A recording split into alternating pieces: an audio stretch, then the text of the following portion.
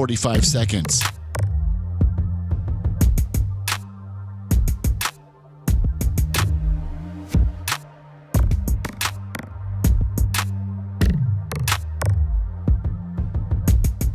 $30 seconds.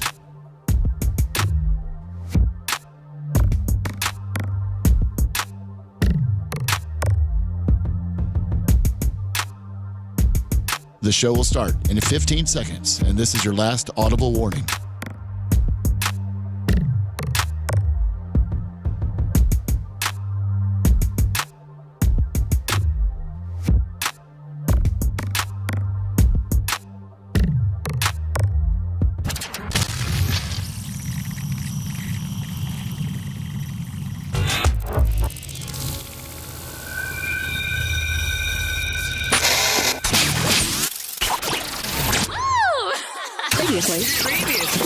Previously on the Bubba The Love Sponge show. You know, Dan is filthy. Easy. What? He's filthy? He's going to clean his own house, so without a wife, what's he going to do now? Well, yeah, he's probably Seriously. Well, no, he's Bubba, probably, I leave my spot here very straight. He probably has a house cleaner, Gene. Okay, but... Which means they pick up after him. He needs to bring his house cleaner to work with them, clean up after him. So what you're trying to say is he didn't leave your area. Hold on. No, it's so our area, he needs to realize that there's a next guy that's coming in. A better one, yeah. Wow. You're listening to the Bubba The Love Sponge show. Broadcast rights for the Bubba the Love Sponge show have been granted to this station by the Bubba Radio Network and is intended solely for the enjoyment of our listening audience. Any rebroadcast, retransmission, or other use of this production without the express written consent of the Bubba Radio Network is prohibited.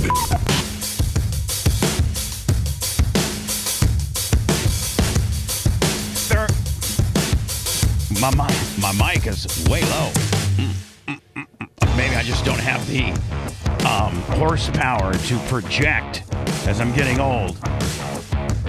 Thursday, April 23rd, 2026. And 60 years ago today, my mom rolled into the Murphy Medical Center in Warsaw, Indiana at about 3:30 and popped me out about 4 p.m. My dad was at work at the Dalton Foundries, pouring in hot molten iron and making iron castings. He couldn't get her. I think he ended up, because they only had one car. And so, she would drop him off at work and then go pick him up. Man, our parents had it way worse than we did. Sure did. You know what I'm saying? Yep. Brian, were your parents, like wealthy, or were you, No, I was lower middle class. Did you guys ever have to say, like, your mom and dad had to share a car? Did they ever share a car? I don't think they ever shared a car. In the early stages of my parents, they had to, and then they may have in like the 70s, but I wasn't around. I think by the time Tara was born, which was 4.5 years after me, I think Dad had his own car, Mom had her own car, but we never had a new car. We always had like a car that was at least 10 years old. Exactly. And Doug would work on it and get it running and get it fixed up. But no air conditioning, roll down windows. So anyway, my mom drove herself. Her water broke, and she drove herself to the hospital. And they look at how much you're dilated or something like that. Yeah. Is that what they do? Yeah. How many centimeters dilated the woman is. And they said, you're going to have a baby in the next 30 minutes. I don't know what her dilation was, but they took one look at her vagina and said, you got to. So they had me.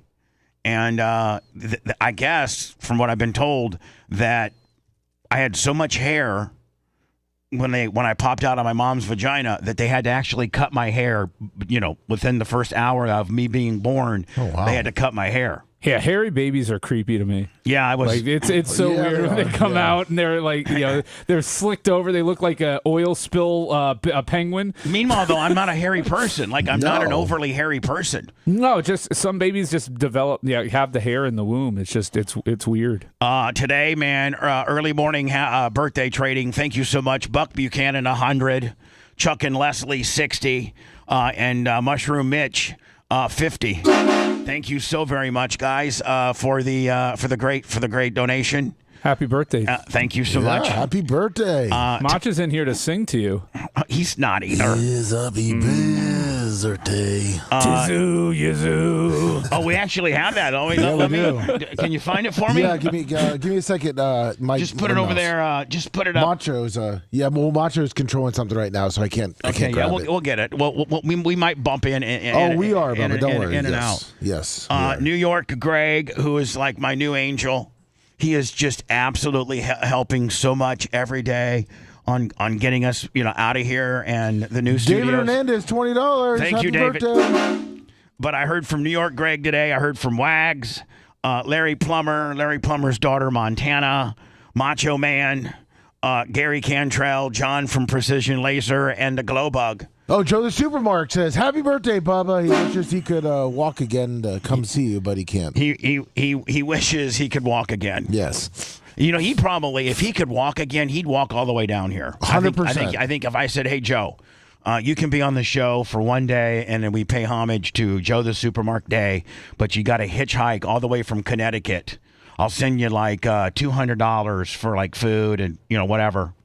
And is hitchhiking even allowed? Is it? Or Yes, I've seen people. I mean, doing people it. try to do it. It's you're not allowed to be a pedestrian on the interstate. So that's a good way for the FHP to come and just pick you right on up. Isn't it? they'll generally chase you off the highway. I think really the only way you can be on the highway, and correct me if I'm wrong, is like if maybe you ran out of gas or something and you're trying to make it to maybe walk into the next exit. Yeah, like if that, you're temporarily on there because you have no choice, Right. that's a little and you're different. like, listen, sir, I'm not homeless walking down the road hitching a ride. My car it has its four ways on back there about a mile. And they'll usually pick you up and take you to the gas station then if that's the case. Or those road rangers. They actually have to pick you up and take you to the gas station then, because if they were to leave you after you get they saw hit. and then you get hit, then that's on their tab.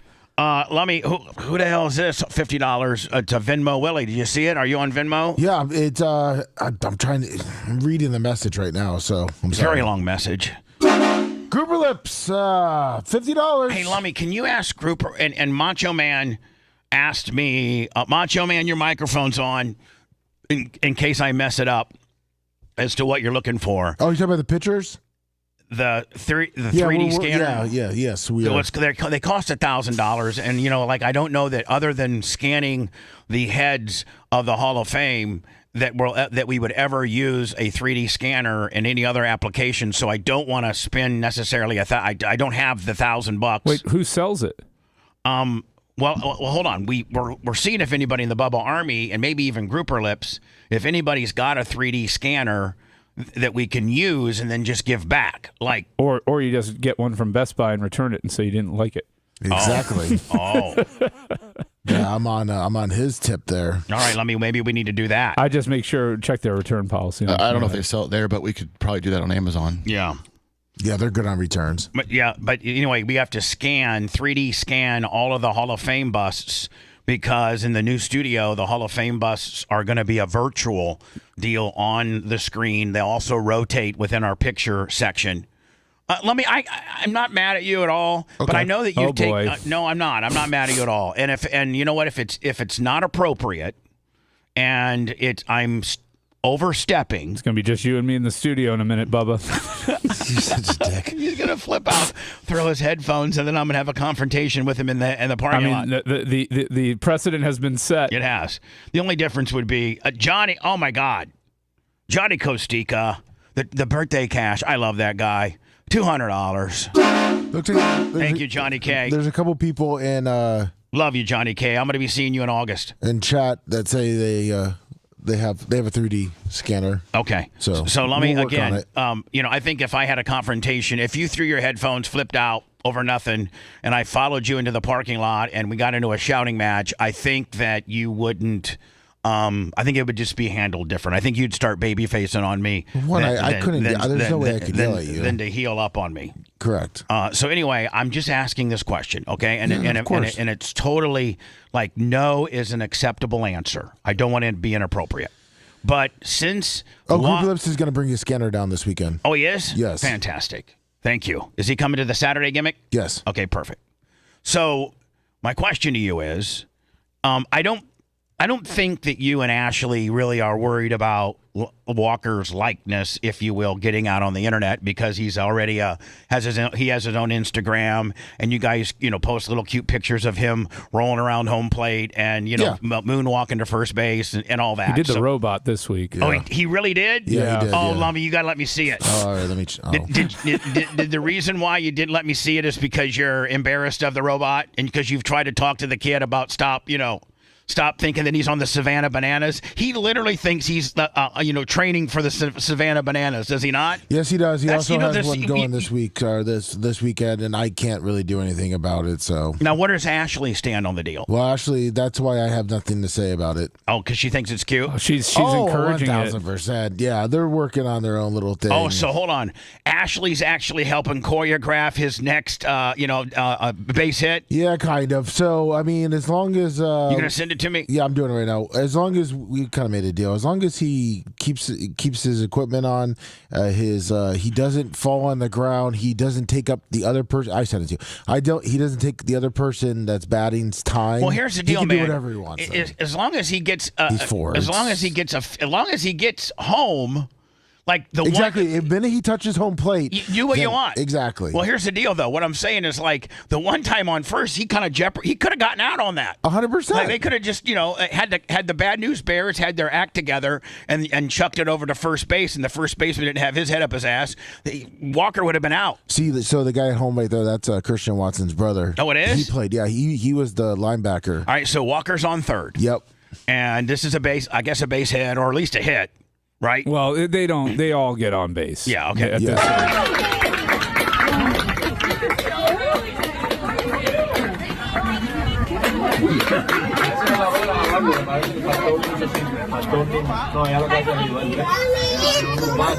He even double downs on the robot. Sure Not does. just one robot, but two, maybe and even he three. makes sure to touch the base before he starts dancing again. So.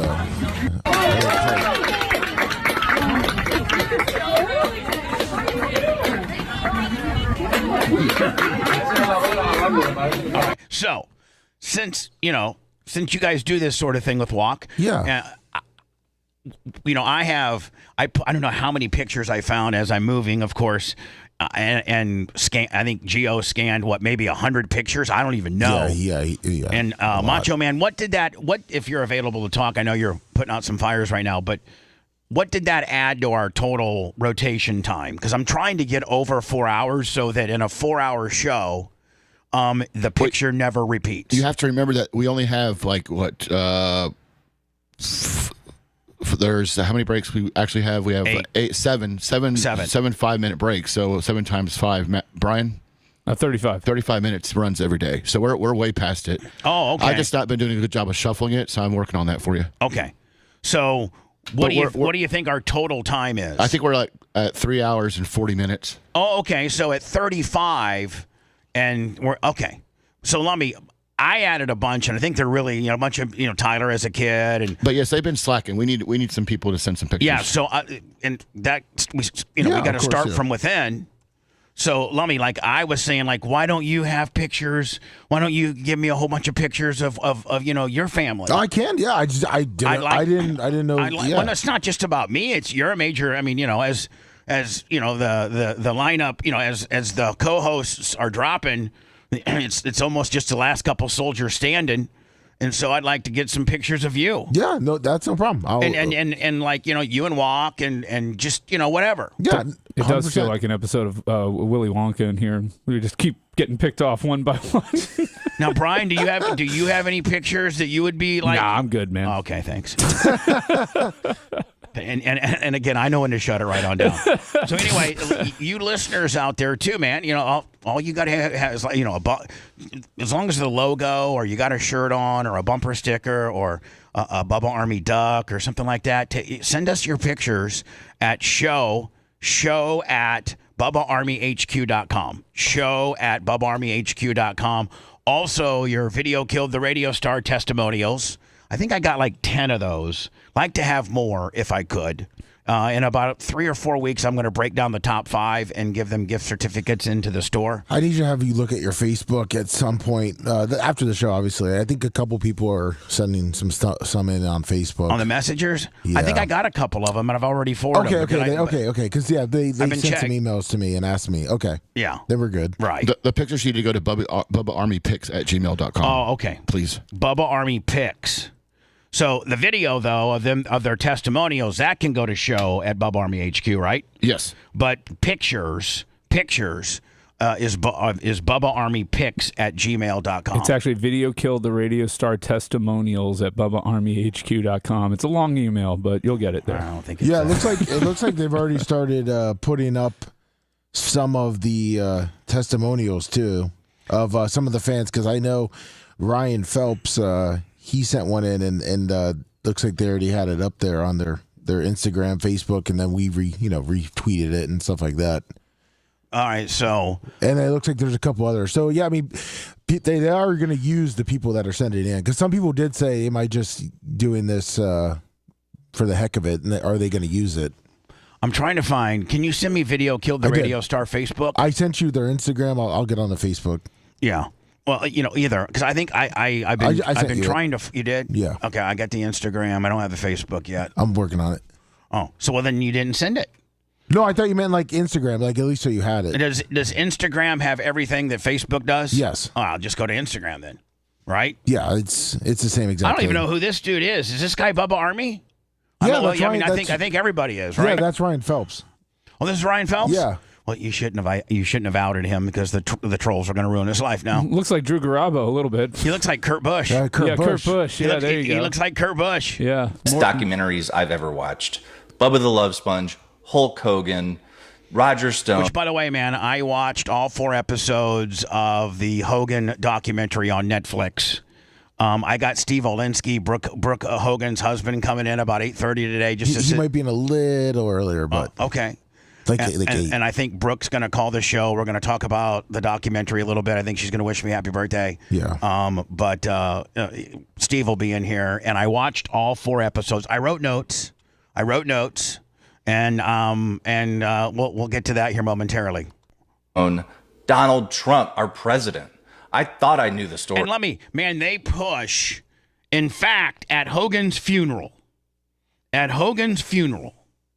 one of the things that Triple H said was, this man is an icon, probably the greatest wrestler of all time. He's on the Mount Rushmore, and he could move people, and he could even get people elected as president. Wayne White, $50. Thank you, Wayne White. Cable dog, $50. Thank you, Todd McKay, Hoosier.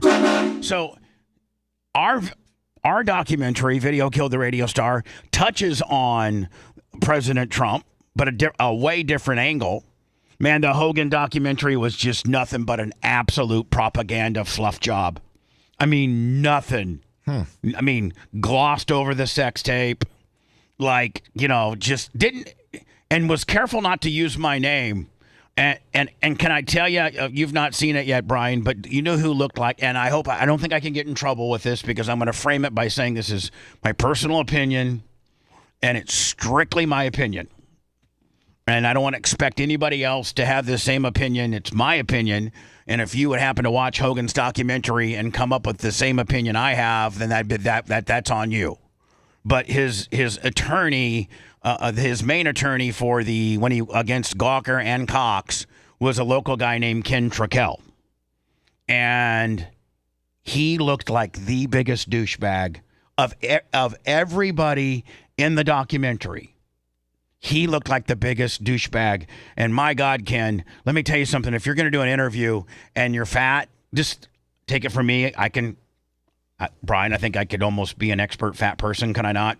Oh, I think you can give good tips and advice. So, me giving advice to people, and it's about being fat and not looking as fat on camera, I think I would certainly have maybe some type of standing of expertise in that particular deal. If your suit jacket barely fits you to begin with, and you're doing a sit-down interview, it's probably best to unbutton that one button rather than to have it just absolutely screaming. And then you got spillage on the top and the bottom. Like, my God, that button was screaming. And he goes through, like, Brian, he sits down to the chair. You know how they show on documentaries, like the guy walks in, sits down. Very dramatic. And he starts doing like New Zealand, New Zealand, la la la la la la la la, New Zealand, New Zealand. Oh, getting his levels? Or getting his vocal cords warmed up or whatever. And I was like, perfectly poached potatoes. He was doing things like that. How are my levels? Perfectly poached potatoes. Yeah, I was like, there's been in this documentary. By the way, guess who appears in Hogan's documentary? You? 47. Oh. 45, 47 appears. Really? Hogan met him back in the 80s when Trump hosted 2 WrestleManias. And, obviously Hogan went to the RNC. And so, I mean, that was a pretty big score. I mean, that's a pretty big score. Yeah. I mean, even if you don't like the guy and you think he's an ass bucket, to have the standing, the current United States president in your documentary, that's pretty good. So anyway, it's a complete fluff job. I found I got to get in. Well, it's amazing. So I'm sitting down and watching it. That's why I'm exhausted today, because I was up till like 9 o'clock watching it. I usually go to bed at 7. And they opened the whole damn thing up. The whole thing opens with AC/DC. It's a long way to the top if you want to rock and roll. Now, call me a little full of myself, but for, 10 plus years, that's how I opened and closed my show. AC/DC. It's a long way to the top if you want to rock and roll. And I would still do that to this day if we wouldn't get a copyright strike. And so they opened the whole thing up. I found that a little bit odd. Yeah, that almost seems like a shot across your bow. Yeah, well, hold on. Wait till you hear. And you never cut me a break. I know that. And I expect that. I expect, truly an unbiased opinion. If you say something pro or con towards me, it's usually the truth, or at least how you feel. It's not sugar coated. Yeah, you don't sugarcoat me, and you're not gonna get diabetes from my takes. You don't. Yeah, exactly. I'm not gonna have to get on Ozempic and get my GL1 down or whatever the hell it is because of you. In fact, I mean, you're Johnny Keto. I have no sugar with you. You know what I'm saying? Yeah. So that I found a little odd. So they opened the whole thing up with AC/DC, and then in episode 4, they play in its entirety. Video Killed the Radio Star. As they're talking about Brooks' music career and the Hogan Knows Best documentary, series, reality show, they play Video Killed the Radio Star. Now, that, Brian, I'm throwing it over to you, non-sugarcoat. That seems like a shot, does it not? Yeah, I think there's a shot there for sure. And then, this is not a shot. I just found it. I found it pretty cool because they couldn't crop it out. He's in episode 4. He's starting his journey of back surgeries, and one of the very first time he went and got diagnosed with having to have surgery or mapping of his back and his spinal issues. He had a white Bubba Army T-shirt on. Oh, nice. That was kind of cool. So I did watch it in its entirety last night so that I can have I wrote some notes down for when Brooke calls in. I just got to tell you right now, Brooke didn't participate in it at all, and I think she's a better person for not, because it's just a straight fluff job. Of course, Nick's all over it. They make as if like Hogan's favorite kid is Nick. Nick opens and closes the whole deal, has all throughout the deal. Linda's in it. Man, she looks rough. Oh, my God. Would you still hit it? No, I would not. Babyface did bring up a good point this morning, though. What Babyface say? The red wine. Yeah, Babyface's exact quote was, baby, I think I just would rather have you say it. That way I don't misquote you. I said I bet she gives good sloppy red wine his. Yeah. You know, she gets all liquored up on red wine. And see, here's what Hogan used to tell me, man. One bottle of wine, and man, she's pillar to post in the bedroom like she's a freak. 2 bottles of wine, and she's mean as a snake. Like absolutely throwing stuff around, kicking Brooke, telling Terry he's a no good mother effer. When he would bring in a 7-figure, they actually talked about this on, and I saw that firsthand a few times, where Hogan would get a check from WCW for like $1.4 million, $1.5 million, and they always came FedEx. So if they came on like a Friday afternoon when I was over there I would go from 98 Rock right over to his place. I'd be at his place by 10:30. Well, a lot of times, Brian, when I was pulling in, the FedEx driver was right there for like the 10 a.m. delivery gimmick. You know, they come sometimes like at 10:30 or a little bit after. Yeah, the early morning delivery checks. Sometimes I would pull in, and then I would call Hootie, and I'd be like, "Hey, the FedEx guy is trying to get in the gate." He goes, "Just grab that FedEx package and bring it down to the gym." But like, okay, and it would just be like and not a big FedEx package. It would just be like that letter documentation, you know, like the little thin one. Yeah. Because it was just a check and probably the balance sheet. So I'd take it down to the gym, and he'd open it up, and I actually saw some of these 7-figure checks. Probably the biggest one I ever saw was probably 4.2, and the average ones were about 1.6. So he would get on the all intercom system and go like, "Linda, come down to the gym," and he would hand the check over to her. And I saw no less than 2 times when they were like 1.4, 1.5, she would look at it and throw it back in his face. And he actually talked about this on the documentary. Throw it back in his face and go, "Are you kidding me? That's all you got?"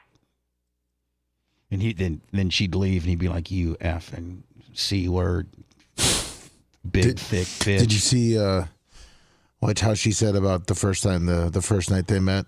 Yeah, they blasted the first night they met. I know what she said. How many people can say they effed a giant? Yeah, how many people can say they effed a giant? Well, I guess they met at the Red Onion. I knew this. They met at the Red Onion, which is this little nightclub in L.A. after he was doing press for Rocky III. And so she goes to the Red Onion. Him and her dance on the dance floor, and then he was renting this really scummy apartment somewhere in L.A. He asked her if she wanted to go back. And they've been drinking a little bit, so she went back. And so he went to the bathroom and took a shower and then came out completely nude with that big hog hanging. And she even said, "Oh, my God, it was, like, huge." And so she admitted that they blasted the first night. I listened to Bubba for a very... Listen, man, if you watch the Hogan deal, man, you got to watch the Video Killed the Radio Star, because it backfills everything that Hogan was afraid to talk about with regards to the sex tape. Long time. And here's the other thing, Brian. He talks about how broke he was, after the divorce. Lummy, how many times did he call the show in broke? Like, Bubba Dubba. There's one time I think that we actually made a short out of it. Maybe you can find it, where he was begging for a job. Yeah. And then I went to his house that day, and he's like, "Brother, I'm serious. If you could give me like $100K.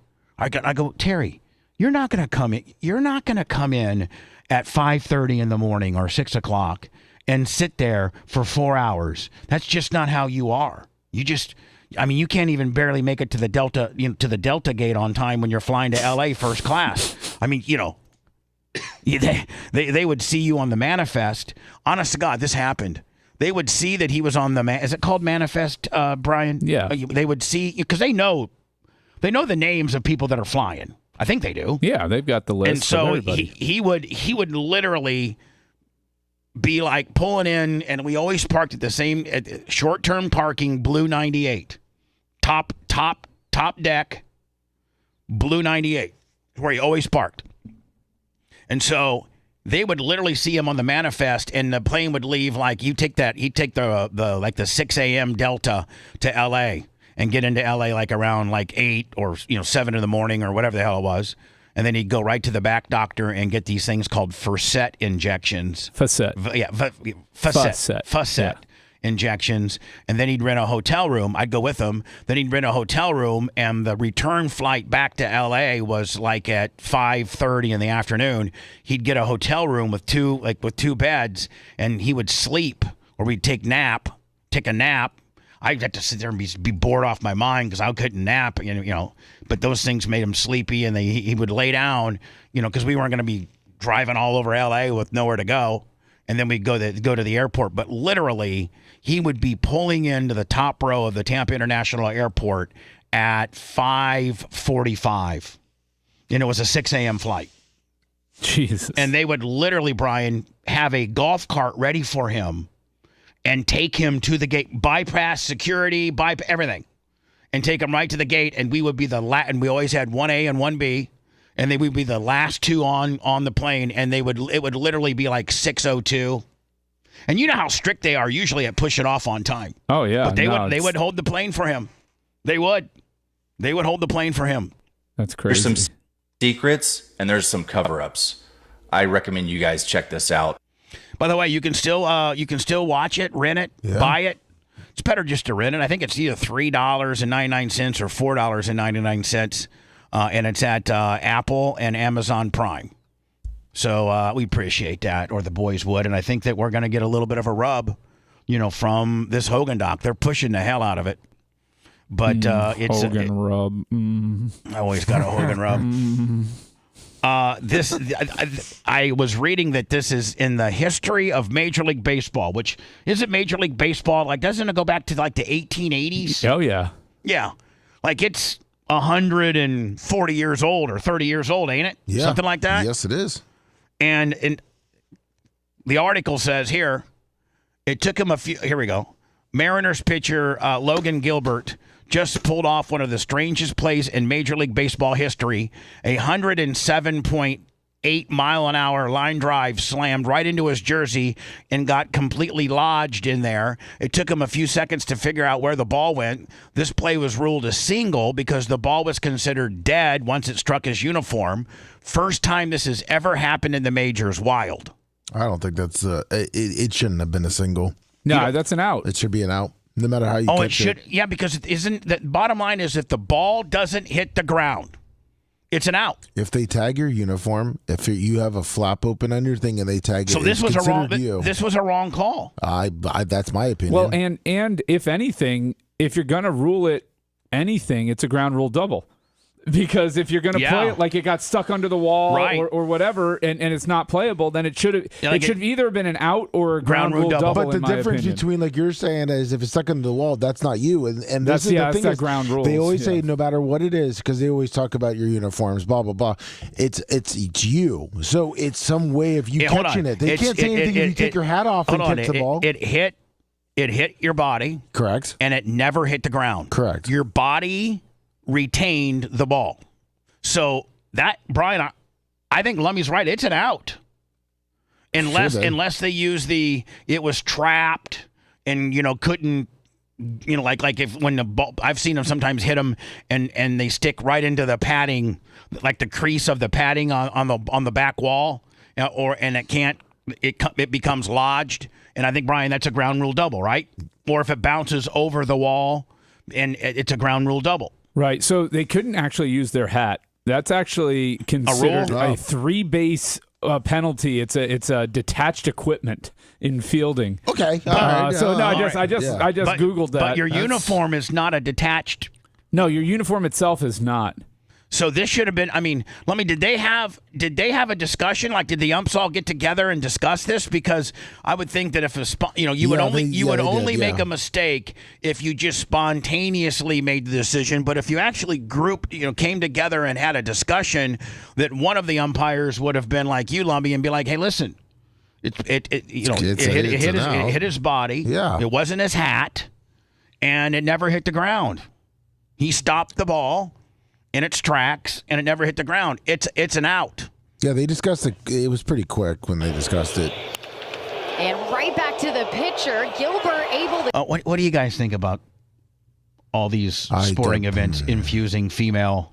Listen, I know, but I'm just not used to. Listen, I'm not saying that it's bad, and I'm not saying that it's good. I'm saying that I'm just not used to it. When for college football, they plug what's the one chicken that's Pam always Ward. on. I cannot. I can't. I will refuse, no matter if it's my favorite team. If USF's playing with it, I refuse to watch it. And right back to the pitcher. Gilbert able to catch it. Wow. Well, it caught him, if we're being honest. He hit that ball into the jersey. And here's the deal, man. Like, I don't think the pitcher got hurt. No, it's crazy. That's what's nuts. Like, it's like almost like it was a perfect pouch where it went in and stopped the inertia, because if you'd get hit with a 107.8 mile an hour line drive and the sternum like that, it would probably really, really hurt. Maybe crack a sternum. And what's going to happen is so I guess this did happen in 2017 to Nick Pivetta, but they ruled that one an out because he was able to quickly get the ball out of his jersey and started running off the field before the umps could even get together to figure out what happened. So he knew where the ball was right away. Nick Pivetta did. So they're almost penalizing this guy for not quickly knowing where it was. And, you know, the little bit, the second or two that it took him to get his bearings as to where this ball was kind of played against him. Yes. The first, and Langoliers, I believe, will head to second base. I mean, this was a rocket right back out. Wow. I mean, like, you know, 1 or 2 millimeters, your body being in a different spot, and that hits you in the rib cage or, you know, hit you or it goes by you. Logan Gilbert. I've never seen anything like that. So anyway, I think it should have been an out. Yeah, that's surprising they didn't. Now, this is obviously from another country, but I'm telling you right now, man, if I'm the guy that's, you know, videotaping this particular situation, first of all, I don't really agree with the circus concept of having wild tigers in captivity or in, you know, doing these little tricks and not really being able to be a tiger. Listen, you know, some of the zoos and things like that, they have pretty nice habitats for the tigers, and the tigers and some of these, you know, bigger, like what Busch Gardens has, you know, they try to give them a really good habitat. And Iggy McGillicuddy, $20. Thank you, Iggy. You know, like Busch Gardens, like the elephants and the zebras and the giraffes, they got a big area, and I think that they don't have to worry about any predators killing them, and they got a reliable, consistent food source. So, you know, I think those animals are okay and they're treated real well, and I'm sure that Brian, I'm sure they have a regulatory commission that, you know, oversees how you treat your animals if you're a zoo. I'm sure they do. Busch Gardens is talking about doing a purge day where they just have chaos one day at the park. Everybody brings their ARs? No, they just release the lions and the tigers into the other exhibits. They're going to do natural habitat day where everybody just goes into the same spot and it's survival of the fittest. I'm 100%. It's $10,000 to get into the park that day. You get to watch the chaos. No, let it for free, man. If you've seen the humanity that goes into Busch Gardens now, then please do that. Yeah, Busch Gardens has really, really lost a step with regards to the how affluent their average. It used to be the average person that went to Busch Gardens was like Lummy and his family, or Brian when, you know, with his daughter, or, you know, whatever. It was families, and, you know, it was now, man, it's straight ghetto. I don't know if people in the hood are getting like Groupons or something like that. I can't see how they can afford it. But anyway, you pay for a day and you come back all year. What are you talking about? Yep. And they start that in like October, November, so you actually get 15 months for a day's admission. You're kidding me. Babyface is 100%. So you pay for one full day, full boat, and for a fiscal year, you get to go anytime you want? That in SeaWorld. You're kidding me. Nope. And don't forget Adventure Island too. That's right. Pass. Yeah. Oh, by the way, you want to talk about humanity? You talk about June, July. They're using a splash pad as pretty much a shower. Nice. I get the shampoo and the. It's totally disgusting. So anyway, before I go into words, I'm running real late too. These little pop-up circuses and things. They're great. Yeah. Tony the Tiger. But, like, you know, these tigers, you know, they don't have any large roaming areas like they do in professional zoos. These things are kept in boxes, and, you know, I have to do these little tricks for a smattering of, you know, 300-400 people. And if this would ever happen to me, I'm telling you right now, I am not going to sit there and videotape.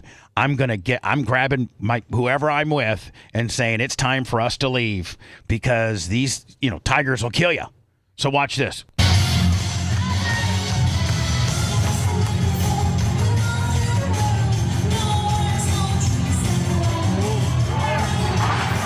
So these two tigers kind of. Oh, well, the ring, the stage collapsed, right, huh? Right. So the stage collapses, which had the fence that keeps these guys all in, and, most of them kind of knew they were supposed to stay on their little riser. Look at that good Lummy tiger not moving at all. The good Lummy tiger. But look at the other tigers. Look at the Gene Lasker tiger. Oh, headphones are off. They're running.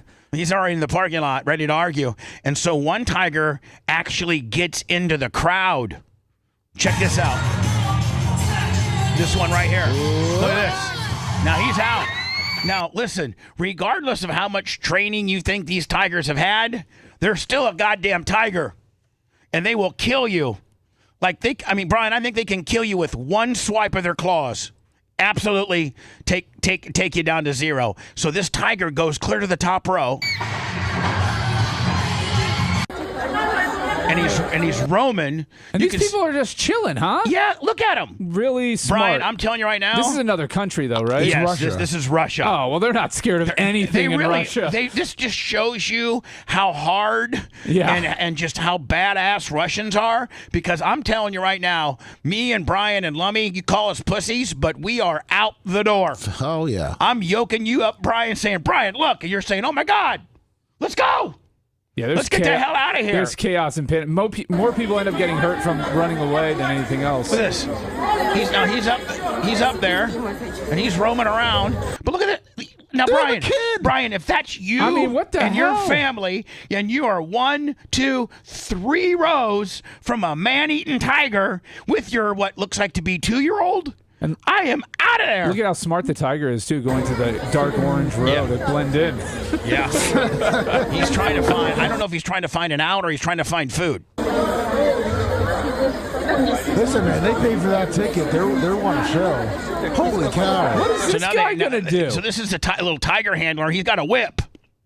Oh, good luck. That's like bringing a whip to a gunfight. Remember that Indiana Jones? Yeah. Remember that Indiana Jones snippet where this Indiana Jones goes out and there's this guy and he's like got these nunchucks or something and he's like, and Indiana Jones just pulls out a pistol and shoots him. Yeah, that's what this is right here, bringing a whip to a tiger fight. All right, everybody, chill out. I gotta get this tiger. Now,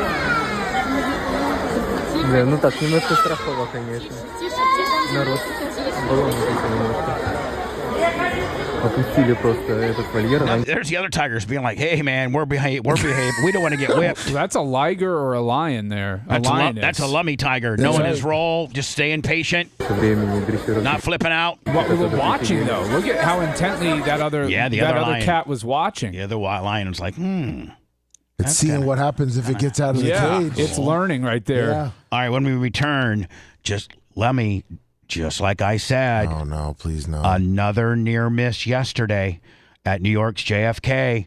It was 2 days ago that these two Southwest jets almost collided. They were within 500 feet of each other as one was descending into the airport and one was taken off, and it just ended up being a 500 feet deal, and the Southwest jets and their close traffic alarm system went off. That's why the pilots hit the yoke. One guy went down, one guy went up. Well, it happened again yesterday at the JFK, and this time it was 350 feet. And I remember I said yesterday, man, I've never been that guy that's ever been afraid. In fact, when I had a private plane, and it was small, and it was way more turbulent than the big. I had no problem with getting on that ever. There was even a few sketchy times in private aviation where we lost a motor. Even when you were at your heaviest, you had no problem getting on? Even at my heaviest. No, I should have never parachuted. I should have never done that. That scarred me for life. I'm 300. Don't worry about that. Don't worry about the weight limit. I can do it. More like I know, but I'm saying at the time you lied to them about your weight, so you could go. The weight, and Brian, the max was like 240. Like and I smoked that by 100. Like, I wasn't like I was 260, 20 pounds over. Brian, they probably, if they say 240, it probably can go to 275. They build themselves in a little. They build a cushion in there. You don't want to go right to the edge. Right. Well, I was 120 plus. And so, anyway, I've never been that guy that gets on a commercial airliner and be like, oh my God. Like Merch Crick, she absolutely grabs the seats, like almost starts crying. She's that much of a pussy when it comes to flying. And I gotta try to calm her down. I'm like, listen, realistically, when you take off, there's only about 4 or 5 seconds that you got to worry about. The most vulnerable part of flying is when you first are getting off the ground, and they call it rotation. And for about 3 or 4 seconds, it takes the plane to build positive airspeed when they're in the blue line now. And technically, when you're in the blue line and you're at positive airspeed, you can fly that plane with one motor. A good pilot can. Now, that doesn't mean you're gonna climb at 2,000 feet a minute. That means the guy is gonna hobble it back, get just enough up, just get up enough, and then turn it back and come in. But if you count, and I was told this by a Delta pilot years ago, as soon as the wheels get off the ground, you can always feel the plane, especially if it's heavy. It does like a little shake. It goes like, it shakes a little bit. And if you count to 4, after 4, any good pilot should be able to turn that plane around if they had one motor fail. Now, if you have double motor fails, then you're just a flying beer can at that point. So I tell Erica, when we take off, count to 4, and you're going to be okay. The pilot can do it, whatever. He's a good pilot. He'll be able to get us back around. I can't tell her necessarily that the air traffic controller has his head up his ass and there's a plane coming in our runway as we're taking off, because now it's happened 2 times in 2 days. So I'm actually almost that guy now where I'm thinking when I'm on a plane, man, I hope the air traffic controller's got his act together. And we don't get, we're going in and they're coming in and boom. That's I think I've Googled before, or it's come up on my algorithm or suggested recommendation watch. I think the worst passenger plane catastrophe ever happened. 9/11? No. Oh. maybe collectively, maybe probably. That was pretty big. That was pretty big. It was worse than 9/11. Yeah, I'm talking about single incident. I think it was when a 747 was landing and another one was taking. I think a 747 was taking off, and another one was landing, and it was really, really bad fog, and they hit each other. And the one guy saw it last minute, and he yoked up and tried to pull the plane out of it, but it took the complete top of the plane off, and I forget how many people died. But that's like the worst, the worst passenger air flight. I think there was like maybe 380 people killed or something like that. Oof. So anyway, another close call last night at JFK. We'll do that next. Yep, he insulted everyone during that last break. The Bubba the Love Sponge Show returns after these words.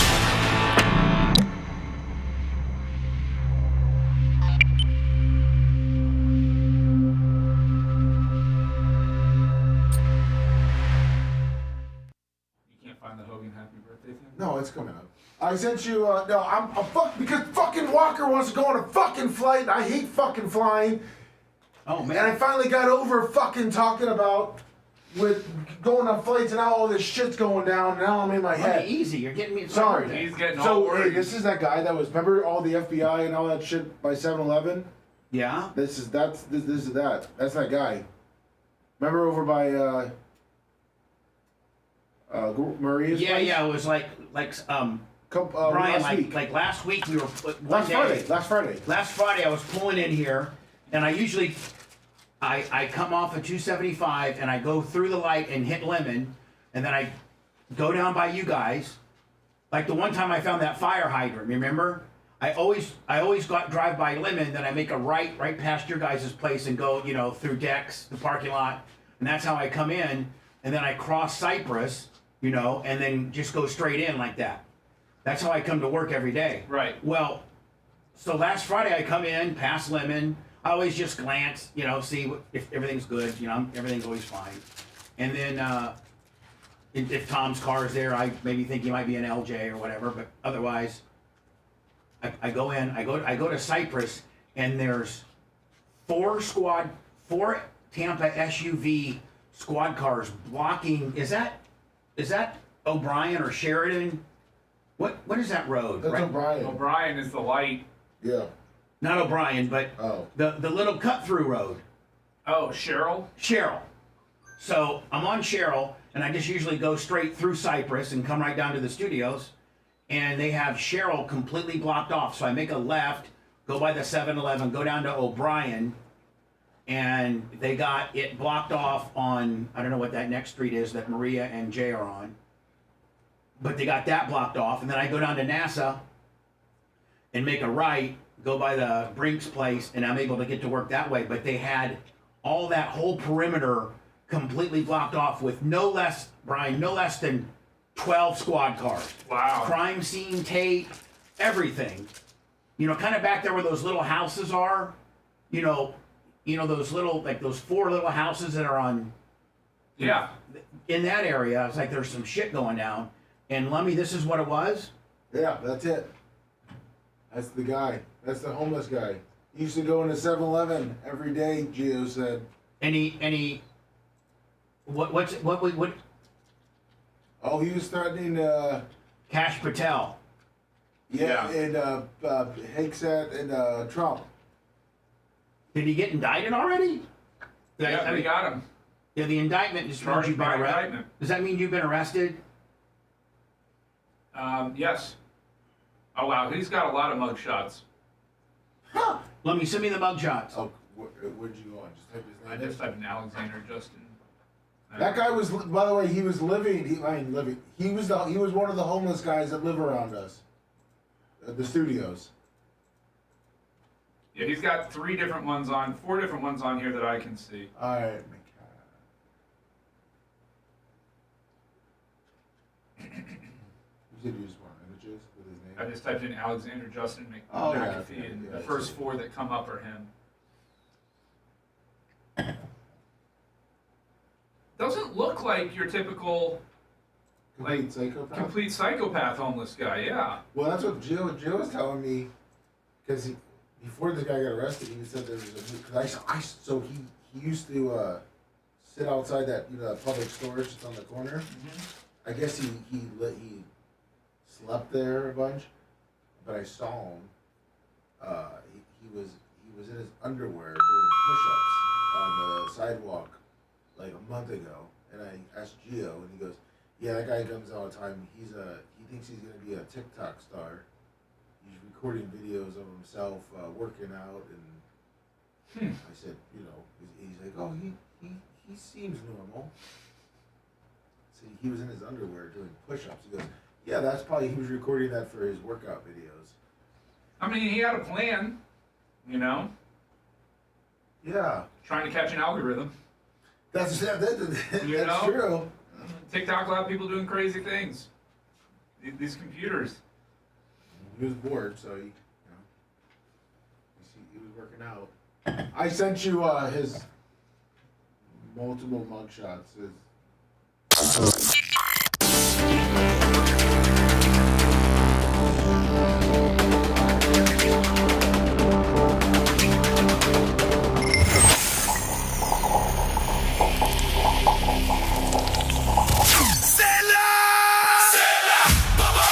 You own a commercial property in the Bay Area, and is it in need of some landscape maintenance? Contact Average Joe today. With over 15 years of experience, Average Joe is one of the Bay Area's leading full-service commercial landscape contractors, offering irrigation repair and installation, as well as 3D landscape design and installation. Check them out on the web at averagejoetampa.com or email Joe directly at joe@averagejoetampa.com and let them put together a service plan for your needs. Tell them Bubba Army sent you. Happy birthday to you. Happy birthday to you. Happy birthday. Look in your camera outside.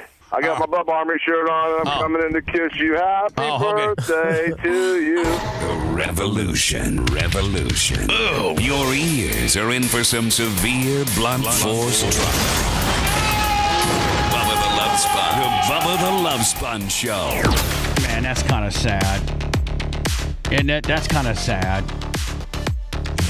I mean, Man. the fact that he can't sing it to you anymore. Well, that, and the fact that we were that close, and on my birthday one particular year, he actually came to the studio, and he was, oh, man, I got to tell you about Hogan. I mean, you can say whatever you want about him, and I can say whatever you want about him, but he was the best gift giver ever. I mean, because he was loaded. What was the best gift he ever gave you? Well, he bought me a $15,000 golf cart one time. He bought one, and for him to drive around with the kids, and I was with him when he bought it. It was off of God, what is alternate 19 or is that for? I don't know what road that is. Yeah, they'd all merge. It's alternate 19. Yeah, alternate 19 over by where he lived in Bel Air, and there was this place that had those Ford Thinks. Do you remember those, Brian? Ford actually dabbled in the golf cart market for like 3 or 4 years, and they were actually Fords, and they were called Ford Thinks. Oh, yeah, they're pretty cool ones. They're like the ones that all the security at like the theme parks and stuff. Yeah, they're really high dollar. They were super high dollar, but they really had a lot of problems with them. Like they just did. And so Hogan bought a blue one and bought me, and so we're sitting there, and he's talking to the guy, and he's like, I think it was like $15,000 or something. And he's like, hey, can you, if I buy another one, can you drop it down off in this area, Vizardy? And I'm with him. I'm like, what are you talking about? He's like, I'm going to buy Bubba double one. So he went home and told Linda, and Linda got so mad. She's like, Bubba didn't need one. And I got one. And then, let me, those Zuma, you know, my mopeds? Yeah. My Zumas? Yeah. By the way, they're in the Hogan document of when he first bought his. Really? And they're taking rides on it. He bought me one, and then I bought another one because you can't have one moped. What happened to your Ford Think? Where is it now? I sold it years ago when I had my race shop. I sold it because it was just very problematic, Brian. Like it wouldn't charge, and then you have to take it into Ford, and then Ford would like start, you know, like only a certain amount of it's under warranty, and you know it's going to be like $3,400 for a whole new charging system, and I was just like, I found a guy to buy it for like $6,000, and I'm like, here, thanks, Jack. I got a text from Jack Stiefel. Yeah, it's a deep one. He did buy my farted, assed up seat for $3,000. So I did get a text from Glowbug, and this was what makes me so happy. Like for instance, if I ever find out that, you know, a Bubba Army guy, and I think over the years, Brian, you've had your fair share of Bubba Army clients where they found out your services or Gina's services through the show. Oh, yeah. I mean, that happens probably, you know, several times a year. Oh, for sure. And so I love. Dennis sent $20. Who? Luke Dennis sent $20. Thank you. I love when, you know, we get a call from you know, our buddy Aaron from Average Joe, and he's like, hey man, I just picked up a commercial landscaping job, and they heard my commercial on your show. Or, you know, Rolo from Wesley Chapel, you know, Wesley Chapel Volkswagen. He's like, oh my God, Saturday some couple came in, and they're Bubba Army, so I gave him X amount of discount. Or my buddy Craig from less of Wesley Chapel. Sold a couple of Skags last week from Bubba Army. So I love when Bubba Army takes care of our clients and people that support the show. Glowbug got her first Bubba Army wedding booking yesterday. A guy named Chase and Nikki, they're getting married at the barn. And they heard it from, you know, the show. That's awesome. So if you need the best wedding planner to take care of everything so that your special day is just that much less stressful. Brian, did you have a wedding planner with you and your wife? Well, the venue we had a coordinator that came along with it. Yeah, that's what Gloria does. But not like a pre-planner or anything like that. Right. So it was just part of the venue. Right. Which that just for the like day of coordination. They didn't like do a ton of like what Glowbug does here. Yeah. I heard with our demographic, she's also looking into doing wakes, right? Yeah, I think she's into doing maybe like some type of wheelchair repair or funerals and wake arrangements. Right. And you crematoriums and various things like that. If you're looking for a decorative urn, Glowbug might be able to find that for you too as well. Uncle Rocky, $10. Thank you. Truly Yours eventplanning.net. Ghost of Hogan, $50. Ghost of Hogan. Brother. His happy biz, aren't they? Biz, Bubba. So Truly Yours eventplanning.net. Thank you. And she works not exclusively, but one of her venues that she books at is where BARP's going to be next year, owned by my good friend Brent and Tara Nye. And it's called Covington Farm. You can go to, if you want to see the venue, covingtonfarmbarn.com. And this place, I don't even know, Brian, if we're going to even know how to act on something this classy. We're used to being on a paved, on an asphalt parking lot with fire pits and a car hauler trailer that we use as a stage. I don't know if we're going to have to. This is way upper crust from what we're used to.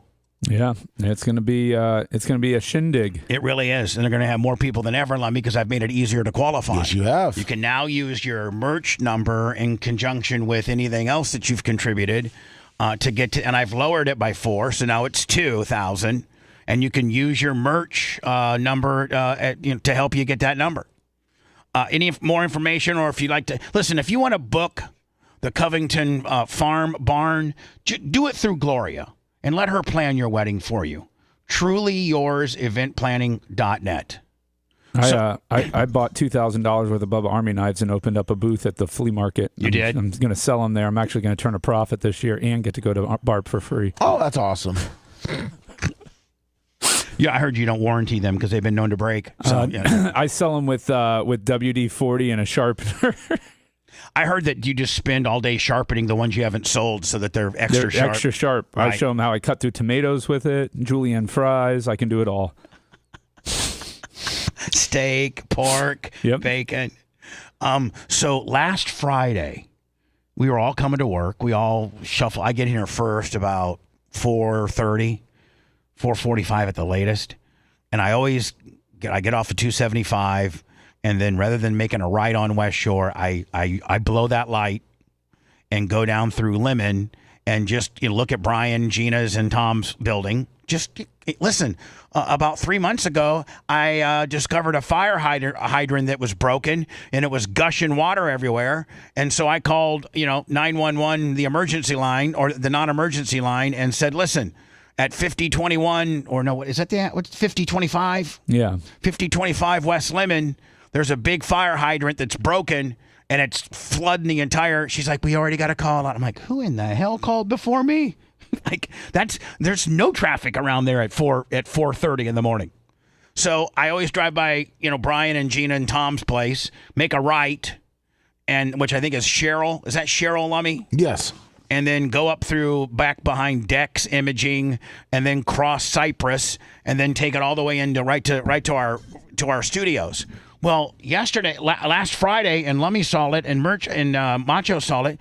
There were no less than 15 squad cars blocking off Cheryl. So I had to make a left, go by 7-Eleven, go down to O'Brien, and kind of take the long way in, which is not a big deal. But they had this entire city block. One block from our studios, about 2 blocks from Brian's studios, maybe about a block and a half from Brian's studios. Kind of my studios where I shoot my morning where you do show. Yeah, from your studios. Let's not forget that building used to be some of my best work came out of that building, and so by 5 more years you'll be broadcasting out of New Hampshire the way you're moving north. Yeah. So we're like, Mach sees it, Lummy sees it, I see it. They got crime scene tape, like literally a block from this building. Right where Jay and Maria work, and that's right where it was, right in that warehouse area. And I'm like, Lummy, what's going on? He's like, I don't know. And then Gio, who works at 7-Eleven, he knows everything that happens. Sure does. I guess there was a homeless guy named Alexander Justin, was it McAfee? McAfee, yeah. McAfee. Was charged by indictment with 2 counts of interstate communication or a threat to injure. This is all federal. If convicted, McAfee faces a maximum penalty of 5 years in federal prison for each count. Made his initial appearance in federal court on April 17th, so that was this last week, and has been detained pending trial. Now, Brian, if you're being detained federally compared to, like, say, state, do they still put you out there at Orient Road? Do you still go to the same lockup place if you've done a federal crime compared to a state crime? Yeah, I think they hold you there locally until they can get you to a federal facility. According to the indictment, the information presented during court proceedings on April 8th, McAfee published a video threatening FBI Director Kash Patel. The following day, McAfee published a video threatening Secretary of War Pete Hegseth. An indictment is merely a formal charge that the defendant has committed one or more violations of federal law, and every defendant is presumed innocent until proven guilty. The case was investigated by the FBI, which is right down the road. Yeah. I mean, the FBI guys could walk there. The Tampa PD and Hillsborough County Sheriff's Office, in partnership with the Capitol Police and the United States Secret Service, it will be prosecuted by Assistant U.S. Attorney Muriel Moore. Here is, so let me, we've been told that a homeless guy was making like Facebook videos or something. TikTok videos, yeah. TikTok videos threatening Kash Patel and Pete Hegseth. Is this the guy right here? That's him. And you know what? He doesn't even look like the standard scumbag homeless dude. No. Does he not? Yeah, no, he looks normal. I don't know when this one was. No, they're all like 2023, 2024 in North Carolina. So he didn't get down to Tampa until sometime after October 2024. Yeah, there's one. I can almost guarantee he's probably wanted up in. Oh yeah, most white too, yeah. Most white trash that are in Florida are running from something from up north. And Florida is just kind of like the place where everybody that's running from something bad that they did up north, they all come to Florida. I don't know if they don't think we have the technology to be able to check if they got warrants out of West Virginia or not, but we do. Well, if you're going to be on the lam in January, February, you don't want to be in Indiana, in a cold weather area. You can almost be homeless. You can almost be outdoor homeless in Florida almost the entire year. I mean, if you got a good blanket, you'll be okay. You got a good blanket and a couple of long pair of pants and you'll be fine. You could sleep under the bridge. There's so many different places you can sleep. They used to sleep right behind Brian's back door. Remember the big 6'10" black guy? Yeah. You know what? He watched things for us. I've not seen him. Well, I saw him. He made an appearance the other day. I saw him for the first time in a while. What's his name? I forget. Me and Erica used to talk to him. I don't remember and his give him name Bubba either. Army shirts. I forget what his name was. He's migrated to the downtown area. I think downtown's probably far more happening for the homeless people. Well, this is kind of a fringe. If you want to be quiet and kind of secluded and protected, and not necessarily get caught, this is a better area to be for that because it's less traffic and less action going on down here. There's not a lot of cops that come around here at all. No, you don't. I mean, Brian, I can go 2 months. Fiddle messing around in this area, traveling back and forth, and never see a cop. I could go 6 months and never see a cop. 2 weeks ago, there was one gunning by the self-storage place there because they have the traffic, the construction going on Cypress. But that was just to try and get people on double-up tickets because of construction zones. Oh, they had a speed trap? Yeah, a guy with speed trap and gunning. I left the show here, went grabbed lunch from La Bamba, and then was going back to my office. Listen, what happened to Crespo's building? He sold it, man. He retired. He's done. They're doing something to it. Wolf Fencing, $25. Happy birthday. Thank you, Austin. Thank you so much. I mean, are they completely demoing it, or are they just going to demo it enough to remodel it? It looks like they're remodeling it, but I don't know exactly what the plans are. So anyway, I forget what I was going to say a few minutes ago, but I was going to say something about this area. The black guy, the big black guy, or this guy that tried to kill the Secretary of Defense. Yeah, that was living in a mattress outside of. I'm kind of glad we're getting out of this area. There's a lot of homeless people that love. Brian is I was thinking that if the Rays put their multi-use facility where they're supposed to at the Hillsborough Community College, which is just literally by as the crows fly, probably 1.5, maybe 2 miles from this particular location. I'm thinking that might bring land values up. I know this is a very sought after area because it's right in the middle of everything, but I'm kind of glad we're getting out of here. Because I'm gonna save a bunch of money. But Brian, did you see where the Hillsborough County they're like not gonna fund it?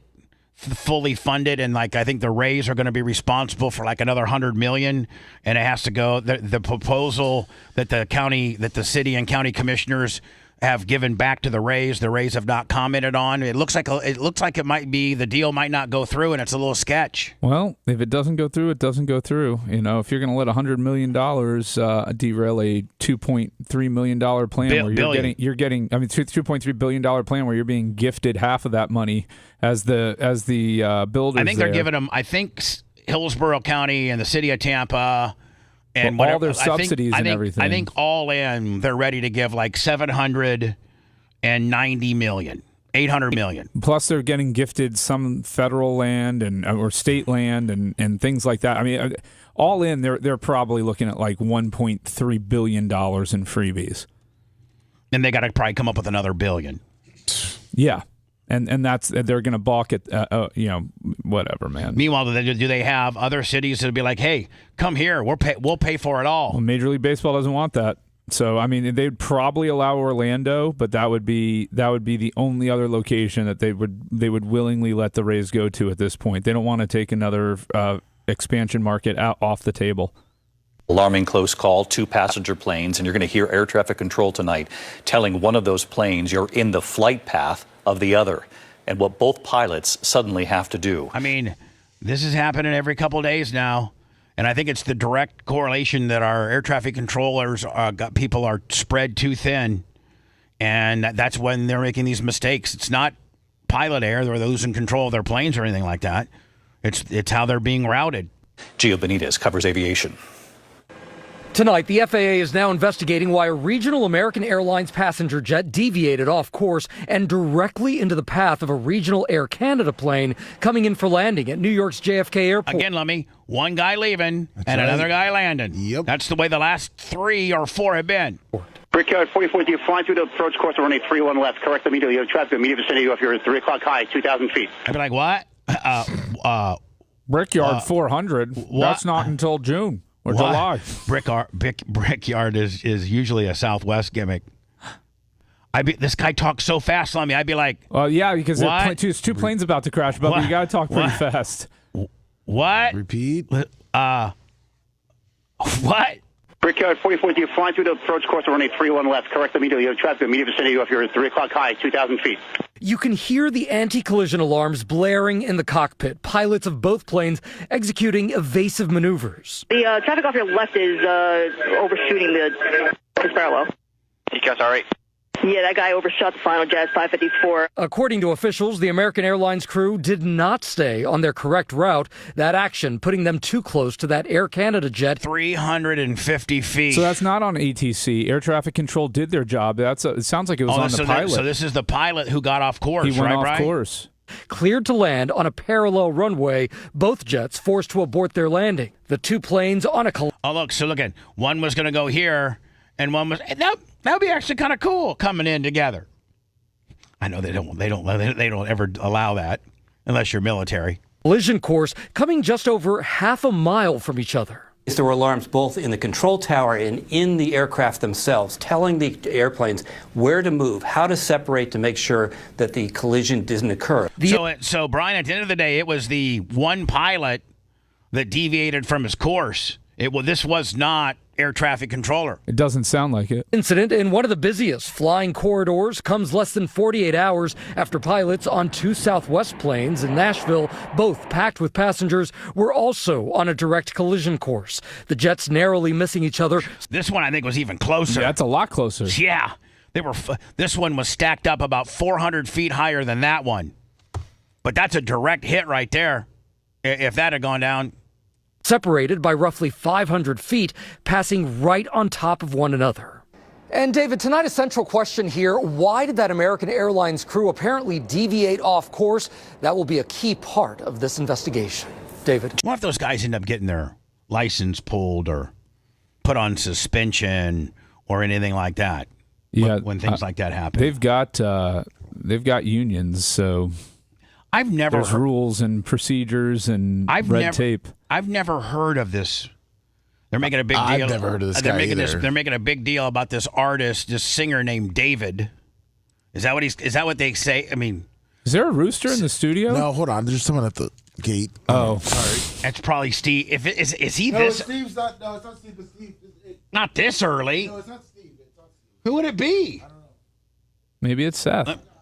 Don't be mad at him, dude. Be happy for him. He would be happy for you. Yep, they got it all figured out.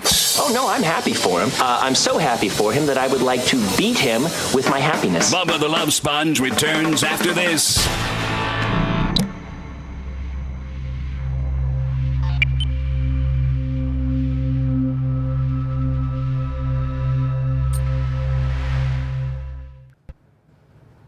Being invaded, Bubba Army. Bubba's not happy.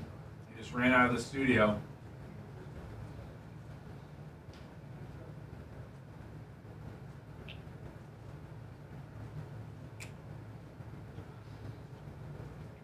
Hopefully everything's okay. Morning, Dirt Merchant. I'm still working with Seth on the Blizzard breaks. That's not going away. I didn't get in a fight with anybody. Not my problem. What's up, Organic Gene? BlizzardBreaks.com. Blizzard Breaks on Facebook. Check us out. What's up, Johnny K. Steel Slinger?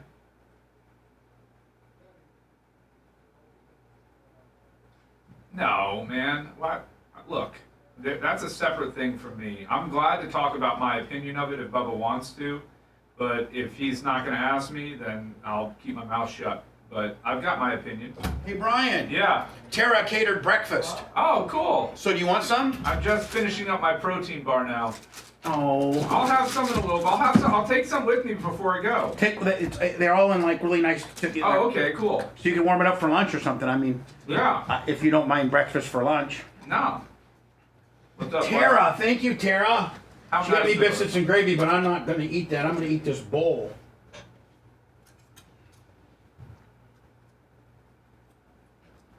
You saving the biscuits and gravy for later? Mm-hmm. That's more of a dinner breakfast. That's third breakfast. That's before second lunch. No, I'm not throwing my headphones. Let's not even get into that. People are asking. And I appreciate how Just cool. telling them I've got my opinions. I appreciate how cool you're being. Thank you. Mm-hmm. Trying to keep it light and bright today.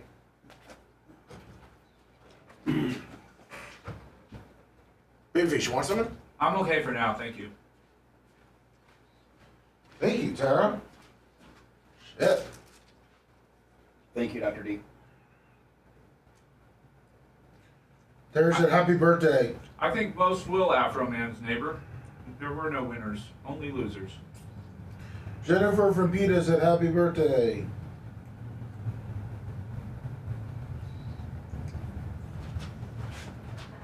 Paper Towel Willie, $100. Happy birthday, Bubba. Make sure we come on. I'll come back with it. Daniel Newton, happy birthday, Bubba. $100. Everybody needs to help themselves with the breakfast. Yep. Warren McDonald, 25. Happy birthday. I mean, I don't get too hyped up for the draft. 305 Express. Hey, you going to St. Pete? No. Fuck the Glaciers. Wait, no, fuck. Tell Brian the new door code. No problem. Big face. Can you just text it to me? Yeah. Because I'm going to forget it anyway. No, don't whisper. I'm going to text you. Yeah. Sorry. No. That way, when I inevitably forget it next week, I can look at my text and not have to call. It's an easy number to I'm remember. texting Gene it too. It doesn't matter how easy it is. I'll forget it. There's no way you can.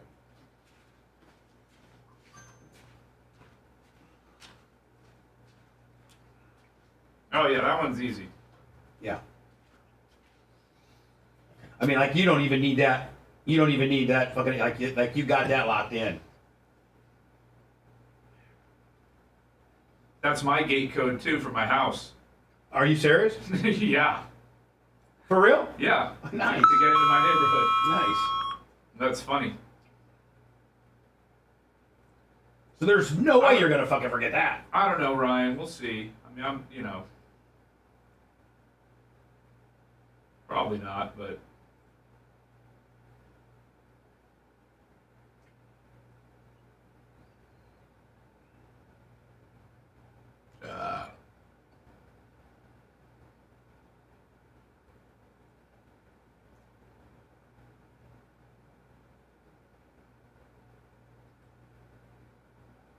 Lummy, did somebody steal your laptop? Yeah, Bubba. It's gone. Lummy? He's not here, bud.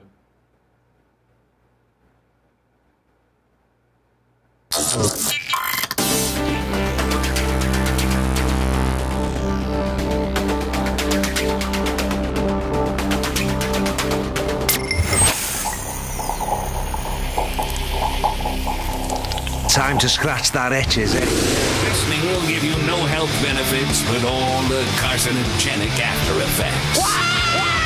Stop putting while your head for a change. We now return to the Bubba the Love Sponge Show. I don't know if I may not have forgot to open the show up with. I think I did. Chuck and Leslie. Did I pay homage to Chuck? Chuck and Leslie. Thank you on the PayPal. PayPal, Venmo, Cash App, at the Bubba Army. Thank you so much to everybody and the happy birthday. The gate was Uber Eats. My sister catered in breakfast. God love her. I'm going to see her tomorrow night. Saturday night. She said happy birthday, obviously. She's the best. Like, I absolutely have. Like, let me, I don't think you have a sister? You got just brothers. No, I have a brother. Yeah. Brian, you got a sister? Yes. And a brother. I think I might have the best sister of anybody. She is so cool. She's my angel. She helps me out. She's helped me out over the years. And quite frankly, when I was in a position to help her out, I was a dick.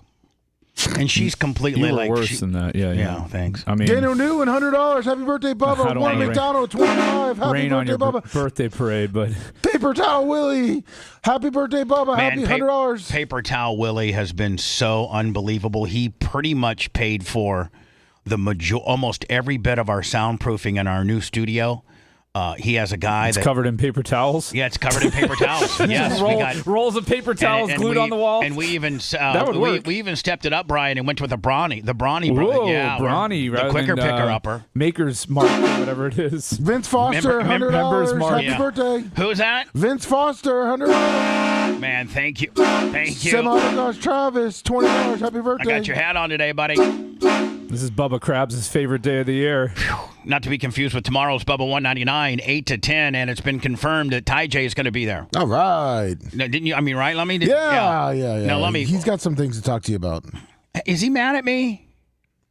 He was a big Seth fan, so you're in trouble. No, he's actually he actually talked to me and said, "Hey, man, life goes on. You're the quarterback."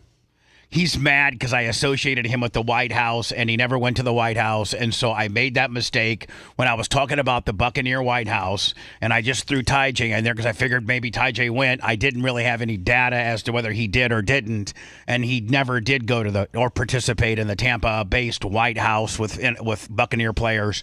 So for that, I was wrong, and I apologize. Yeah, he was. He was out of here. Can you make sure that he gets that bit of audio? Oh, of course. Hi, this is Bubba the Love Sponge. I'd like to make a retraction. When I was discussing Alvin Harper that came to the Buccaneers from Dallas and continued the White House tradition, which is a house that players buy, and they go and every Monday night and watch Monday Night Football along with strippers and whores and all that kind of deal.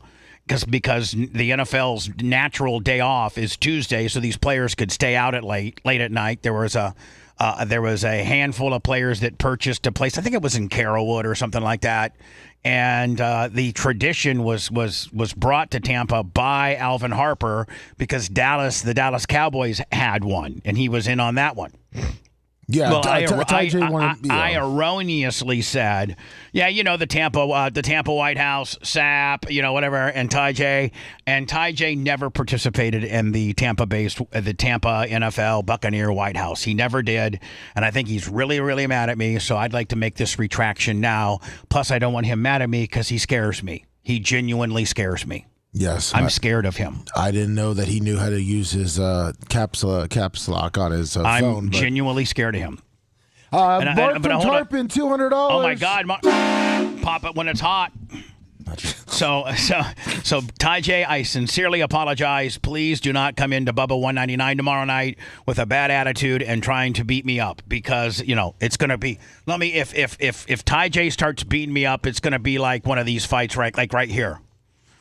This is that's me right there. I'm the black girl with red hair. Yeah. And here's Ty J.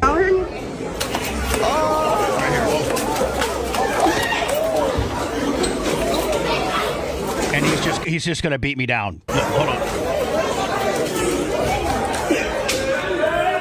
And he's gonna come in with those uppercuts. I gotta tell you, Brian, women in the wild fight way more aggressively than men.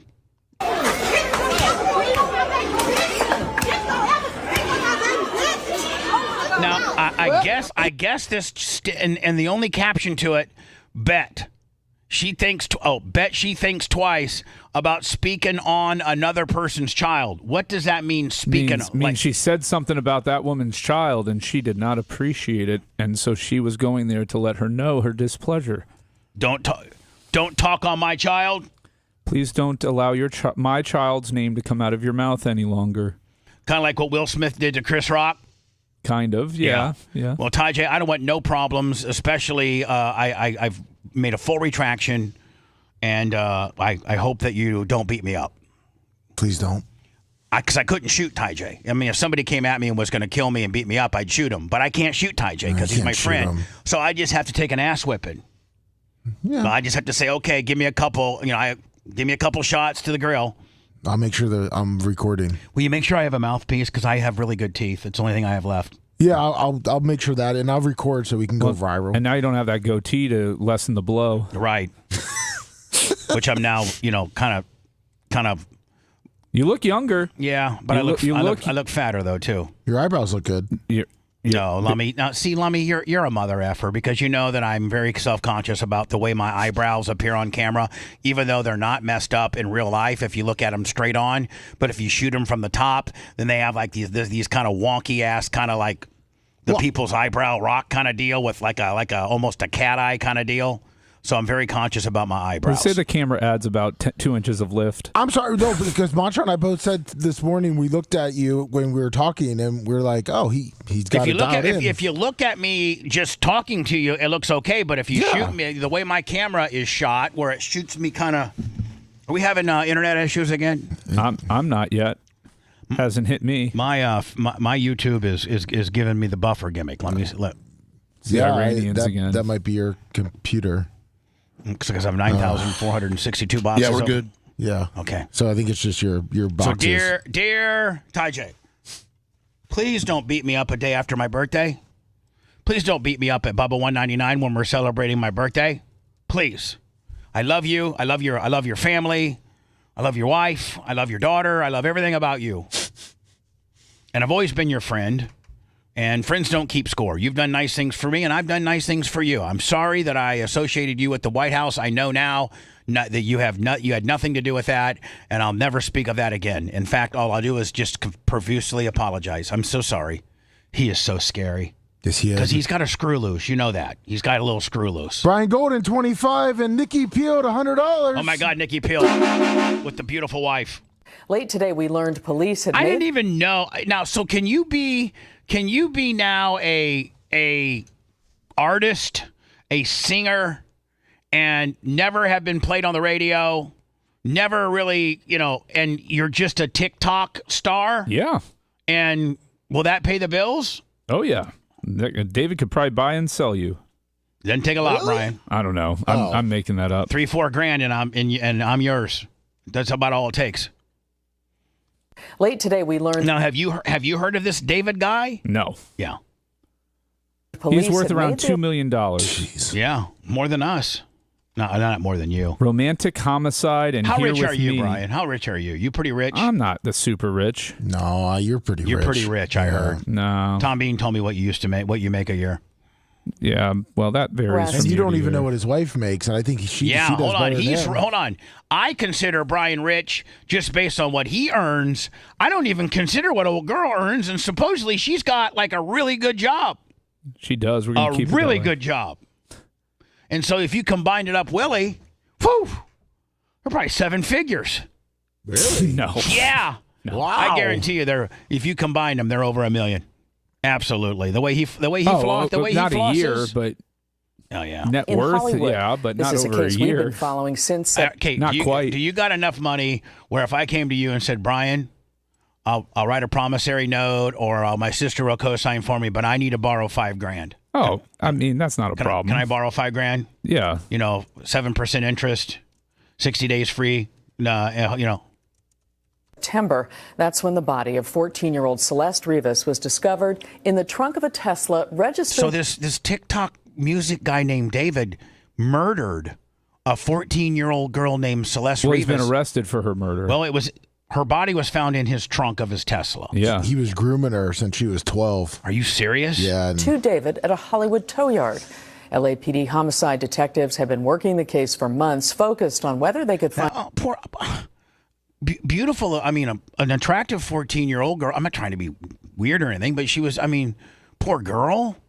And you say, Lummy, he had her for 2 years that he was doing bad stuff and grooming her and stuff? Yeah, he was grooming her. I mean, have they caught him? Have they arrested him? Oh, yeah. And sufficient evidence. Supposedly, I guess they found out that he also had sex with her multiple times after she was dead. Hold on. What did you just say?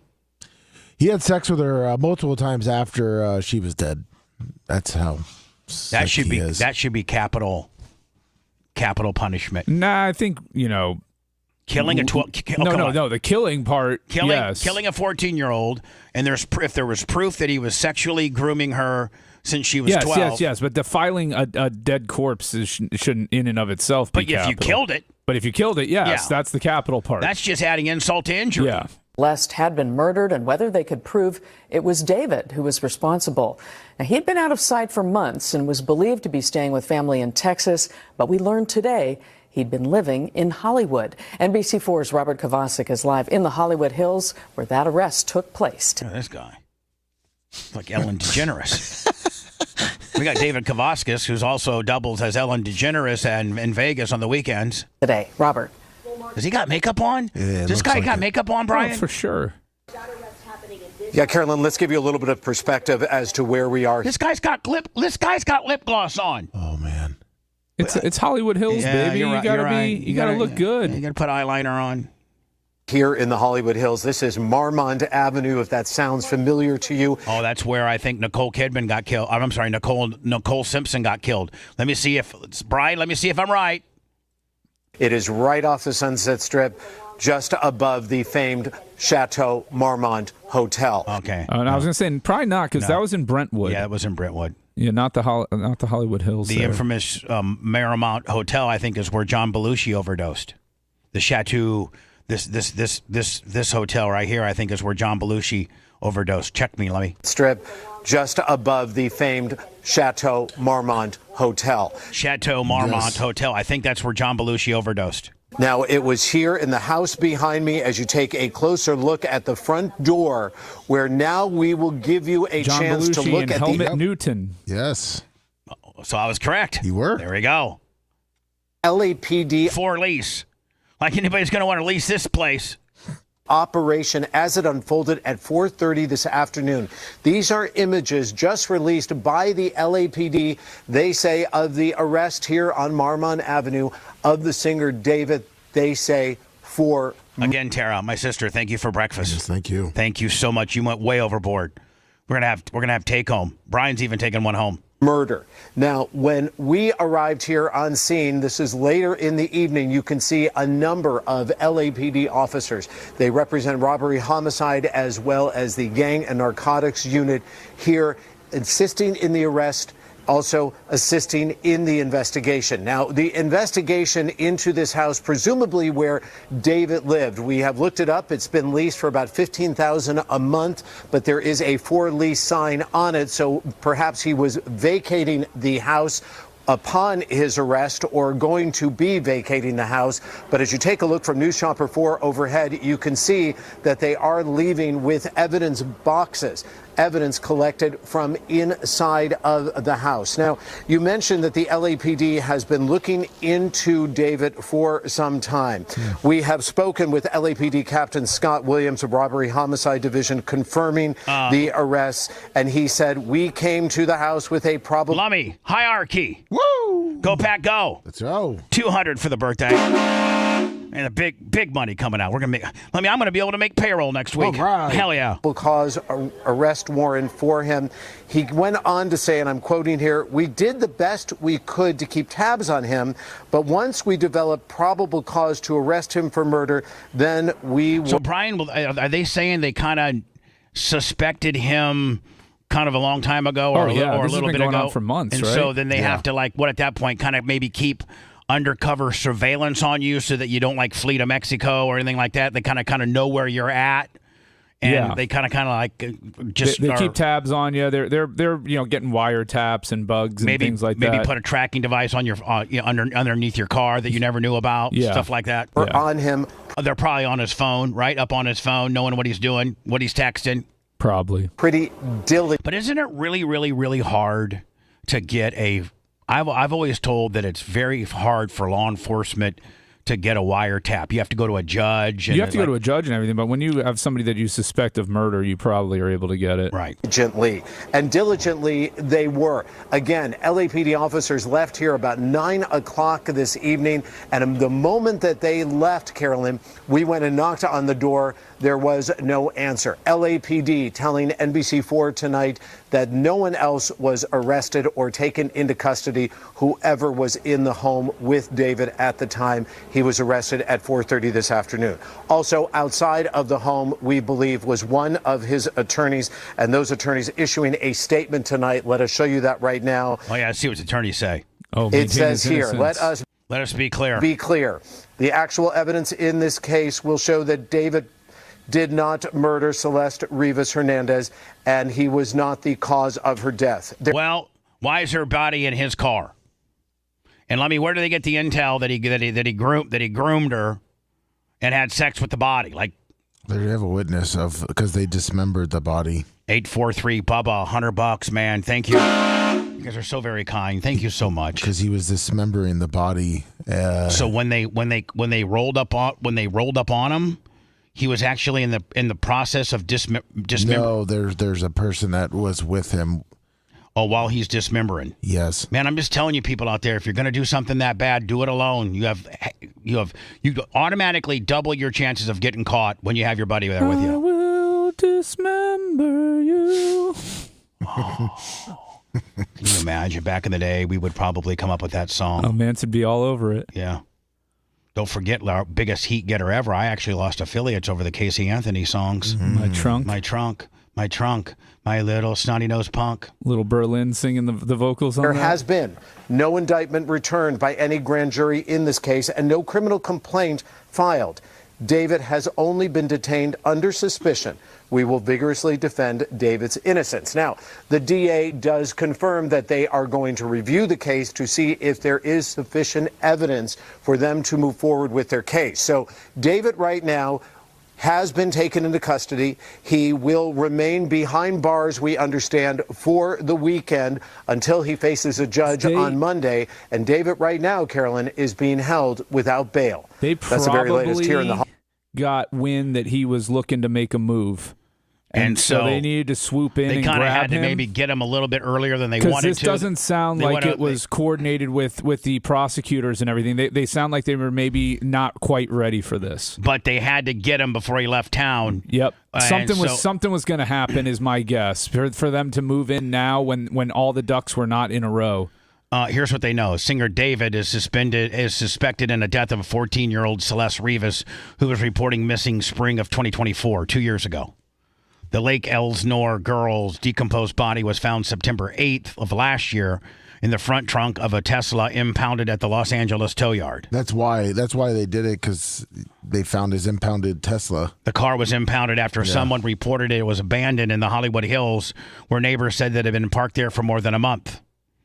They They were found a day after what would have been Celeste's 15th birthday. The Romantic Homicide Singers World Tour was in Minneapolis at the time. Oh, imagine that.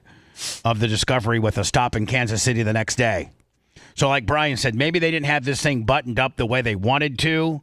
They probably wanted to get a little more stuff, but maybe they had gotten intel that he was, fixing to go to Mexico or something like that. And they needed to swoop in and get this guy. And then what? Then when you do that, Brian, you got to hurry and throw something together that's going to stick. Yeah, because they can only I think detain him for a certain. Well, they picked him up on what was it, Wednesday night? Yes. Yeah, to give him enough time to get something together by Monday. Lummy, do we have to worry about wildfires coming down here? Because they say that... No, maybe your track. That's about it for now. Oh, they can burn the track up all they want. Me and Tom Bean. Please, I got insurance. Yeah. Tom Bean's got that thing so doubly insured. Please. I might throw gasoline on the bleach. No, don't say that. That's not true. He's making jokes. I'm just making jokes. Yeah, I'm strictly speaking hyperbole. The track's seen some of its best years the last few years. We have the books to prove it. The track has been doing, the track is doing well. Well, the weather's cooperating a lot more than it used to during February. Winter Nationals used to be the Soup Bowl. Yeah. So let me, fast-moving wildfires have evacuations in the southeast as flames destroy dozens of homes in Georgia and Florida. I think it goes as far south as Gainesville, doesn't it? Yes. Oh, yeah. All up in the Panhandle. And you know what? I looked at the 10-day forecast. Not a drop in sight. Nope.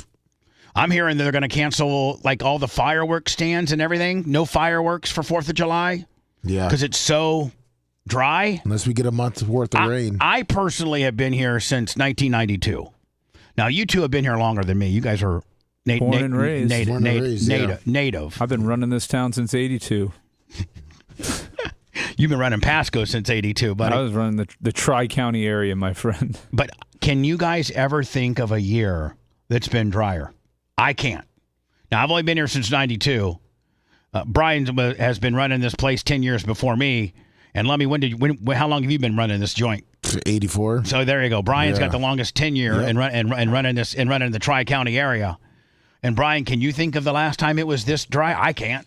Probably. I kind of, and I don't know if you remember, the late 90s, or when they started banning grass, and they wanted you to put rocks in your front.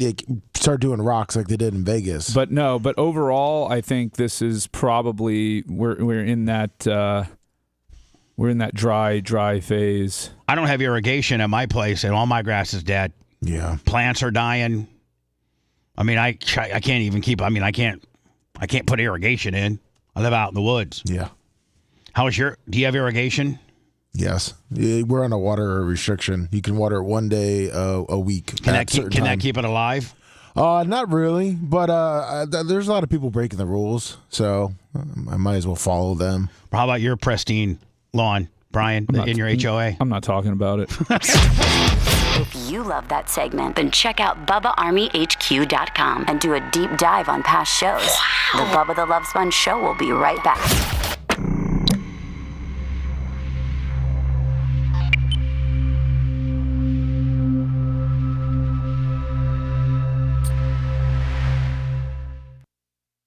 Can we talk about that? I mean, it doesn't. I think we can. Yeah. Thank you so much. Thank you. Hate to eat on camera. Well, it's your birthday. But it's my birthday. I'm just eating the egg part. It's kind of like a bowl where it has hash browns.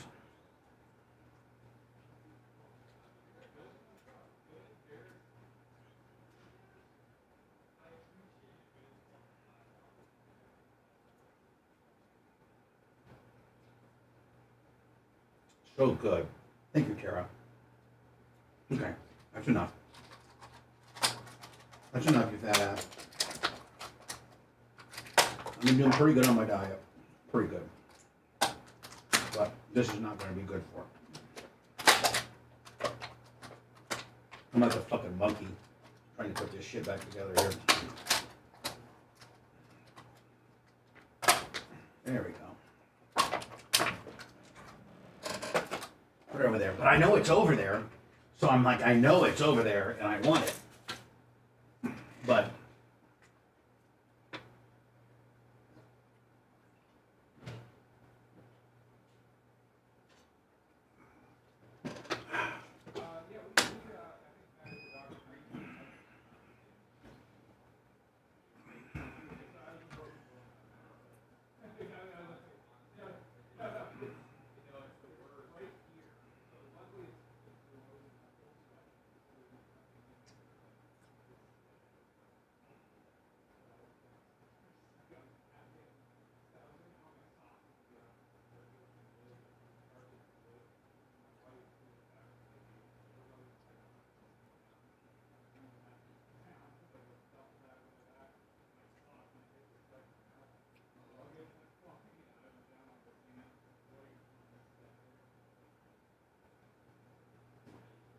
narcissist.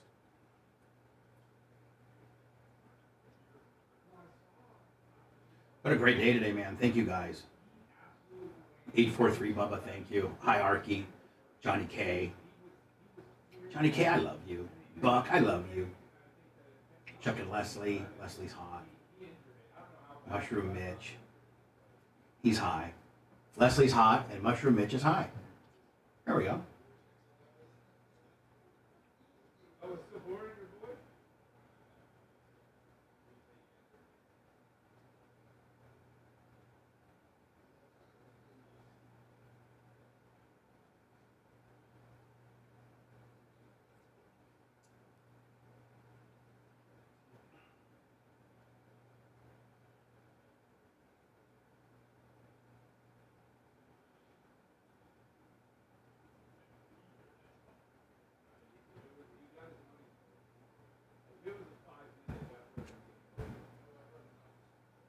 I'll look at my picture. I'm like, man, Tommy, I miss him.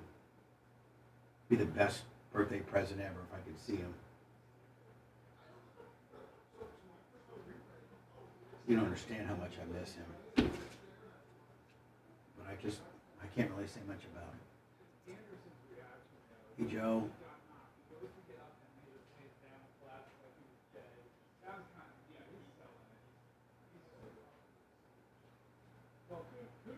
Camper Terry, Big Lunger. Is that Liz or Lise? Lise 84. Hi, Lise 84. Very attractive thumbnail.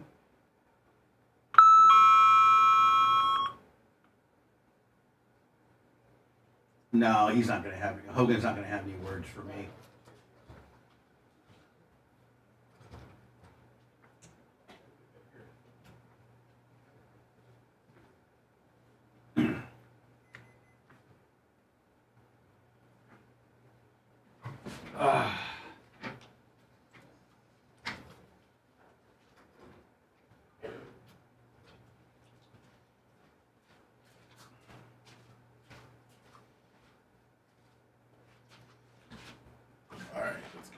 Elkhart. Jeff Schwartz, class 84. No, my hair is not dyed. It's the product I use. I wet style my hair, and so it does look darker than it's natural.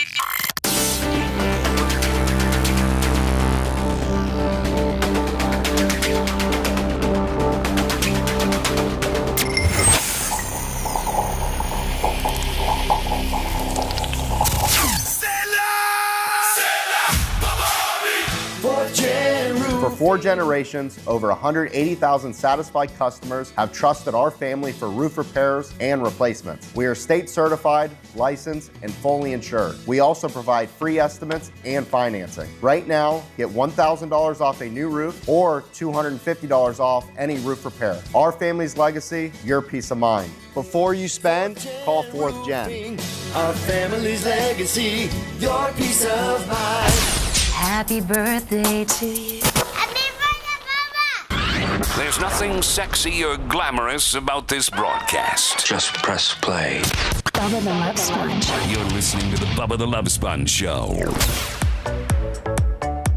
Oh, Lummy, I think my battery died on my phone. Oh, what? Yeah, it never happens. Oh, that's awesome. Augustina, $100. Oh my God, I'm not going to be able to monitor nothing. Do you want me to go get my charger? No, I got a really fast one. You do? Yeah, it's one of the new ones. It's in my truck, but I can run it. I can run the fastest 40 you ever see.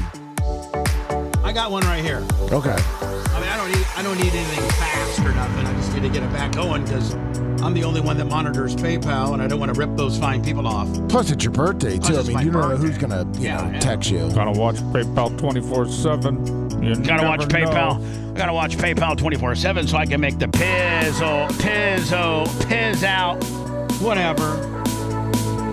Piz a riz. Somebody said they were watching the Hogan document and they thought that he'd have a little some words for me at the end. Are you kidding me? Hell no.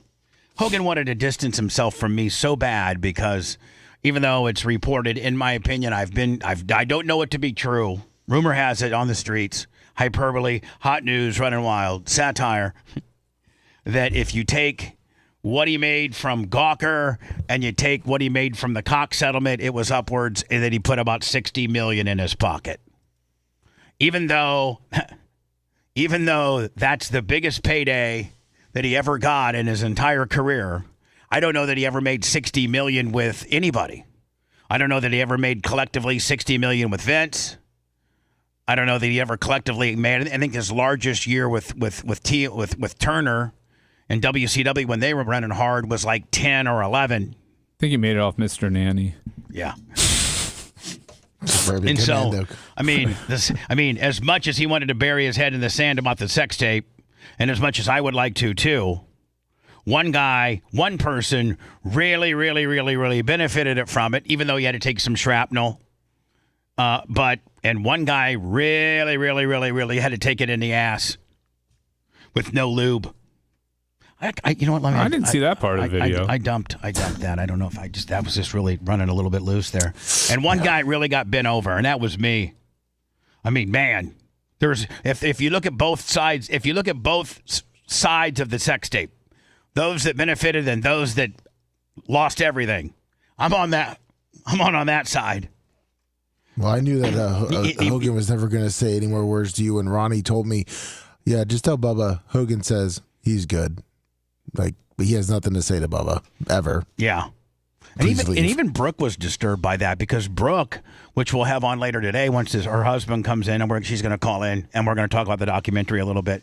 But even Brooke, this is the one thing that I didn't know. I didn't know until I'd reconnected with Brooke. And I think she said it somewhere, either on my show or on camera somewhere. No, we got it when she was at the doc. Gary got it. We need to use it. We need to use it where she says, "Listen, the night of the Sand Pearl, take FBI pinch takedown, where they arrested, Keith Davidson, the guy that was brokering the tape to Hogan and David Houston, and Lori Burbidge, who was Spice Boy's proxy." The day that the FBI set up this big sting operation, arrested them, Hogan went back to his house that night. Brooke happened to be in town. And Hogan said, this is what Brooke recounts, so I would think that this is probably a pretty good source. She was there, and she said that he said, after tonight, I know that Bubba didn't have anything to do with getting this thing leaked. I know for a fact Bubba didn't have anything to do with it. So at that point, why wouldn't you, I don't know, kind of let me off the hook a little bit? Because you know why? Then public perception is that we could have been in on it together, and God forbid that he, throws me a little bone. I don't want anything. I didn't want anything financially. I mean, it would have been nice. Well, I'll tell you one thing, Brian. If I made $60 million and it was because of your tape that you taped of me, I may be a little mad at you. But if I made $60 million and you lost your house and everything, your job and everything, I'd be calling you up, telling you to meet me for lunch one day, and I have a nice brown paper bag for you. That's just the way I am. But hey, whatever. Go watch the documentary that doesn't just gloss over anything or it's a narcissistic fluff job. to continue your already narcissistic legacy. Watch Video Killed the Radio Star. It's available on Apple TV and Amazon Prime. We're trying to get other distribution things they are trying to get more distribution. And I think they're close to getting on Tubi, Lummy. Oh, perfect. Which would be for free. Yeah. But you got to have commercials during it. But I think people would I think it would do well. And they're going to break it into a 3-part series instead of it being, because I think, listen, if I was to be critical of Video Killed the Radio Star, it's too long. It's about 20 minutes too long. And that last little bit where Reggie's talking about triple checking his stories, and Brent saying don't fight City Hall, I would have cut all that out. Robert Trevell, $20. But we were under the gun, or they were under the gun to get this thing out. And it took like 8 or 9 months. God, Brian, I didn't know all the Hollywood entertainment attorneys you have to hire and all the clearing and copyright clearances. And I mean, oh my God. It's nearly 6 figures of lawyer fees just to get some, just so that Apple and Amazon Prime and stuff have to have all these assurances that they won't get sued, for fair use and things like that. And oh my God, that's expensive. That is an expensive world to be in, that Hollywood world. And so, Hogan was never going to let me off the hook, period. I think Steve's going to come in about an hour. No, maybe about a half hour. Oh, no, about 8 o'clock hour. Next break. Yeah. That's good with you. Yeah. Okay. Hello? Why aren't you talking, David Muir? What the heck? I got the pot up. I got the volume up. Right now, fast-moving fires forcing evacuation. We begin tonight here with the breaking news. The wildfire emergency playing out in the southeast right now. Fast-moving fires forcing evacuations in Florida and in Georgia tonight. More than 50 homes burning to the ground already. Firefighters battling dozens. Now, what do you do if a wildfire is coming to your house? Can you get out there with your hose? Yeah. I mean, can you? I don't think you can. I mean, you can try. The problem with the wind is it blows it to the roof. And you can't, that becomes the issue. And the embers and all that. And everything, yeah. That's what What if you soak your roof down? I don't know about Amber. She's a good girl, but the embers might get you. Yeah, Amber. What if you have a metal roof, Brian? It'd probably help. And what if you just had just saturated with water nonstop? I mean, that would help too, but getting your roof completely saturated with water nonstop is a task. True. You got ladders and hoses. You got the wife out there. And then if you don't get it, now you could be trapped wherever you are because the wall of fire is now all around you, and you could die trying to save your home. Oh my God! Just hope that you have insurance and get the hell out. It's a fast Take your pets. These people that leave their animals behind are absolute scumbags. Oh, I would never, ever, ever, ever. I would. Whoa! What? Get a box. Marcus and the boys at Get a Box and happy birthday, Bubba! $500. Largest one of the day. Woo! From arguably one of our greatest clients. Thank you. Go to getabox.com, man. That mini is unbelievable. Pay for itself in the first 2 weeks you got it. Whew. Moving fires, flames jumping a highway. Thank you, Get a Box. Residents race to escape. Parts of the south and the east facing the worst drought in more than 2 decades already. ABC's So, Brian, you're right, 20 years. Matt Rivers on the scene tonight as those families race to get out. Tonight, the all-out assault in the air and on the ground. Dozens of fires scorching the bone-dry southeast, and there's no end in sight. South of Savannah, new mandatory evacuations issued this afternoon after a wildfire. So that's south of Savannah, which isn't too far from the state line. Yeah. Fire in Brantley County, Georgia, exploded overnight. We went from 700 acres yesterday morning at about 10 o'clock to almost 5,000 by 6 o'clock yesterday afternoon. Oh, man. Raging flames seen closing in on a grocery store. Evacuations turning chaotic in the last 24 hours. Drivers turning around as the fire tries to jump Highway 82. Officials say at least 54 homes have been lost. The fire sweeping through this mobile home park, dozens forced to flee ahead of those evacuation warnings from And those mobile homes are just cinder blocks. I mean, just little, tinder boxes, ticky tack little tinder boxes, aren't they? Like they go like they're insulation and 1/8 plywood, fiberglass and plywood. Yeah. Officials, you can see the damage. That car there destroyed. This trailer completely burnt out. This is what people who live here have to come back to. Outside Jacksonville, 2 fires. Jacksonville, Lummy, it's coming. It's coming. And you listen, 10-day forecast is no rain.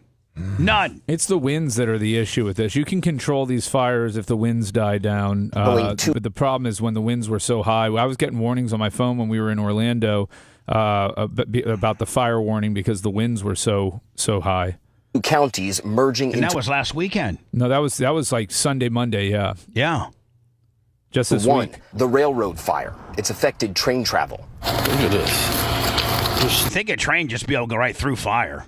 Well, they're made out of metal. Yeah. Stranded passengers, including Efraim Maldonado, walking on the tracks earlier this week after Amtrak had to cancel some train service due to the fires and smoke. 24 hours stuck on the train. In the middle. First of all, man, being on a train sucks. You know, you could be in New York in 3 hours, but if you take the train, it's like 3 days. And you're stuck on that thing for 24, this little tin box for 24 hours. Now they got the train stopped. Can't go nowhere. Roam the tracks. In the middle of the woods. Middle of nowhere. That fire already incinerating more than 4,000 acres. And in South Florida, another massive fire is burning in the Everglades. Lummy, we're getting flanked. Oh, man. Everglades from the south and Jacksonville and Gainesville from the north coming on down. Brian even got wildfire updates in Orlando Monday. More than 6,500. Brian, honest to God, I know we sit here and act like nothing, but do you think that this could potentially be a problem for us? Not with the winds dying down. If the winds are dying down, they can get this stuff under control. But if the winds pick up again, we'd be in trouble. Acres, and it's still out of control tonight. David, these fires are fueled by some of the worst drought conditions that we've seen here in decades, and there's no chance of rain until the weekend. There's no rain this weekend. At all. We got a 27% chance today at 5 p.m. All right. So, I hope it rains. Yeah. I know Brian probably is really happy about this because these people are the worst people. That's strictly my opinion. But Live Nation and Ticketmaster, it is absolutely highway robbery. It might be. This is worse than the Gambino family. And the way that they just gouge America, and they're a monopoly, and you don't have any other alternatives, to deal if you're trying to buy a ticket to a gimmick or a sporting event or something like that. I think Brian, the majority of them aggregate through Ticketmaster or Live Nation. I think that's what this is all about. Is I think the federal Supreme Court or somebody, some federal court or something, found them guilty of being a monopoly and gouging the public. Well, they found, I don't know if they talk about it here, but I read some reports that they found out they're bots. They have bots that go in and they buy like 50% of the best tickets when they release it. And then what they do is they wait until the tickets go up a little bit and then they resell them at a higher price. Well, not that I've caught. So I've watched. You're really up on this. Well, I'm observant when I'm trying to purchase tickets for things and things like that. I was actually able to land Taylor Swift tickets when they had their whole debacle with Taylor Swift. Their entire motivation on that was to have the thing crash because what they do is they create a situation where you think it's sold out and you immediately have to go to the secondary market where they make triple the fees because now they've made the fees when they sold the original ticket. They make the fees from the seller of the resale. They make the fees from the buyer of the resale. And so they're like triple dipping. They're triple dipping. Yep. Yeah. They're 100%. On that one ticket that you should just be able to buy willy-nilly online, they're triple dipping. So I've seen it where the Lightning, for instance, have had tickets left for playoff games. Yeah. And if you sit on the site and hit refresh, every 2 or 3 minutes, a pair of tickets will pop up for a standard price. This is I got Stanley Cup tickets, game 1 and 4 or whatever it was, with the Avalanche for face value off of Ticketmaster because I caught this. They had the tickets available, and they need to move them. because they don't want to be left with that inventory. Right. But they would release them in small drips and drabs so that when you went to the site, you'd say, oh, there's nothing left. I'm just going to have to bite the bullet and buy secondary. But if you stayed with it and keep hitting refresh, a pair would pop up, a pair would pop up, a pair would pop up. And I've known for years that these scumbags were doing this.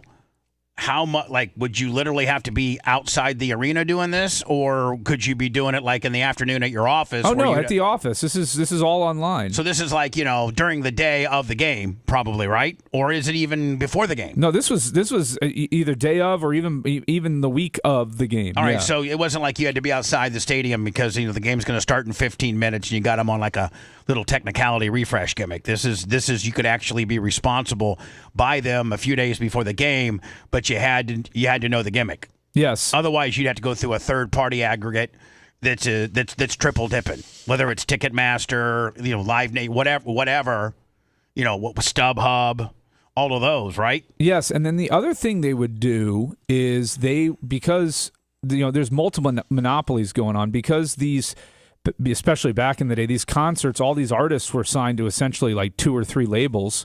They would essentially blacklist and threaten and use mob type threats if they were to go to a non-Live Nation Ticketmaster venue for any of their acts. Didn't Kid Rock have a big time? That's where he started his $20 only show. Yeah. By the way, Joe Telsica, which is better known as Master Pool Supply, $250. Amber Rucker, $20. You guys are single-handedly helping make payroll. So, like, you're right, Brian, and if you'd be an artist that actually spoke up against this or tried to, say, hey, man, this is ridiculous, they would blacklist you, and they would cut you out of a lot of different venues that they control. Well, they own. That's the problem with Live Nation is not only are they selling the tickets, they own the venues. Mm-hmm. So they've got they've got all of that. So you want to be a smart ass? Well, that's good because you can't play any of our amphitheaters that we own. You can't play, and we're not going to let you be, sell any tickets. I think, maybe this ruling, Brian, will put an end to all this. I doubt it, but hopefully. Well, breaking news, a jury has found... Oh, jury, Brian. Yeah, this it was in New York. Yeah, this is a jury.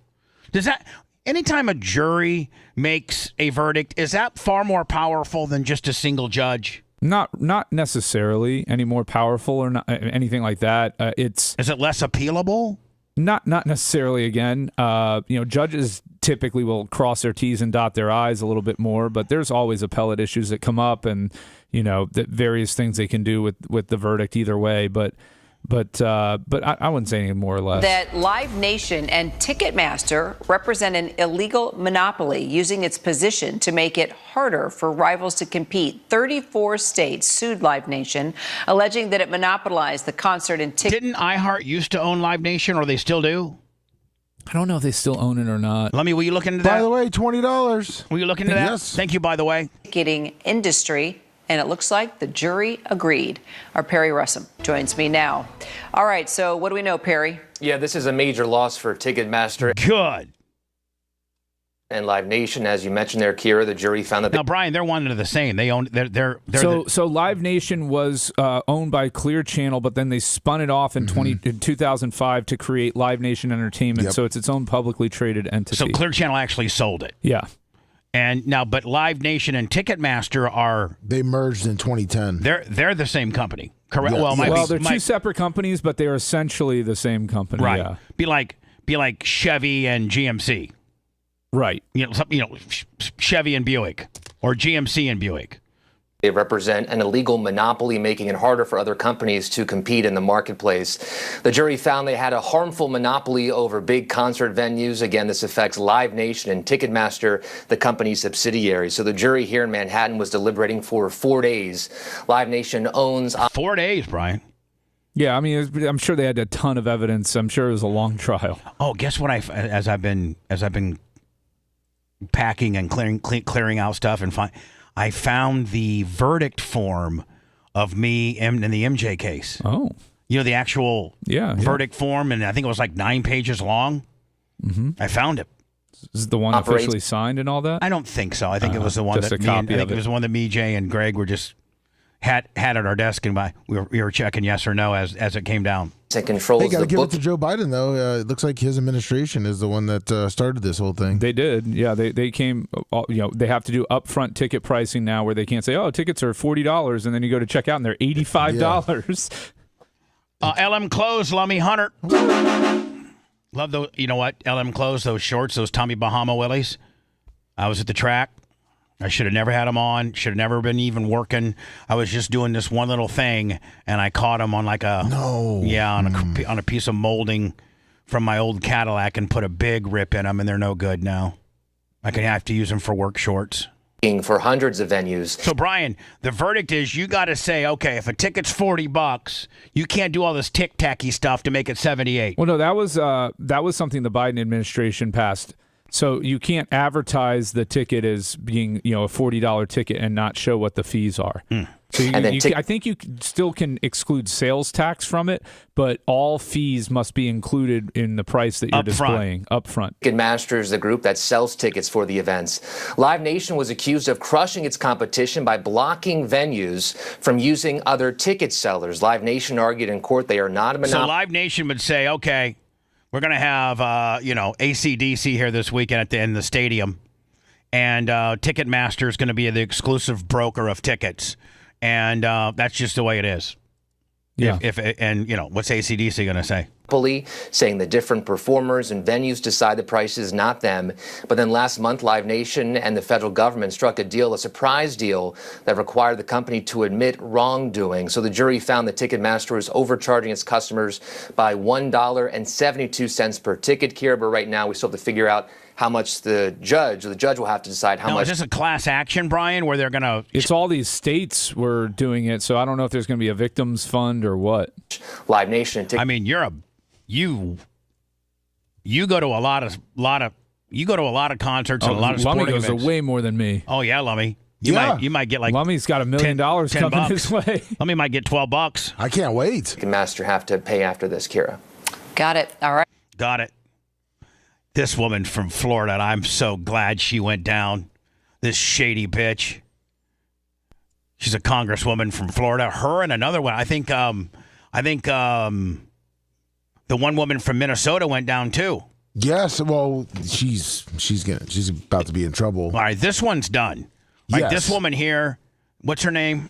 Congresswoman. I don't even know what her name is. Oh, the one in Miami. Let me find her name. What is her name? If you play the story. Yeah, I'll play it. But I think she officially had to resign. Yeah, she stepped down right before they were going to have an investigation. And it was a bipartisan investigation, Republicans and Democrats. Sheila McCormick. And I got to tell you though, she's pretty attractive. I mean, she's pretty attractive. Like, I would. Oh, I would. Another lawmaker's career. That's nice. Yeah. And she knows how, and she's shady, Lummy. She knows how to, she knows how to make money on the backside.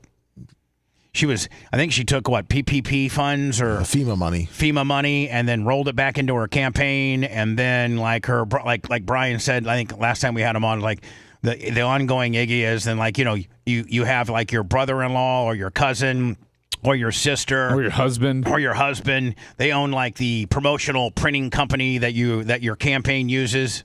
Like they roll it back in to something that they own. Oh, the biggest scam is consultants and advisors. Oh, is that what it is? Yeah, because they don't actually, a printing company has to actually show the work that they did. And actually buy the equipment and print it and stuff like that. Consultants and advisors can just take money and say they did work that they didn't we ever consulted do. And we advised them. By a thread, the House teeing up a vote on Tuesday to expel Democrat Congresswoman Sheila McCormick. So, Brian, when this happens and you get expelled, do they have an emergency election to fill that seat?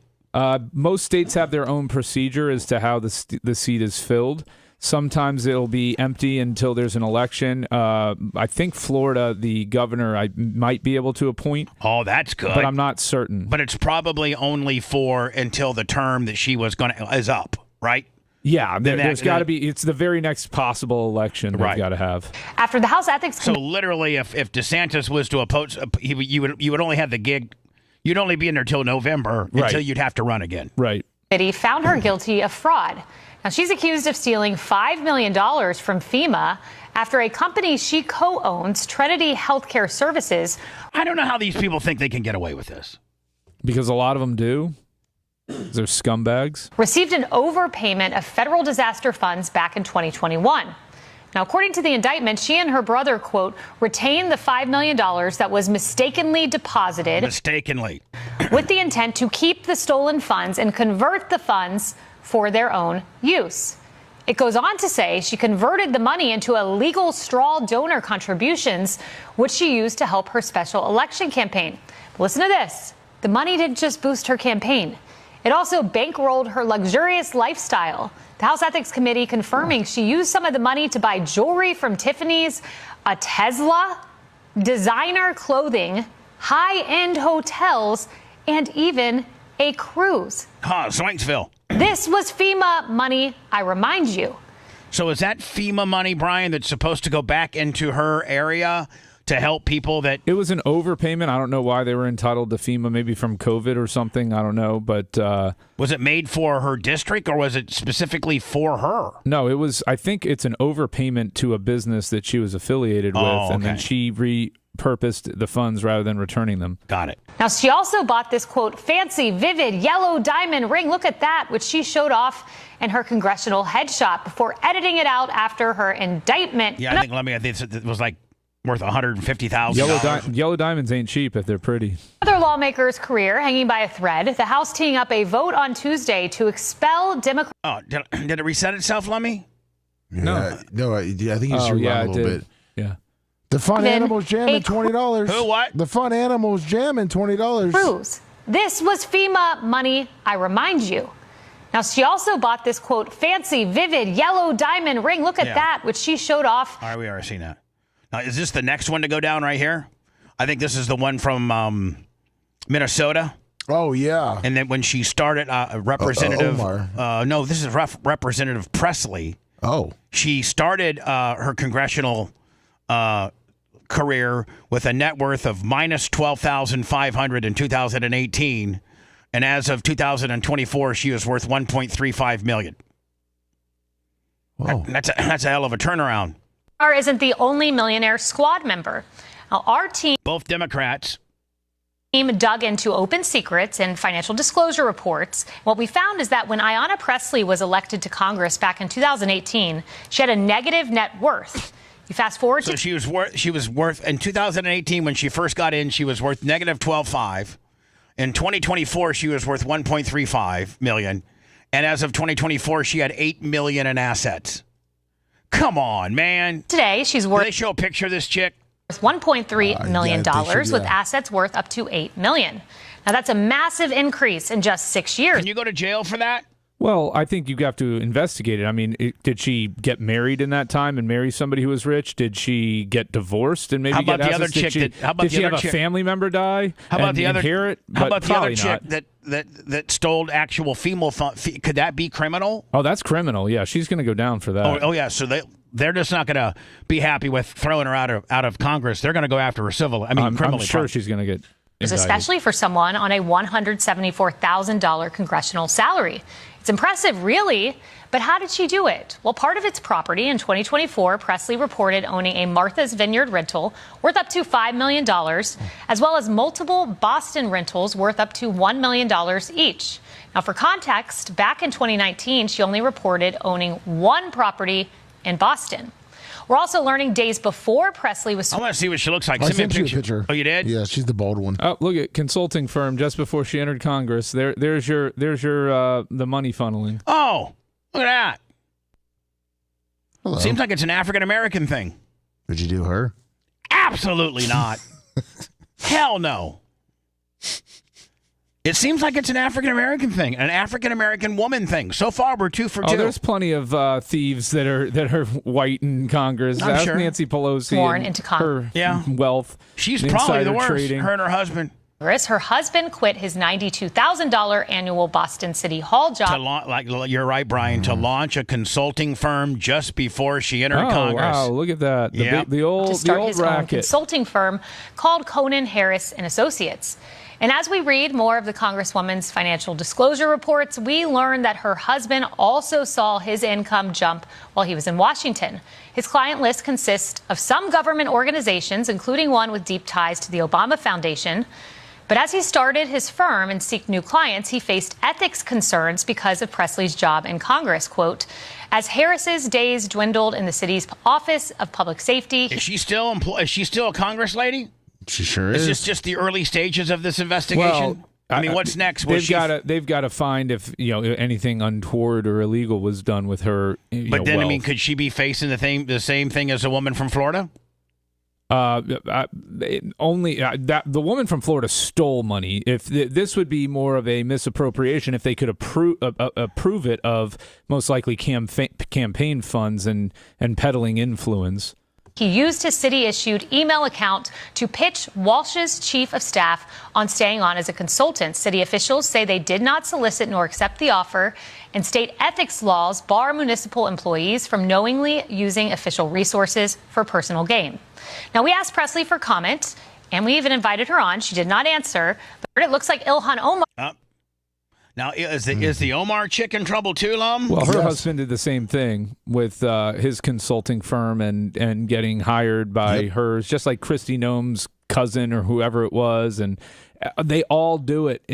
We've got to put an end to this. We've got to stop this shenanigans. No family-connected businesses should be allowed any money. Term limits. Term limits. No lobbying or consulting after you get out of office. Eliminate all the effery. When we return, will you find me the Omar stuff? Yes, all of right. course. He's not part of the solution. He's part of the problem. It's Bubba the Love Sponge.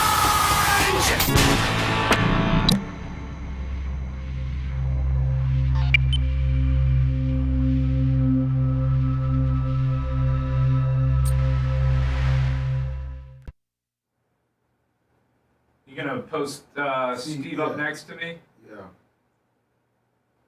There you go. I was looking for the Elon. Steve here? Yeah, I was gonna grab him. He was doing push-ups and using the pec deck. We'll bring him in.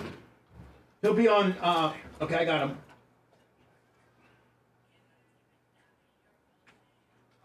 Lightning play tonight? Yeah. Friday. What's up, buddy? What's up, Uncle Bubba? Happy birthday. Happy birthday to you.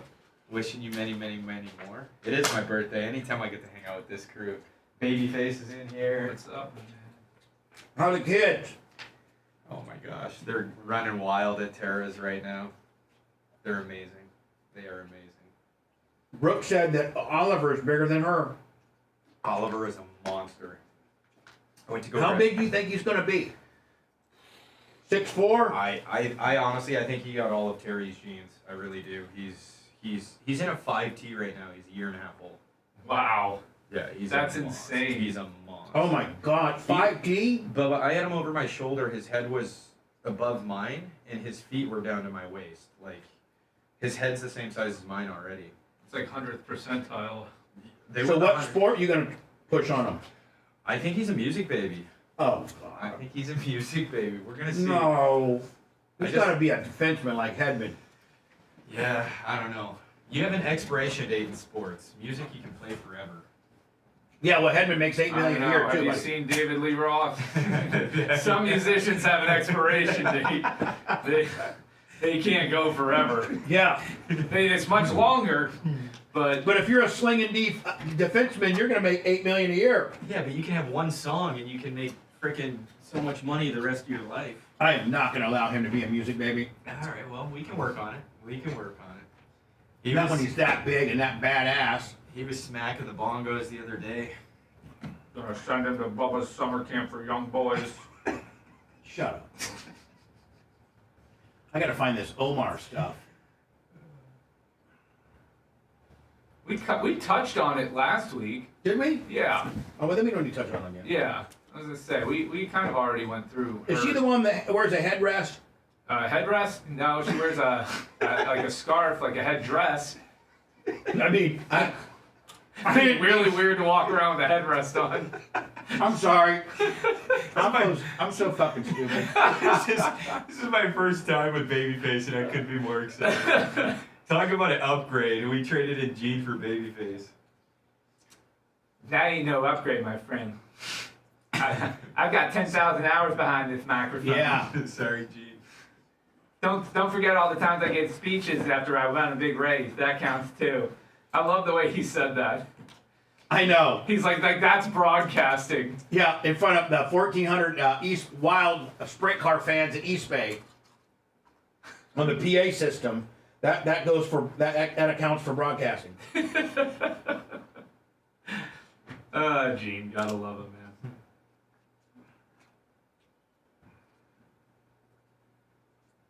Lightning play tonight at Montreal.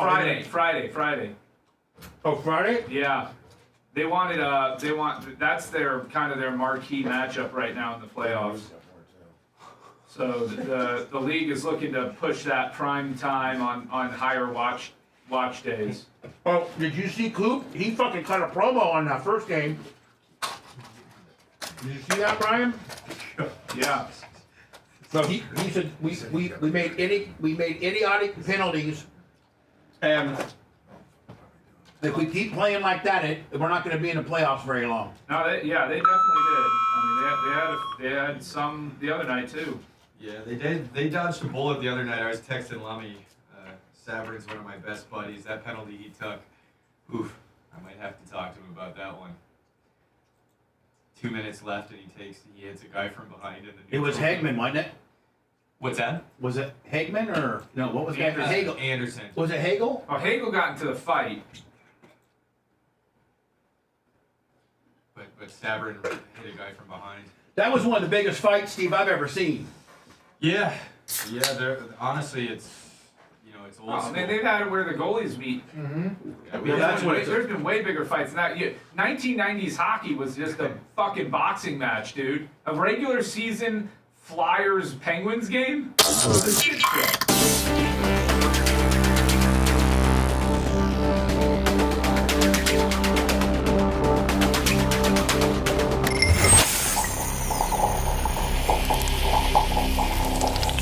Guess what? Time for insults aplenty. Bubba. And they're all from the heart. Collateral damage of the truth. Bubba the Love Sponge.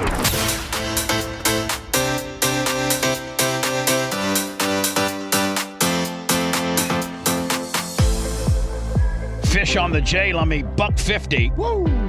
Mark Murph, 20 on the PayPal, Venmo, Cash App. It's my birthday. Ryan Thank you. Felipe, $20. Been a big day today. Brian in here today.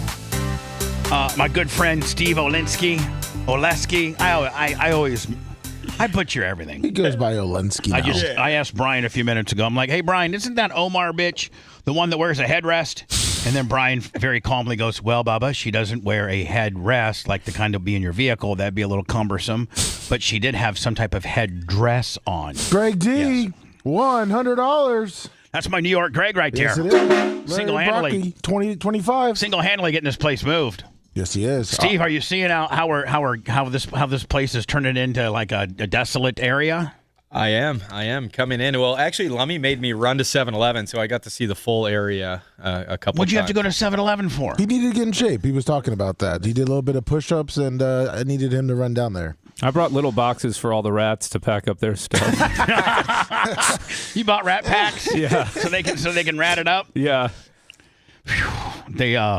Lummy and moving out of this place, we have found various rat stuff. Yes. Rat pee. R.I.P. to your Muhammad Ali gloves. Yeah, my Muhammad Ali's got rat. Lummy found out in the pantry we had coffee from somebody. Somebody sent us like some Black Rifle coffee or some of this Vogue ass coffee. I don't think we ever used it, and so it ended up in the pantry for some way, shape, or form.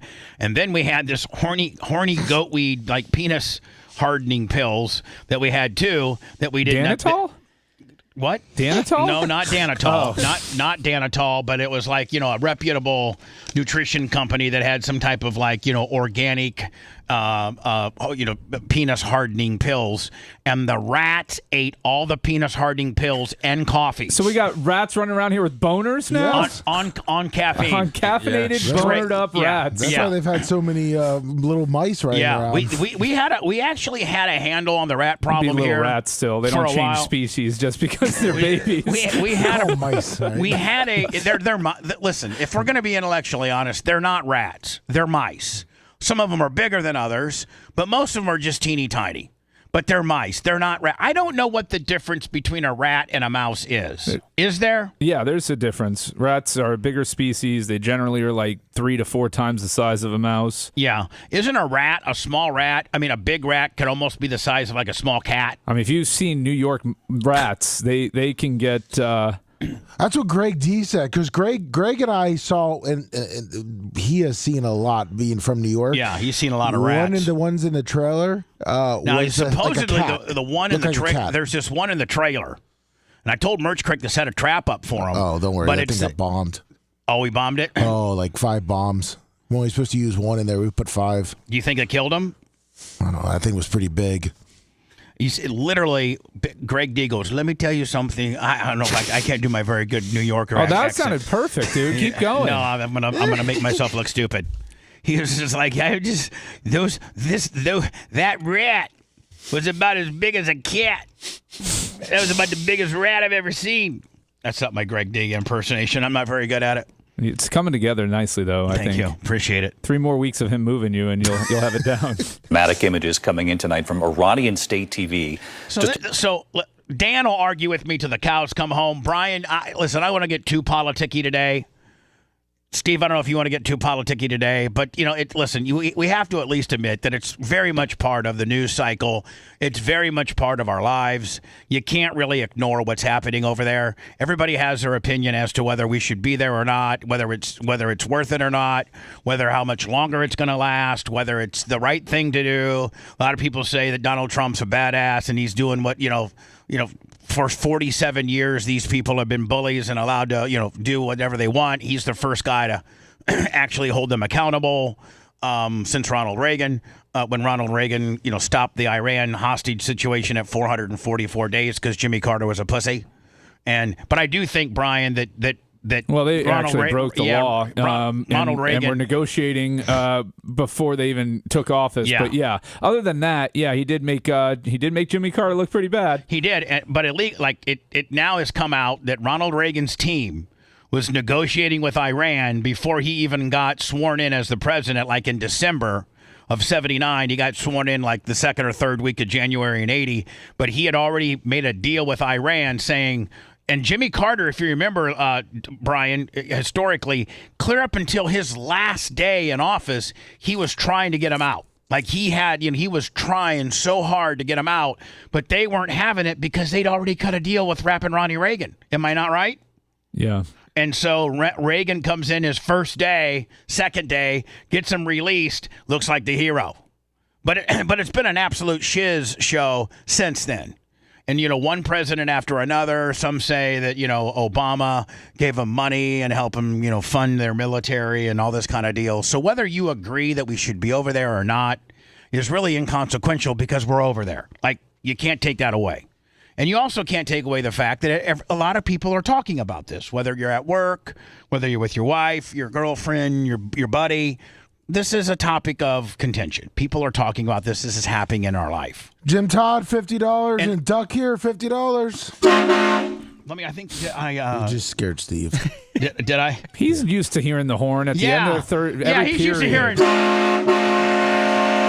Hold on. It's PTSD. Usually when I hear that horn, I just got scored. Not that he scored ever, but. How many of those horns did you hit? 4? How many? Not many. Usually I hear that horn and I go back to the bench with my tail between my legs and I don't want to look at the coach. Olinsky, you're off the 3rd line. Yeah. His coach said his name wrong too. Yeah. So Oleski, what arena had the loudest, most obnoxious horn? There had to be Columbus, not hands down. They have an actual cannon that they shoot a cannon off in Columbus. It's maybe I need that one for it's my incredible. I need a cannon for the new studio. Let me Nacho, get on it. let me Brent Richard 25 with a PayPal. Thank you so much. PayPal, Venmo, Cash App. It's my birthday.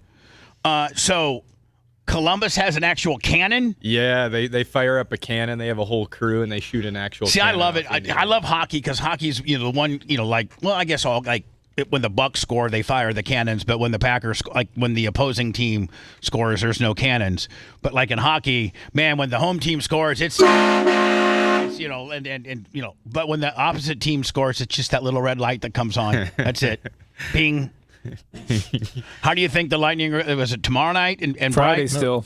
Yeah. So it's and Brian said it's the NHL premier matchup. Is it going to be like on major network? TNT again. And what's the money cash line? Brian, you're the degenerate bettor. Tampa Bay's minus 122 on the road. Really? Yeah. The betting public likes the Bolts. Take it. Well, I mean, they've not the first two games they've not played very well. And Cooper was full hot after the first game. He's like, man, if we're going to make boneheaded penalties like that, then this is going to be a short series if we keep playing like that. Yeah, I will say, though, at the end of game 2, we were talking a little bit off the air. Sabrin takes a penalty with 2 minutes left, tie game. But them killing that off, winning in overtime, you can see how they responded to that. A big kill like that late in the game. They came out and absolutely dominated overtime. But the first game, we took a boneheaded penalty with like 35 or 40 seconds, which carried into the overtime, which gave them a power play, and they smoked us. Yeah. Right? Yeah. Now, and who's the guy that took the penalty in the first game?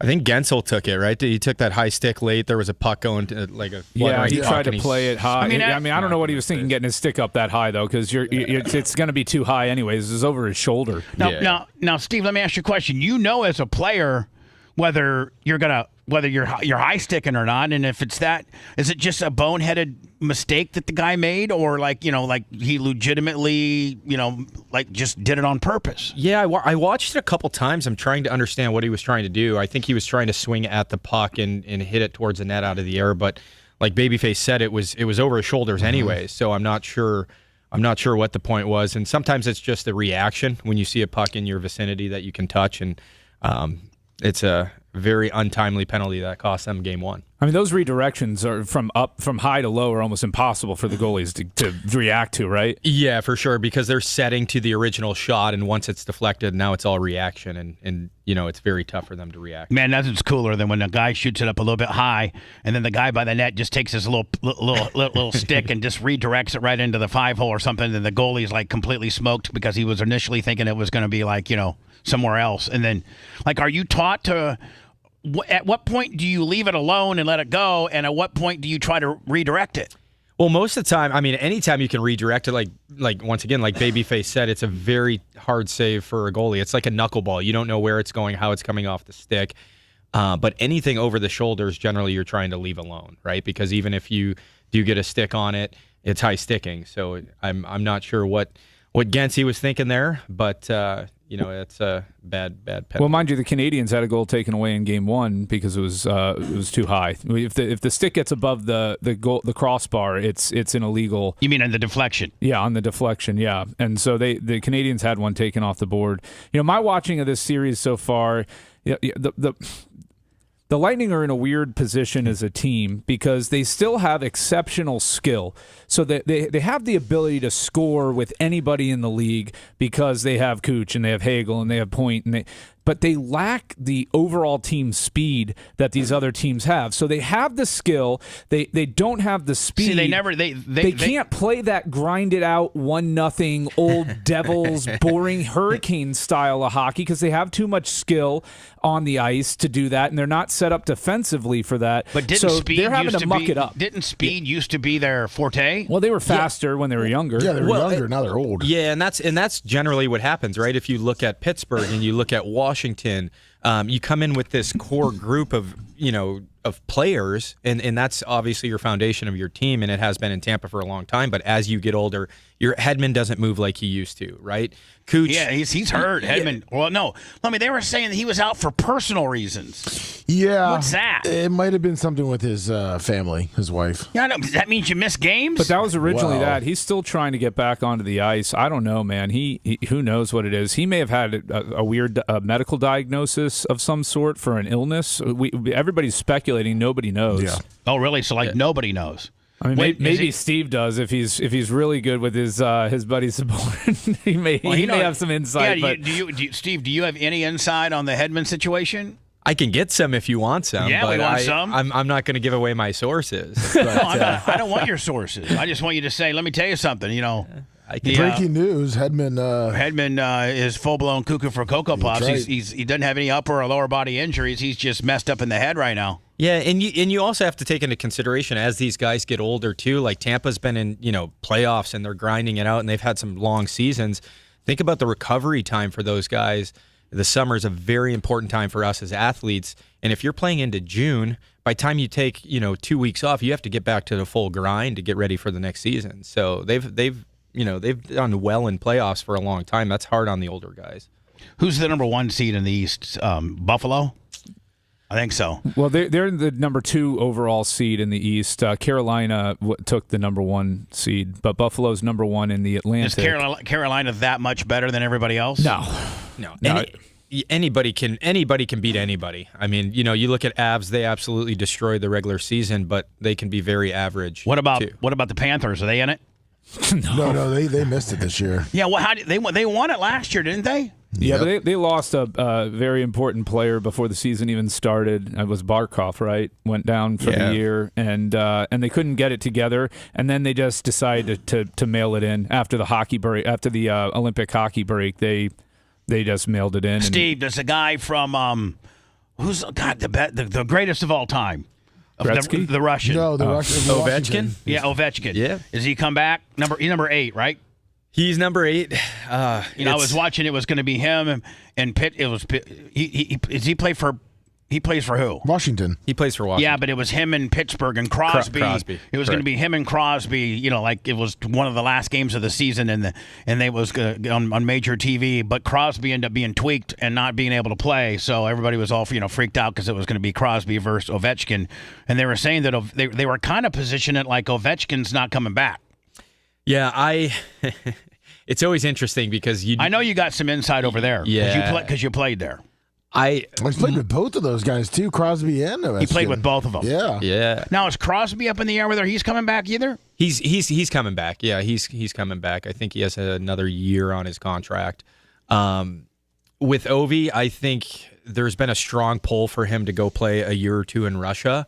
I think that window's closing. You can see by how he's moving and his body and things like that. Would it just be ceremonial, or Yeah, I think he was kind of delaying for Washington fans. I could see him going over to Russia for 1 year and wrapping up his career. Is he the greatest of all time, even more so than Wayne Gretzky?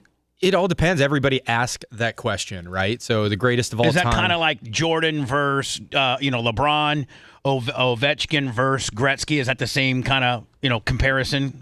Just different sports? For sure. Different time frames, technology with sticks and training methods. Everything's changed so much. But as far as pure goal scorer, Alex Ovechkin is the best pure goal scorer ever. I mean, Gretzky was out there with guys that were wearing, pool floaties, and Ovechkin's out there with guys that have couch pillows on their legs. It's a big difference. It really is. So just the skill set of your competition and the equipment and the technology. Well, the goals were bigger too, right? Well, and the crease was bigger. Hold on, the goals were bigger?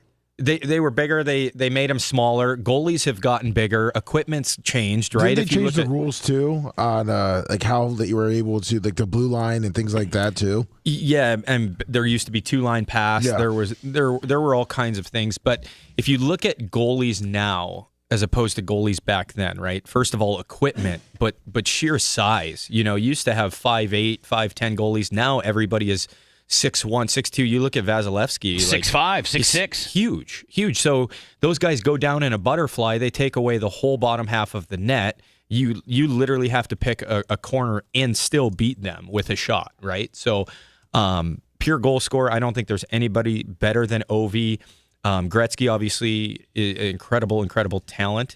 And then you look at a guy like Crosby, who's just an all-around player, one of the best ever, and does everything correct, and an ultimate leader. Where does Vinny LeCavier stack up? Is he in that conversation, Brian? Is he a top 25 of all-time guy? That's more of a question for Steve than me. But I mean, probably top 25 of all time. No, not close. Yeah, I don't think he's in a top 25 conversation. And me and Vinny had our battles, and we actually. By the way, for those scoring at home, Steve actually broke Vinny's jaw, or his nose. Was it his nose or his jaw? His jaw.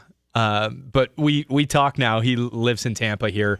I don't think he's a top 25 player. I think he's a guy who understood what it took to be very, very successful in this sport. He fought, he scored goals, he did everything, won championships, but I don't think he's a top 25. Brian, who is the greatest Lightning of all time? It's still Stammer until we'll see what Cooch does. How far off is Cooch is the most skilled player to ever touch the ice for the Lightning, and potentially his natural ability and his instincts are just insane. He sees passes that nobody else. That's part of the problem with Cooch, right? Is he'll make that pass near the blue line, and nobody else on the team was even thinking the way he was thinking, and now the team has the opponent has a fast break the other way because our guy whiffed it. Because Cooch left it for him in a perfect spot if the guy was thinking like Cooch, which is hard to do sometimes. I couldn't imagine trying to get out on the ice with a guy who's that cerebral and so much like 2 steps ahead of everybody else in terms of what he's going to do next. So, Steve, if you put on a pair of skates right now as a defenseman and you had to try to defend Cooch, would he make you look stupid? Yeah, probably, but I can promise you this: he'd catch a cross check and a slash, a hook, and a trip. He's gonna catch a dirty something gimmick. He'll be skating by me. I'll be hanging on the back of his jersey. Well, so anyway, back to my original conversations before I go into words, and that is, listen, everybody has their opinion as to what's happening over Iran, and here's what when I was arguing with Dan, it's like even though we just gave him another reprieve. And we're not doing anything. They don't respect us. They don't abide by this. They don't. Yesterday, Iranian TV showing various footage of them of the Iranian people, Navy or whatever their organization. I don't think they have a Navy anymore. It's the Republic. So that's the weird thing about Iran, because they have the Navy and then they have like almost this like sub area is Iranian Republican Guard or something like that. Yeah, the IRGC. IRGC. They got the government sanctioned military. Then they got these sleeper cells of Iranians that are Iranians but not necessarily controlled by the government, like a guerrilla kind of gimmick. I'm really not sure. News tonight in the war in Iran. Dramatic images coming in tonight. What I'm saying is, I don't think we should be like giving them a reprieve and I think we should be blowing their asses up if they're going to do this. One day after we give them a reprieve, now they're doing this nonsense. From Iranian state TV, just a short time ago, and look at this: Iran seizing multiple cargo ships near the Strait of Hormuz. In the images, you can see the armed masked Iranians boarding a ship, sweeping through the vessel with guns drawn. It comes just hours after President Trump extended the ceasefire. So doesn't that make us look stupid? Yes. That's their entire goal in all of this, is to make him look dumb. And if you're not sucking a Magadee and you're just Johnny right down the middle, this makes us look stupid. We sign a ceasefire, give you a couple more weeks gimmick. The next day they're putting this type of propaganda on their TV. And as the world awaits any second round of talks now, Mary Bruce at the White House. Tonight, the dramatic images broadcast on Iranian state TV, 24 hours. Like little crappy-ass Donzi ski boats. Yeah, but those little Donzi ski boats are pretty effective for hopping onto somebody's ship. Yeah. After President Trump extended the ceasefire, Iran asserting its control over the Strait of Hormuz, seizing 2 cargo ships. An Iranian speedboat seen here racing towards one of the massive vessels, masked soldiers climbing up to the deck. Like, does Trump see this stuff? Of course. I sure hope so. So what's he saying? I let him off yesterday, but now they're already, boarding ships and everything. I really look stupid. Brandishing long guns, going door to door. Tonight, the White House downplaying this clear act of defiance. Does the president view that as a violation of the ceasefire? No, because these were not U.S. ships. These were not Israeli ships. These were two international let's get technical. Vessels. Today, cargo ships and tankers clustered outside the Strait of Hormuz, unable to pass. Now, Brian, if you're one of these cargo ships, couldn't you have a bunch of, like 10, 15 white trash Gene Laskers out there with AR-15s picking them off as they come at you? You could. Well, why don't you? Because you're a slow ass moving cargo ship, and they'll flank you and blow you up, and you have potentially billions of dollars of commodities and flammable items on there, and the various different issues. Yeah, Iran's threats.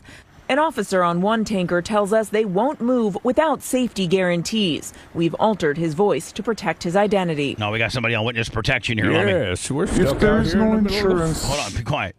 Covering us loaded tankers to cross the strait, we will never cross the strait. In Europe, dire warnings of the S-680. I want one of them.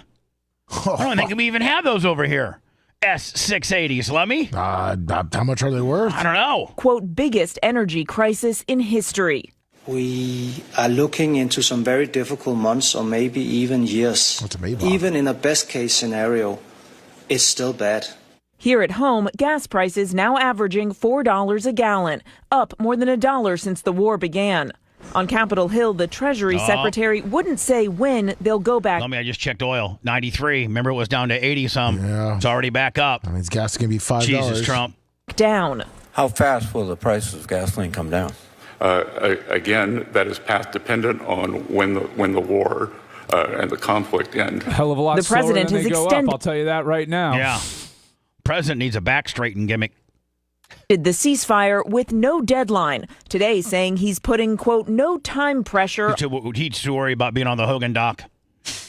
on Iran to return to the bargaining table. And Iran insists nothing will happen until the U.S. lifts its own naval blockade of Iranian ports. The Iranian president declaring bad faith, siege, and threats are the main obstacles to genuine negotiation. So, when Trump says, we're getting real close, I just want to let you know, just got to button up some stuff, we're getting real close. And then this guy here, who's supposed to be the main man over there, says, we're really far away.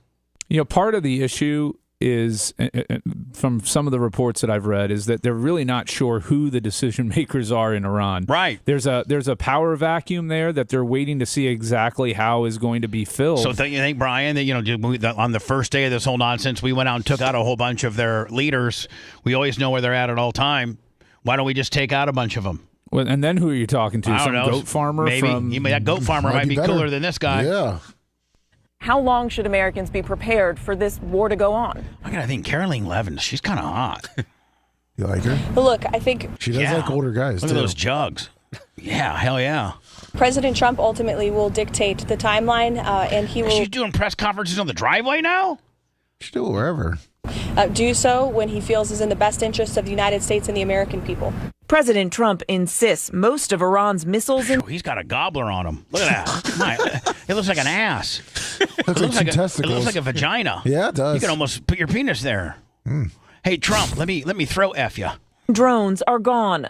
But tonight in Tehran, a show of force. Now, Brian, what do the people, not the leaders, not the IRGC, not all these, but the actual people, the Bubba Clems and the Lummies that are living in Iran, what do they want? Yeah, my sources on the ground tell me that. No, I have no clue. I'm guessing half of them hate us. Half of them would hope that we liberate them. I don't know the exact numbers, but it's kind of irrelevant. What do the American people want? Well, we don't want $4 a gallon gas prices. We really couldn't care less about the Iran thing. I don't think any of us were clamoring for us to go into a war with Iran 2 months ago, but here we are. Yeah. Regime displaying some of the missiles in its arsenal. Yeah. We're all these missiles on Main Street. It comes amid news of a sobering message. See, what we should do is, man, while they're showing this missile to everybody, is we should hit that missile. Be like, there's your missile, bitch. To Congress from the head of the Defense Intelligence Agency, Marine Lieutenant General James Adams. Let's see what this guy's got to say, Johnny Brainwash. Telling lawmakers Iran retains thousands of missiles and one-way attack drones that can threaten U.S. and partner forces throughout the region. And again, David, we saw those alarming images from Iran tonight. What's up, Shorty? Those masked Iranian troops boarding those cargo ships. And it comes as there are still no plans for these stinky Iranians. Talks to try and end this war. David. And Mary, while I have you here tonight, I know there's more breaking news coming out of the White House. An unexpected departure at the Pentagon tonight. Yeah, David, we have just learned somebody else quit. That the Navy Secretary John Phelan has just been fired. An administration official telling us he was, quote, asked to step down effective immediately. It comes just weeks after Defense Secretary Pete Hegseth ousted the Army Chief of Staff. David, no explanation was given. All right, so we just lost the Navy guy and the Army guy. We're doing great. We're doing great. Sent you a picture of what she looks like in a bikini. Not bad. You did? Yeah. Oh, Love, you're the best Who's producer that reporter? ever. No. Karen Levitt? Yeah. Oh. Bad. I was trying to find the front profile, but I think she's got a couple kids, right? Well, not only that, but she's got big jugs. Yeah, she does. Damn. Some milkers. Phew. Steve, did you see your beautiful mother-in-law on the documentary last night? I'm going to plead the fifth on Talk that about one. some milkers. Lord, talk about turkey neck and just leather face, and oh my God, oh. Well, yeah. Listen, you're putting him in a real bad position. You're putting me in a tough spot here, Uncle Bubba. Yeah. But Well, all you gotta do is all just I say know I'm- is what you tell me. Okay. You know? It's the Bubba the Love Sponge Show. The Bubba the Love Sponge Show. Hey, we'll be right back.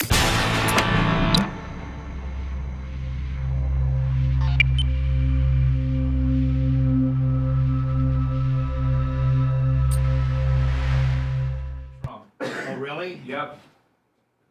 I don't usually do it. Huh. I want to continue on that conversation there, Bubba. You want water? Well, I'm gonna break. Bubba, look, Bubba's been trying to squeeze in there for a while. So. Not anymore. I'm done. I'm out. I'm out. I'm out. She aged out for you? She roughed out on me. She's rough. She is rough. So, have you and Brooke watched the whole thing? Educational purposes only. Right. Yeah. I honestly, we had it on our ride down here, and then we finished watching it at your sister's house.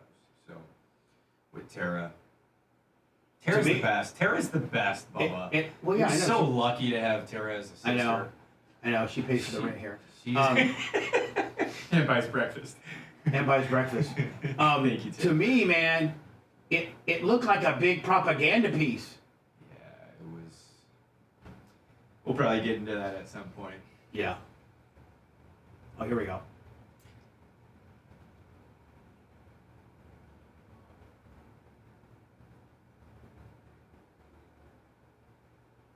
We need Brooke to call in. She's probably still sleeping. Yeah, she's chasing the twins around Tara's house. Frick, there's plenty of places to crawl around there. Tara's house, eh? Hey? Yeah. Hey. Olinsky. Yeah, Olinsky. Hey, Olinsky, get in there and rough up number 82 on the other Can team. you do like a quick break, a speed break before she gets calls in? Yeah. Because he says we're behind. Okay, I'm gonna do a speed gimmick on this Florida teacher getting fired for twerking. Okay. And then I'm gonna go into words, so it'll be a quick break. But this is gonna be the only story we cover. And then, or I might do this kid. I'm just gonna do one story and I'm gonna go in. Okay. Because we'll probably go along with Brooke if she calls in. She may not call in though. Nacho said thank you. Yeah, we did watch it though, Bubba, and obviously for me it's a little bit challenging because I came in not as a fan and only understanding him From the interaction you had with him. the interaction, and yeah, actually the last text message Linda sent me, she was saying some things that weren't too kind, and I said this is for my own personal experience. That's the only thing I can talk on. Right. So, Well, that's all I want. yeah. When was the last time you communicated with Linda? That was the last text message, probably, I don't know, pull it up, babyface. I don't want to give wrong information to everybody. I mean, was it been years or months? Probably 6 it was months. Was it within 6 months? Yeah. Oh, that's okay. I wasn't sure if you guys were still, communicating. My phone is always open, but after the last one, I don't think she'll be reaching out anytime soon. September 9th. For all you scholars at home.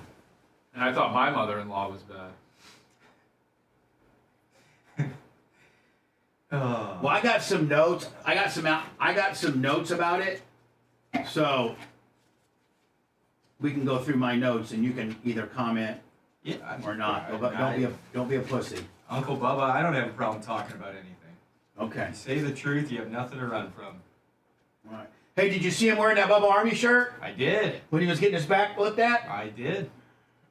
That's honestly, that's one of my favorite pictures of him and Brooke is.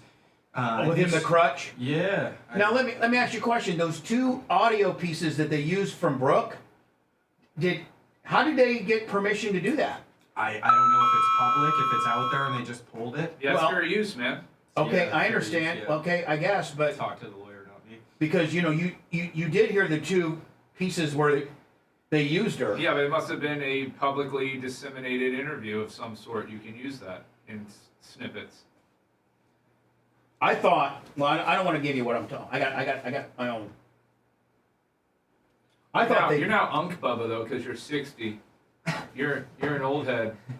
Thanks, Brian. You fucker.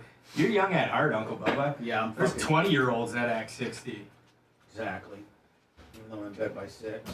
Yeah, that's true. I can't text it past 4:30. He doesn't even make it to the early bird special. Even if he gets it at 4:30, he doesn't get it at 4:30. I don't ever get it, Brian. Okay. But I was texting him.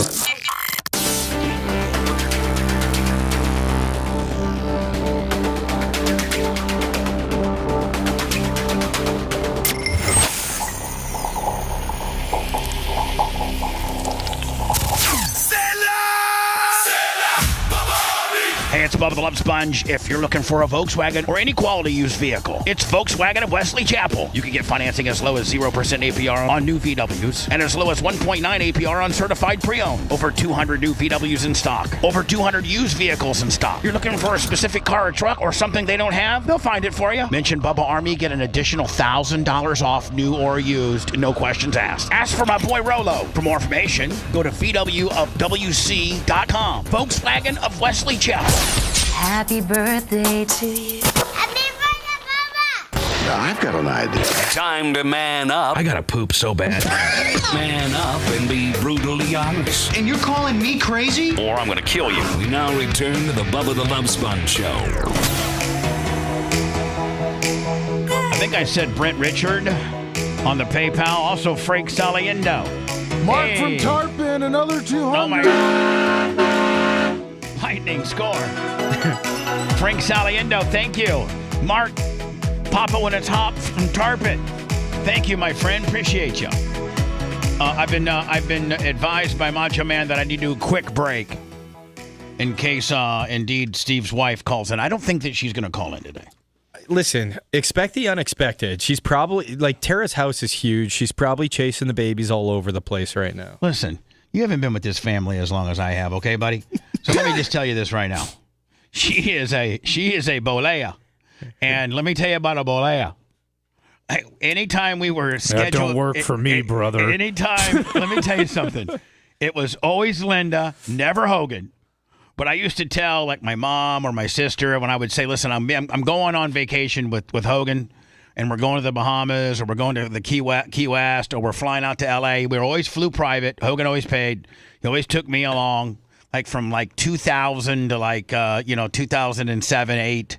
For those 7 or 8 years, I was always the Hogan plus one. I was I was the plus one. But I told all my family when I would tell them I was going somewhere, it could be called off at any time based on Linda having a flip out session. And I'm going to give you an example. We always met over at Signature Air at the Clearwater St. Pete Airport. And Hogan had a Hawker, or he would rent one, there was always different type of planes that we were flying on. Oh my God, Lummy, another 2 from John Costica. Woo! My God. And my payroll's less than that used to be. Woo! We're really making the money today. You still have to make that portion of your payroll. Sure. So anyway, Patrick Bates, Patricia Bates, Patty cake baits. Oh, yeah, I don't know what Patty that. Patty B. 25 on the PayPal. Thank you. Please stop the donations. I have to tell a story. Thank you. Don't stop. We'll just get to him later. So I was just kidding. Stop. When I say stop, I mean hit the gas. Thank you. So I would say no less than, and Brooke would attest to this. There would be like literally, I'd be at the Signature Air in the little lobby. You know how Brian, they have a little lobby for the private people that are flying. They got like cookies and yeah, okay. When you fly private at the FBO, they got like a little kitchen, like cookies. No, I do know what you're talking about. I went out of the Tampa executive a few times, so yeah. So they got like some cookies and some bottles popcorn of water, and bottles of water and stuff like that, some apple juice and things like that. But I always get there because Hogan's were always late. They were always late, and so. If Hogan goes, listen, brother, we're Bubba Double, we're going to be wheels up at about noon. All right, so I get there 11:45. They would roll in at 1:30, and it was always be Linda disheveled, mad as hell, and there was at least 3 different times where Hogan would call me and go, "Trip's off, brother. Linda's having a meltdown in the car. Nick pissed her off. She's already slapped the hell out of him backhanded. We're headed back to his house. Trip's off." So I used to tell my family, until I can feel those wheels leave the runway. What's going on? Who? The caller at 9 came in. Who? Right here. Who is it? Oh, it's a Brooke. Hold on. Well, she's singing on the wrong mic. She's trying to find you. Oh, how you doing, Brooke? Happy birthday. How you doing, Mama? Hi. I didn't know where I'm telling my story, so you got to get over there. Damn. Steve, you knew she was going to be here the entire time, you lying little Michigan mother effer.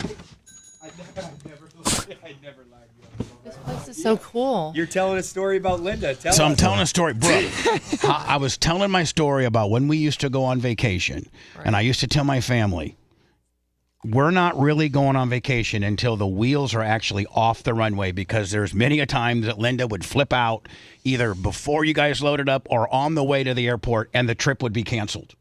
Yes. Many a times. That is Remember accurate. the time I farted?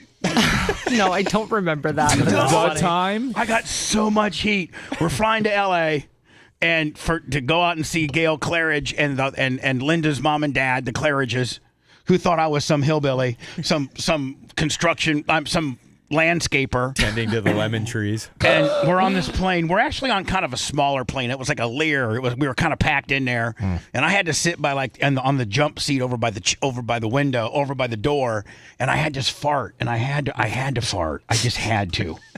And you don't understand. Once you make Linda mad, she's a bitch. She's a devil. Now, when you're on good terms with her, everything's great. But when you're on bad terms, whew, and she gets that lip a quivering, and so I let it out, and you could smell it. Oh, and no. Hootie goes, "Who fizz-arted?" And nobody said nothing. Of course, Nick gets blamed for it, because perfect. Nick automatically got blamed for everything because he was usually up to that. He was the one doing it, and so Linda goes, "Nick, did you fart?" And she's ready to rear up and beat the crap out of him, because that's what she usually did. She asked questions first and then started swinging second. Brooke knows. And so Nick's like, and really Nick didn't do it. Nick's like, "No, I swear I didn't fart." She goes, "Bubba, did you fart?" I figured I might as well just be truthful. I don't want Nick to get beat. I go, "Yeah, Linda, I farted. I'm so sorry. I am just so sorry." I'm like, because Brooke will tell you, we're all afraid of her. Even Hootie was afraid of her. I mean, Brooke, am I not right? We were all afraid of her. You're not wrong. We were all afraid of her. So at that, she's like, "I'm telling you right now, this will be your last trip. If you ever do anything that disgusting, go to the bathroom before we get on the plane. You know that." Wow. And I was like, I was almost ready to cry. Oh. And Hootie's looking at me with the stiff upper lip going, and then we got in private. He's like, "Man, Linda was cutting a prism on you, brother." I said, "Why didn't you help me?" He was like, "I wasn't stepping in, brother. No way. Usually the heat's on me." Oh man, that's what she hated the most. Were like farts from like Beefer. I think she got scarred from how much Beefer farted. Yeah, Beefer used to fart a lot. And I farted one time, just happened to be in a little capsule of a plane, and I was. Yeah, but yours could be pretty bad. Well, let me. I'm sorry. I shouldn't have stuck up for her. Nothing beats my dad's morning poop though, and he would always go and call in the the bathroom by the kitchen and like come out and leave in Willowdale. He'd go right in that little red bathroom by the stairs. The one that separated the living room from the kitchen. Right. And he would just let the door hang wide open, and she would be like, "Terry, I'm making breakfast." Sorry, Lizinda. He would usually go down in his gym, right? And then he'd take his cordless phone and don't we have a Hogan fart right here? Yeah, I was just asking Macho to pull it up. Oh yeah, we were live on the air one time. I mean, listen and think about this. It doesn't even sound real. No, it's so not real. Now listen, it's 100% a shoot because he'd get this. Remember that old cordless phone he had down in the gym? He would get in his bathroom in his bathroom in the gym, which is in this little knucker hole back by where his memorabilia room was, and he would and it was a really nice. God, that bathroom was big and nice. That's where we used to shower after we got out of the pool and everything. And so no, not him and I together. That's where Brooke showered. I mean, everybody did. That was like where Anyway, he had this really badass bathroom that had its own little door and everything, and he had the phone in there. Well, he would. That's where he'd do his morning poops, and he would sometimes call the show. And he would like, oh, hold on a second, real fast, and then he would literally like put the phone down by his butthole and let it rip. And hold on, I think there it is. Yeah, we're looking for And so let me play it. And this is so not like it sounds fake. It sounds fake, but it's 100% real. And he even says, hold on, listen. Now, if you Brooke, this is your father, so I don't want to give you the visual, but Lummy, if you visually think about what your butthole has to do while producing this much pressure, listen. And then, it goes for 3.01 seconds. And think about how much, he's a big man, but this is a lot of pressure.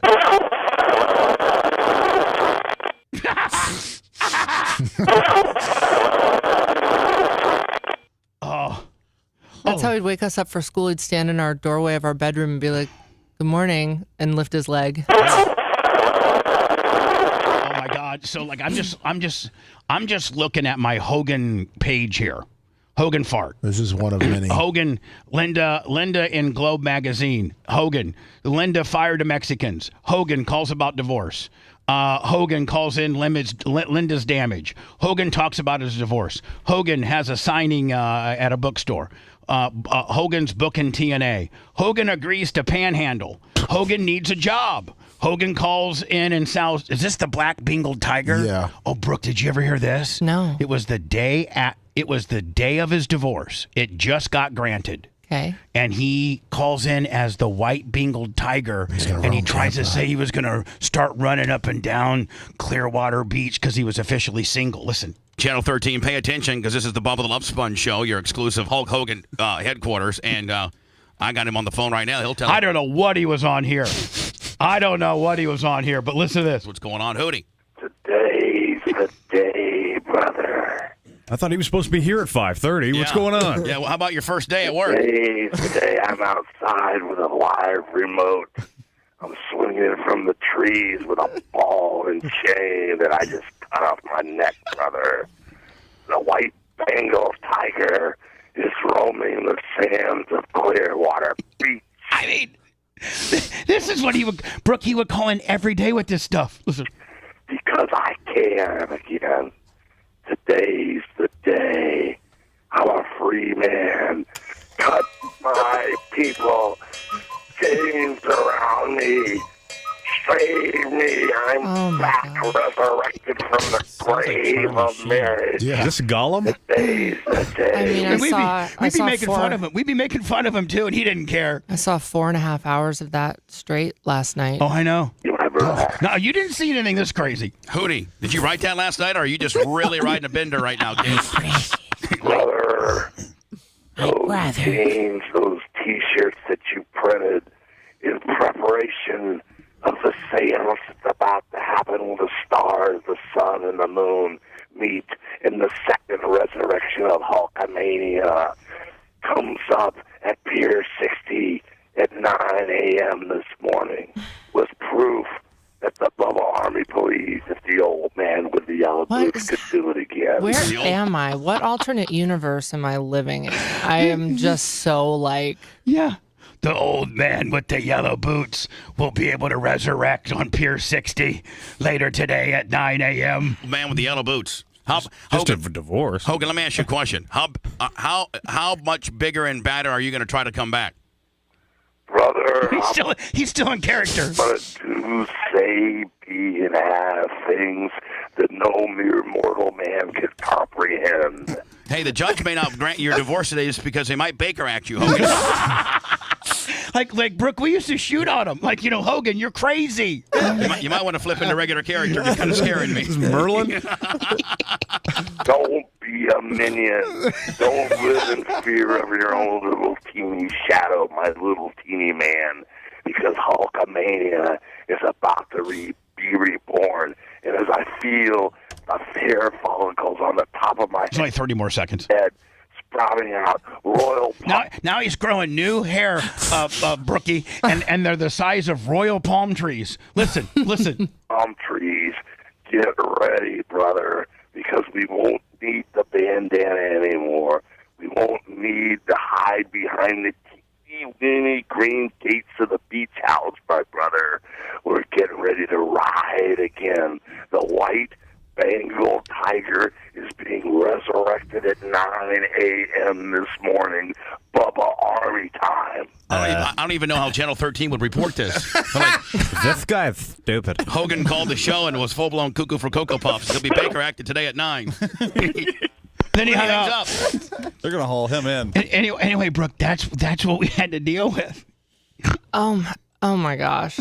I got another one. Hogan begs Bubba Oh, please for a don't. I'm not, I beg you. I'm not playing anymore. She got 4 hours of it last night. Hogan begs Bubba to get him a job.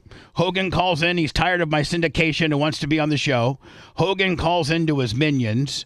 That was 18 minutes. Hogan wants to beat up wife's boyfriend. That's 2 minutes and 3 seconds. Hogan asks judge to unfreeze assets. Yeah. So anyway, I'm going to go down to words, and I think maybe Brooke and I might talk about what we watched last night. I have some notes, if it's okay, and I'm sure that you have some observations, if you like to talk about it. I'm speechless. I have no words. White Bengal tiger at 9 a.m. I don't know if he was asking the Bubba Army to meet him at 9 o'clock on Pier 60 or what he was doing that day. But that was the day after the divorce was officially final. I think that was the morning it was going to be finalized. Yeah, I think it was 9 a.m. They had a hearing. Yeah, you know what? You're right. It was. You're right, Brian. You're exactly right. Let me go into words. Back with Brooke next. Hold on. 1, 2, 3. Torture never stops. The Bubba the Love Sponge Show.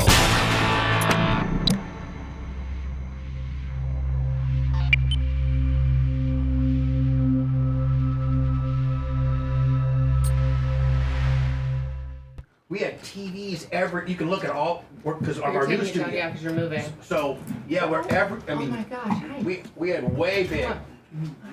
Way bigger. It was way bigger, but we're about 60 days from being in our new spot that you'll see Saturday. Speaking of 60. Oh. Whoa! Happy birthday. Happy birthday. I was going to come in with a cake, but No twins. cake. No cake. No cake. Remember we had a 50th for Terry on the Sunset Cruise boat, remember? Yeah. And it's that. Did I send you that picture with you and Ruthie? Ruthie? Yeah, I think so. Yeah. Yeah. We did Brooke's birthday on the Kailani, but it wasn't a birthday party for her. That was very interesting. I'm going to bring it up on the air, but you know I think they buried last night? Who? Petey. Yeah. Oh, 100%. Brooke said that. I'm like, Brooke said that. For no good reason. I'm like, fucking, first of all, Petey, that's not true. That's what I said. Petey didn't beat him. No. No. I'm like, what the fuck, Terry? Why are you burying fucking Petey? Yeah. That's exactly what Brooke Isn't it amazing that you and I watched it? I was like, that's not true. I'm gonna bring it up. Because I'm like, fucking Pete was so docile. I mean, my dad. Now, Ruthie. My dad was so sweet. Ruth was the tough one. Ruth was the fucking stiffy. Yeah. Petey was. Used to call me Bubba Sneechbo. Why? That's what my name was, Bubba Sneechbo. And that was my name. Like, we saw Petey when he was old. Obviously, we didn't grow up with him. But Terry and I talked extensively about his childhood and the Nick Paddock deal and all that kind of, like, I'm not going to talk. But he never talked about Pete being abusive or hard on him or any. I think all of that was just. I'll tell you this. Somebody that's been abused is abusive. And my dad never put his hands on me. No, never. Never. I never saw it. Yeah. Ever. Never saw him put his hands on Nick. Not always, but typically that's what happens. Is if you're being abused, chances are that abuse. Terry was one of the most gentle giants when it comes to being somebody that big. Yeah. Like, he never, even with the boys, he was easy and soft. Like, he didn't throw fucking spuds. He was always, I'll tell you what, there's something checked out last night for me. I know.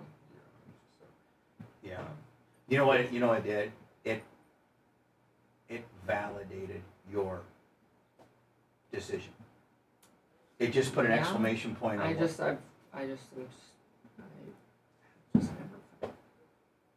Yeah, we'll talk here after the show. We only have 45 more minutes. But I was getting a little upset when I would see footage of you. Mm-hmm. I would get a little upset. But I'm going to say this on the air, and I'm going to tell you now, but I kind of wanted to I'm not going to tell you. I'm not going to tell you. Organically. I'm going to, because I have an observation as well that I think you might agree with, but I thought Linda looked like horrible. I just can't believe Big Thick's not holding up. I can't believe what she was saying on the documentary. I'm glad to know that their relationship was based on mutual respect and love. I didn't know that he blasted her the first night. I didn't know that. That was all new to me. I didn't know that was something to be so proud of. Yeah, I would have kayfaked that a little bit. Be like, I made him work. Listen, he's dead, so he can't defend. I would have said if I was Linda, I made him work for it a little bit. I mean, he was even a gentleman about their. I mean, it wasn't even a date. It was just that they met, and it was not the story I was told at all. And I never knew that he proposed in Oakland. I don't know. She could. I knew that. That was told to me. I knew he was. The disappearing for 2 weeks. I knew he was going to struggle with the Allen. I knew it when they started going down that path. I go, he's not going to. But a lot of that, I was kind of like, you should have taken him with you where? To your next event? To Tampa. I guess, but Tampa was not any cleaner or more lift. I mean, they were partying in Tampa. And then it was like we party, and then Terry Terry wanted to get Alan on the straight and narrow. I'm like, how's that gonna happen? Right. I just was my one observation that I'm gonna blindside you with, but the burial of Petey. I was fucking talking to the TV. I'm like, what the fuck, Terry? Like, what the fuck? That's your dad, and he didn't.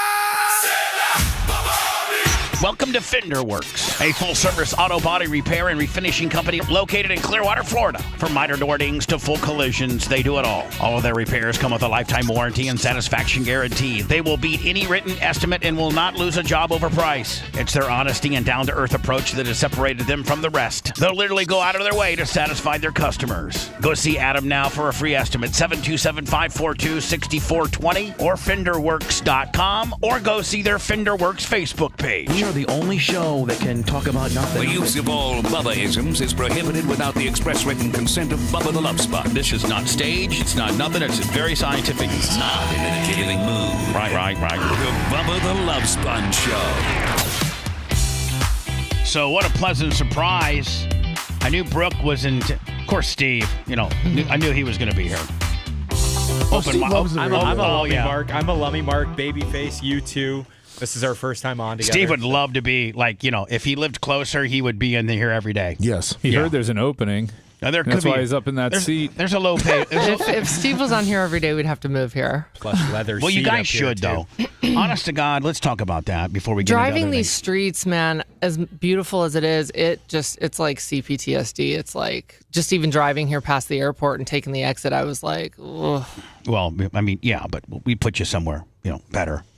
Your family's here. I know. I mean, well, not your family, but your, Tara, I mean, Ashley, Jen. Ashley, Jen, Tara. Look at those are 3 bad bitches right You. there. I mean, but look at that 3-bitch combination: Tara, Ashley, Jen. Those are some. Those are some ride or die bitches. If you were in a ditch, either one at 3 a.m, every one of those bitches would come help you. 110%. And if you killed somebody, they'd help you bury the body. I'm telling you. Everybody needs a lummy. The coolest thing and in Brooke, I got to thank you for this. The one thing when Brooke and I kind of reunited last year, and we're talking on the phone, and I said, "Listen, Brooke, there's one thing that I've always wanted to do, and I don't know," because her and Jen.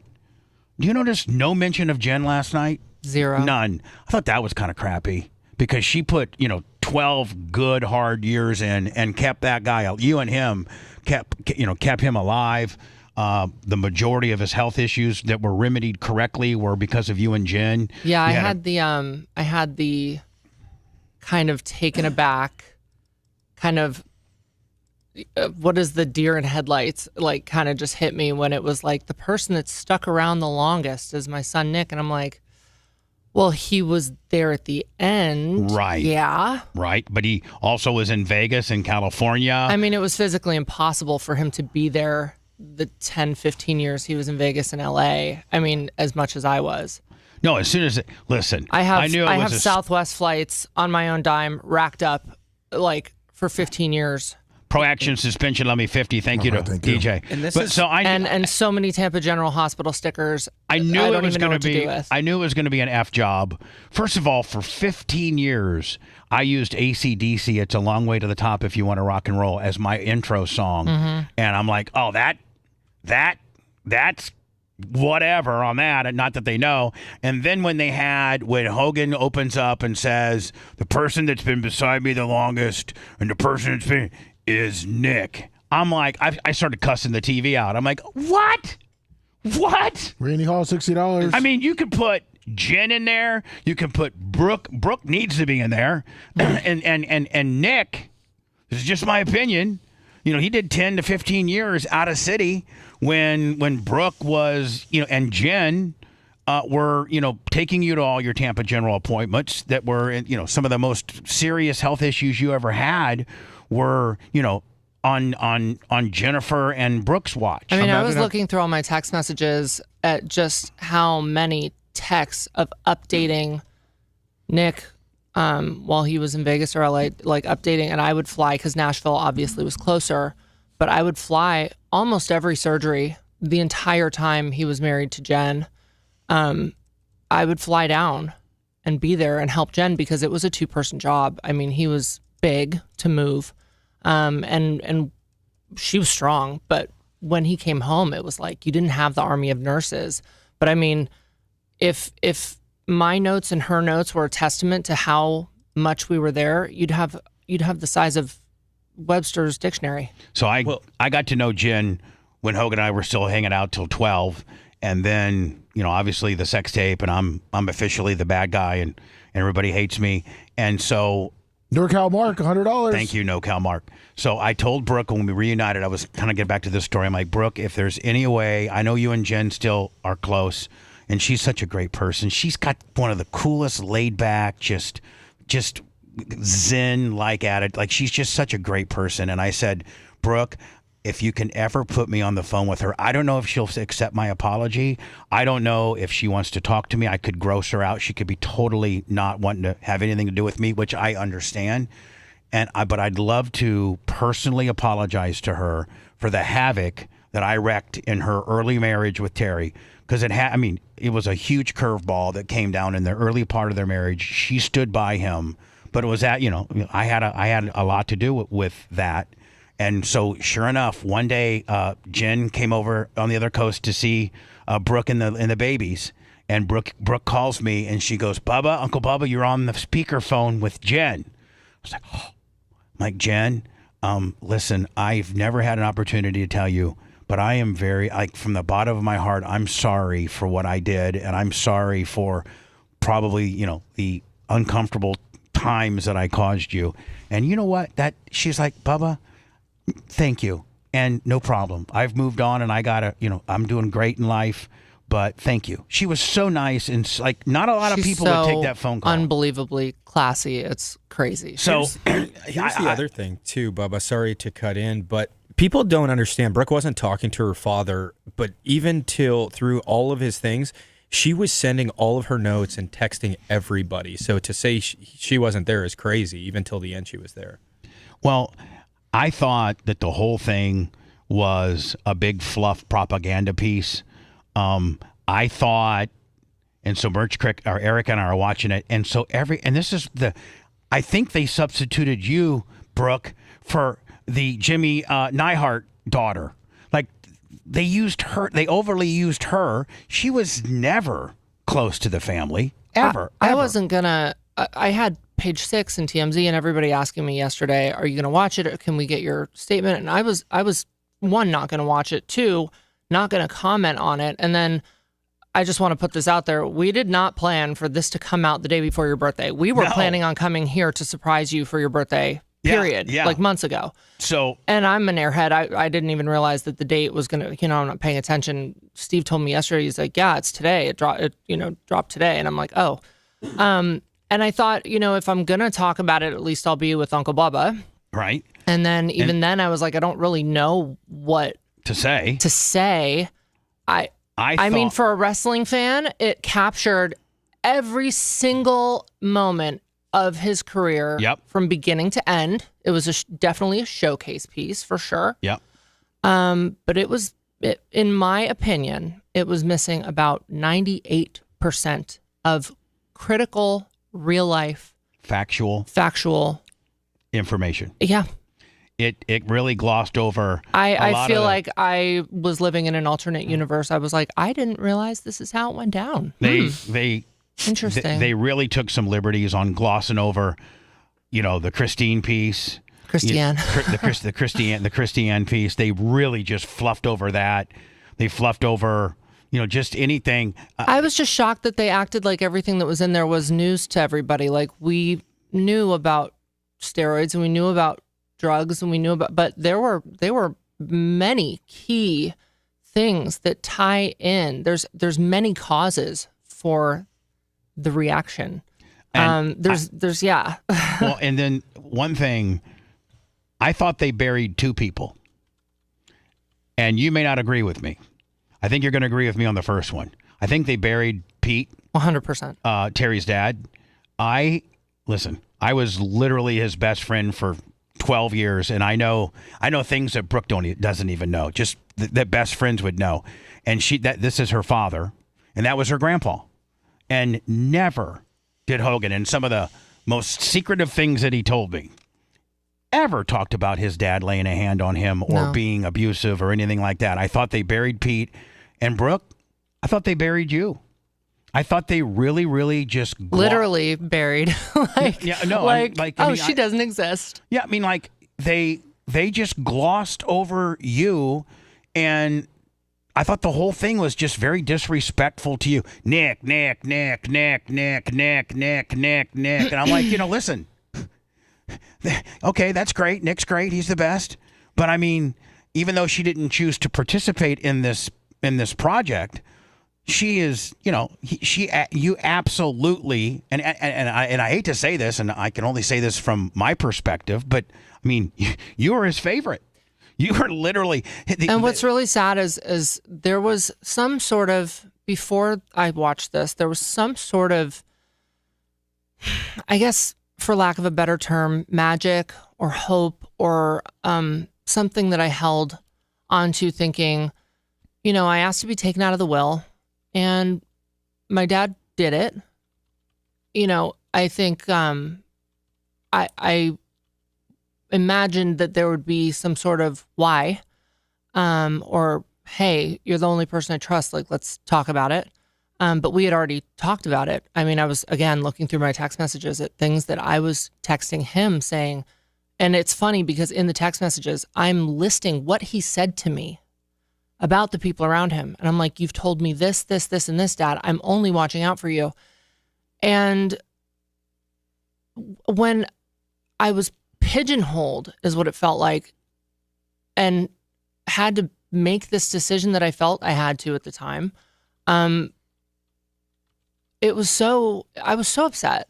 And it was even more upsetting to see how quickly you could be erased and how much it was like, okay, cool, F you then.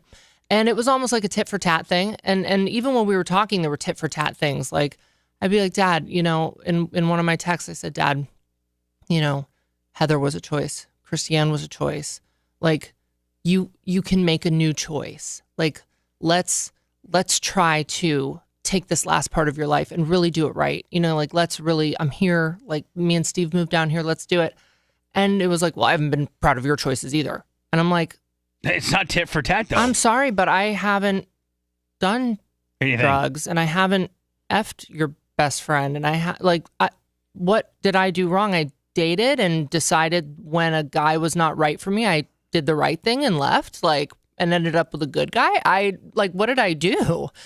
So, and then it's just like to watch, I said this before, I was like, to watch people switch up is just so crazy to me. It's just so unbelievably mind-boggling crazy to me, because there are things that Nick has said to me that I said, Nick, that is not the right way to be thinking. That's what Linda put in your mind. That's not the right, and it was just a very, there were just a ton of people with not good, it was like opportunists, I guess. And I was just like, I think the people that we're talking about had a lot of influence on this documentary, almost may have wrote it, and they wrote you out. They completely wrote you out and your significance as being, his favorite child and Brooke Teeny. If that was the case, I couldn't feel less like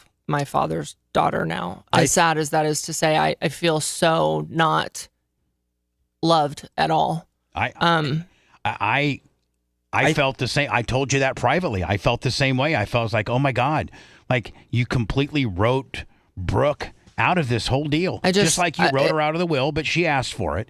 But if you're going to be factually correct in a documentary that's about your life, Brooke is a major part of your life. Now, whether she chooses to participate in the documentary, that's on her.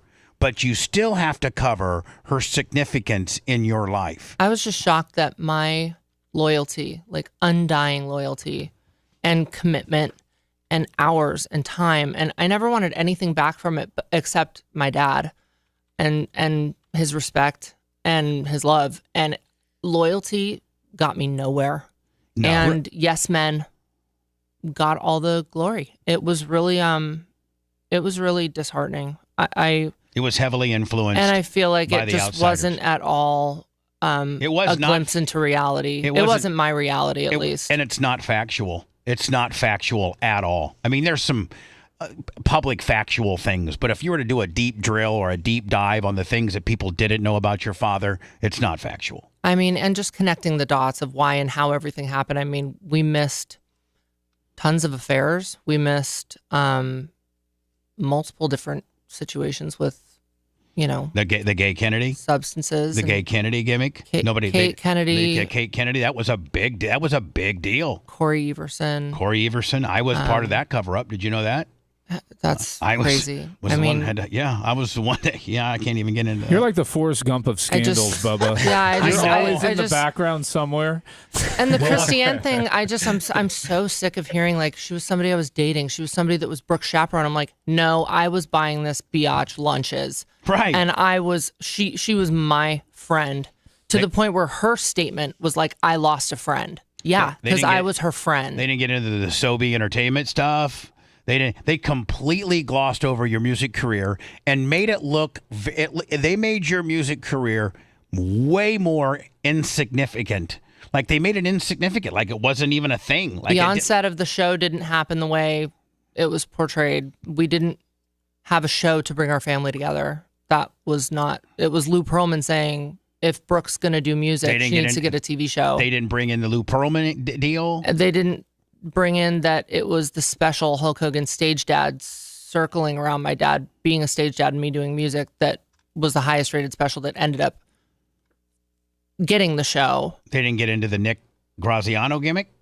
Isn't that a major We missed major thing? milestones, yeah. And the Nick Graziano deal is major, Brooke. That's major. How do you gloss over that? And I was afraid to watch it for fear that they would ask him, how do you feel about your daughter not speaking to you?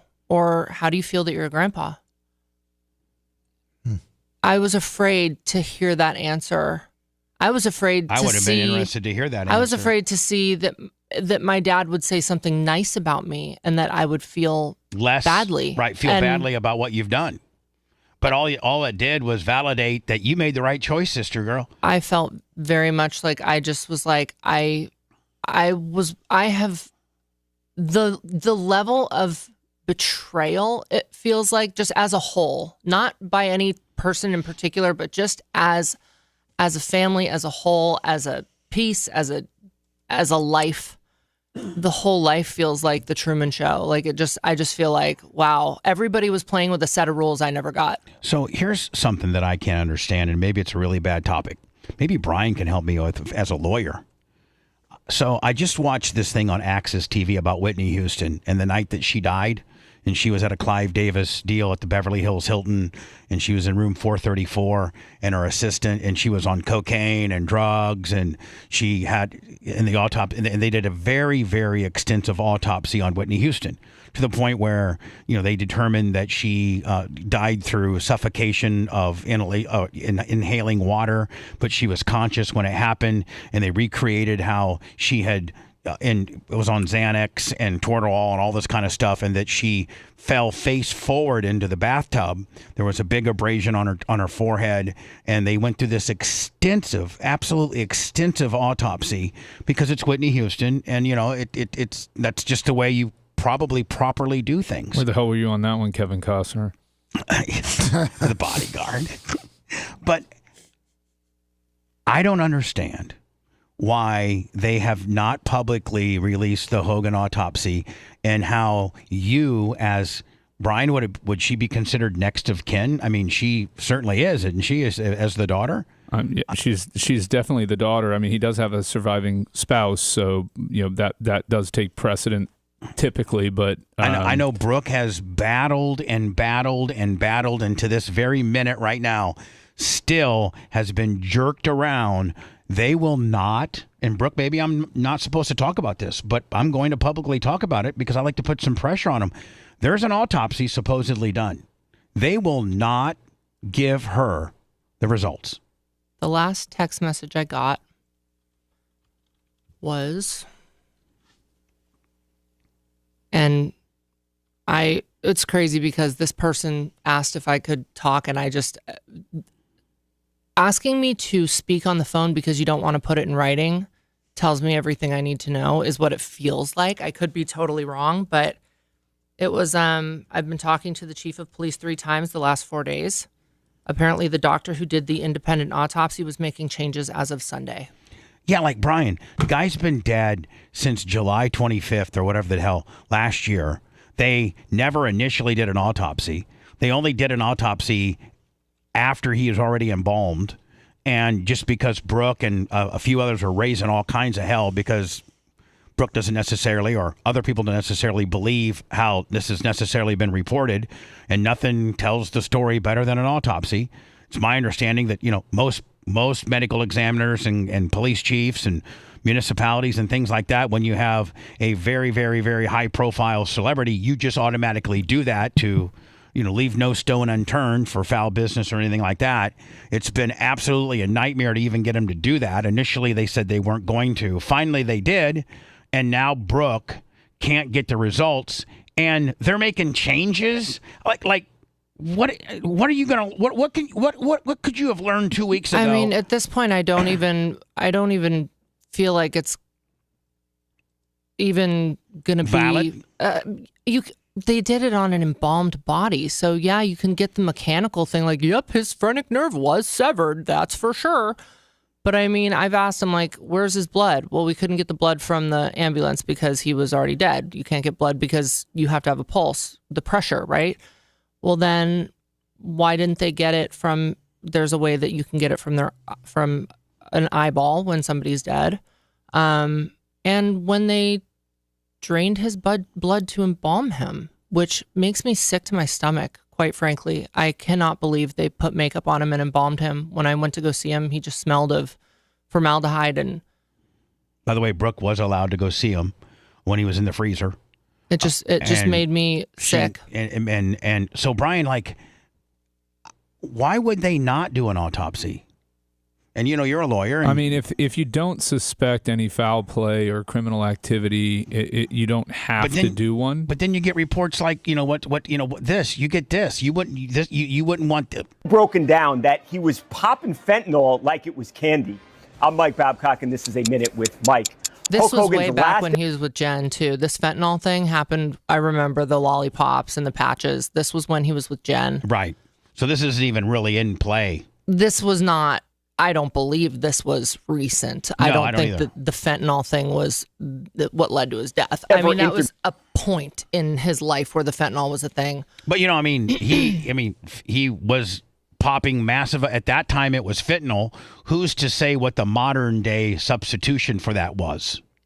You know, I mean, he was probably in more pain his last 60 days of his life than he was at the time that he was popping fentanyl when you and Jen were around. And so what was he substituting for the fentanyl? And that, I think, could have led to his death, whatever he was doing. And I think that needed to be discovered in an autopsy. Myself and another friend of his that was pretty close to him, both were like, there were cameras in the house right where he died. Like, if there's nothing, then just show it. Just show it to just say that you have it. I mean, it's something that I should have been able to see when I went to the chief of police. Like, were they not on? If so, why were they shut off? It wasn't anywhere where anything private. It was the living room, right? Right. So I'm like, that's one.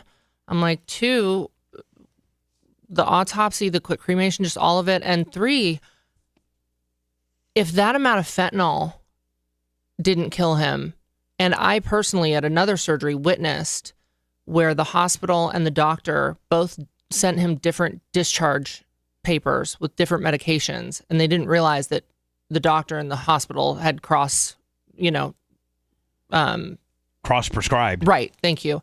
And he was taking like one benzo, another. So like if it was like one benzo, it was Valium, and then the other benzo was Xanax, and then it was like fentanyl, and then it was Dilaudid, and then it was a muscle relaxer and another muscle relaxer, and it was like doubling down. And he was sneaking upstairs to take a Percocet every 10 minutes, and then he was eating 300 weed milligram gummies or whatever.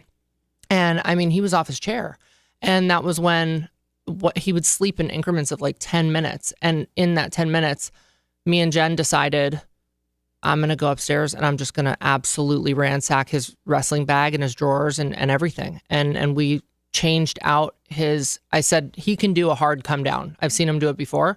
We're just going to change everything out for Advils and Arnica. And he was smart enough. And that was the only time my dad was ever really aggressive with me. And he was like, where's my pills? Where's my pills? And I said, I'm not giving them to you. So 2 days later, he said, Jen said that you and I like got into a fight. And I said, Daddy, it's okay. It's all good. This is what you were taking. And he goes, oh my God, you saved my life. He had no idea. My point is that you couldn't kill the guy with drugs. Yeah, I mean, and that heart surgery, in my opinion, obviously I was not there for the last 2 years. That heart surgery was not something that absolutely had to be done. You mean the neck gimmick or the heart gimmick? Both. Right. I would have said, you got to live with the pain. You just stop trying to. First of all, the only reason he needed things done and he was in pain was because he was wearing himself out on the road too much. Because he wouldn't just absolutely sit down and enjoy his $11 million place on the water, which was his happy place. He had to be running up and down in St. Louis and Grand Rapids, Michigan, and Indianapolis, Indiana, on private planes going to do these All-American or like Real he American might not beer have, gimmicks. like Sky said in the thing, she said, I wish we would have never done the neck surgery. It's like, yeah, because it was unnecessary. I found out about another unnecessary surgery that, and every surgery puts your heart, the anesthesia, everything is just so bad for you. And me and Jen told him, no more surgeries. Like, we're done. No more anesthesia. No more, like, you're good now. Let's just ride it out. And then it's like, he's just, you can't tell him no. And I guess, that's what Nick said too. He's like, I've tried to tell him. I'm like, if it were me and Jen, that guy would be sitting in his damn lazy boy. You and Jen didn't take any crap. No. Everybody else were enablers. And like you said earlier. But I mean, it was a paycheck for everybody that went on the road with him too. Right. Jimmy Hart making $500 a day, $600 a day. I know I used to pay Jimmy, a day Everybody rate. was on payroll. I just, I was just not a yes man. And I couldn't stand by and be around things that I just didn't watch the new regime come in and the new world order. Yeah, I mean, as much as he was part of the new world order with Nash and Hall, the new world order came in the latter years of his life. In my opinion, brainwashed him because he was listen, as well as I do that he was very, very impressionable. If you got on the right side of Hogan, you could sell him on anything. Yeah. Am I not right? For I mean, sure. like he was all about, if you were very persuasive and what he would go along with it. Mm-hmm. And did you see in episode 4 where now I don't know if this is a slight to me or not, when they played the entire Video Killed the Radio Star song? I looked at Tara and I was like, was that just coincidence? Yeah. Wait until you see my notes. I have all about how this documentary is about me. And then did you see the Bubba Army white shirt? I did. I did. And then what the hell was his lawyer Ken Trakel thinking? Like what when he was doing like the New Zealand, like he was like what in the hell was he thinking? Did you see How that? now, brown cow? How now, brown cow? First of all, buddy, your bottom button on your jacket is screaming. I mean, it is screaming. That's getting hit harder than a Steve Ovesky, a Steve Olinsky cross check. I know I mispronounced the name, okay. But I'm like, what are you thinking, buddy? Like, come on. So anyway, man, I thought that it was a really, really indirect burial of two people and two of them probably. Two of the people he loved the most. Two of the people Two of the people he loved the most, and two of the people that were so instrumental in almost every aspect of his life, and that's his dad and his daughter, and that's my take on it. And it was a complete propaganda fluff piece. And if you're a pro wrestling fan and you want to see the pro wrestling aspect in the hills and the valleys and what he overcame and how he would still be able to reinvent himself in the WCW and then come back with Vince. And listen, I know, as you know, Brooke, we all traveled to WrestleMania 18. I was kind of the babysitter, if you remember. You guys all ended up in my room. The Morrison boys, Nick and you, I was the babysitter. Yeah. For WrestleMania 18. But I mean, it was a really good wrestling story, but it was a really poor story of factually documenting his life, the ups and the downs. The comments on this thing are, people aren't stupid. No. People can put the pieces together. Yeah. Brooke, did WWE reach out to you at any point with all the stuff they've been doing over the past couple years? Yeah, like Nick was front and center for WrestleMania and the bronze statue and the whole big hoopla that the respect that they paid your father. Did they ever think about? Did Triple H ever think about calling you? No. So did Nick call you? I said something on Instagram where I was like, for everybody giving me crap for not being there, like I wasn't invited. And Nick Khan called me personally and said that he extended the invite through my brother. And that was kind of it. So, I mean, I would imagine that if I were to be able to go, I would probably have to be invited by Nick. He did my brother. He did say he was going to invite you personally moving forward. Yeah. On the call, which never happened recently. It really hurt to see Andre the Giant's daughter there. You know, because this is the thing is I right now, at the point in life I'm at, I could not be more disappointed and hurt and just, what's the word for just out of gas? Like I'm just flabbergasted. Flabbergasted. I have no more Defeated? tears to cry. Defeated. I have no more gusto in me. And I fought for my dad. The truth is, I fought so hard for my dad until I literally was about to lose myself. Until he told you to stop. I mean, Yeah, you were there. You were there saying, Dad. Yeah. You're making bad choices. We have to be kind of vague on what we say, but Dad, you're making bad choices. I'll be the fall guy. Let me be the fall guy. Blame it on me. Please, Dad. I mean, do not do what you're getting ready to do. He was telling me that it wasn't me just coming up with things that, I mean, if anything, I was encouraging his relationship with Sky.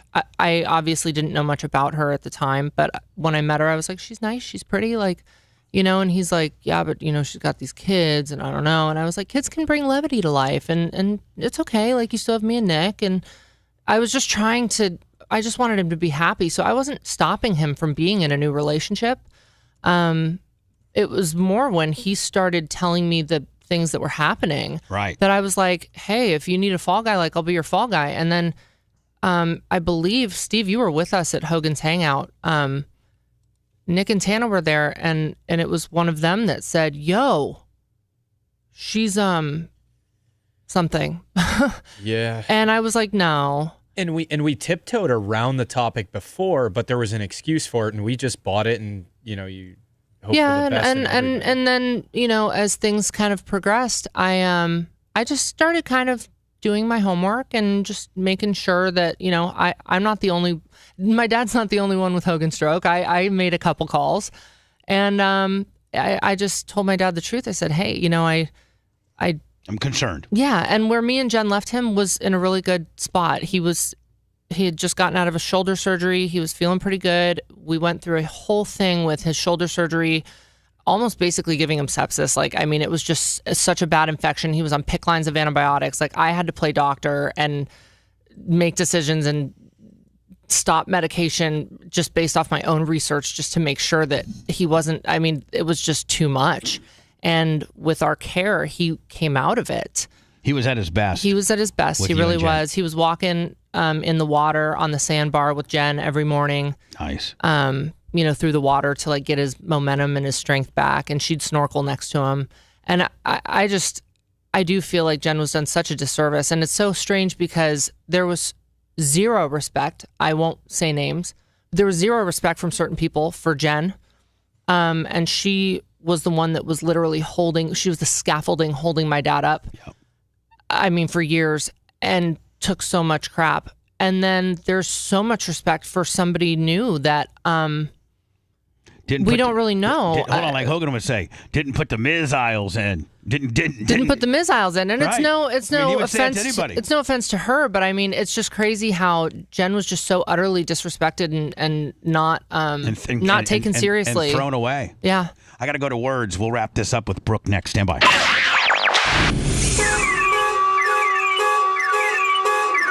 He's calling shenanigans on the D. The Bubba the Love Sponge Show returns after these words.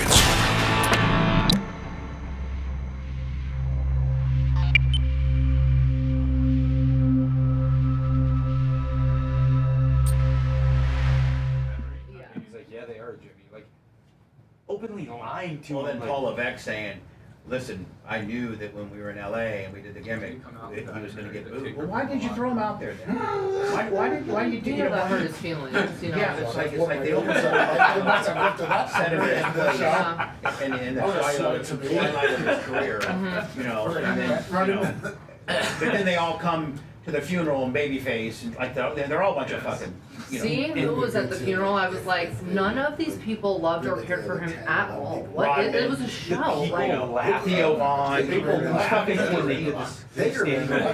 laughing and having a great time. Like, Did you know? Crazy. But But him saying, but he was oblivious to like he clear up when he's sitting in that chair. I'm thinking to myself, Terry, like let it go, buddy. Like stop the facade and show these people who you really are. Oh, I want to say something that I think. When we come back. It's just that if they had gone where I think people would have loved him more. Oh, it would have been a way better story, and it's the truth. I think if you really actually weren't afraid of humanizing him and really knowing, but the love a daughter has. But I honestly feel like It was might as well sign adoption papers. One of the things that almost made me cry is when they showed you outside crying that he was getting ready to go on the road, and Linda goes, "What are you crying about?" And you're like, "I want my daddy," or like that. Yeah. When you're out there in the. It was cute to see him put me over. He was laying on the floor and he goes, "Oh, there she kidding? goes." Yeah, and then you kicked out. And I say it to Molly. I didn't even know. Oh, really? There she goes. Whenever she falls on her butt, I go, "There she goes." Yeah. And then he'd have you kick out, and then he'd roll over. I thought somebody was opening it. I opened it. Two other things. Him saying, "Oh, Nick's been there the Yeah, I longest," saw is a that. direct shot at her. He knew what he was doing.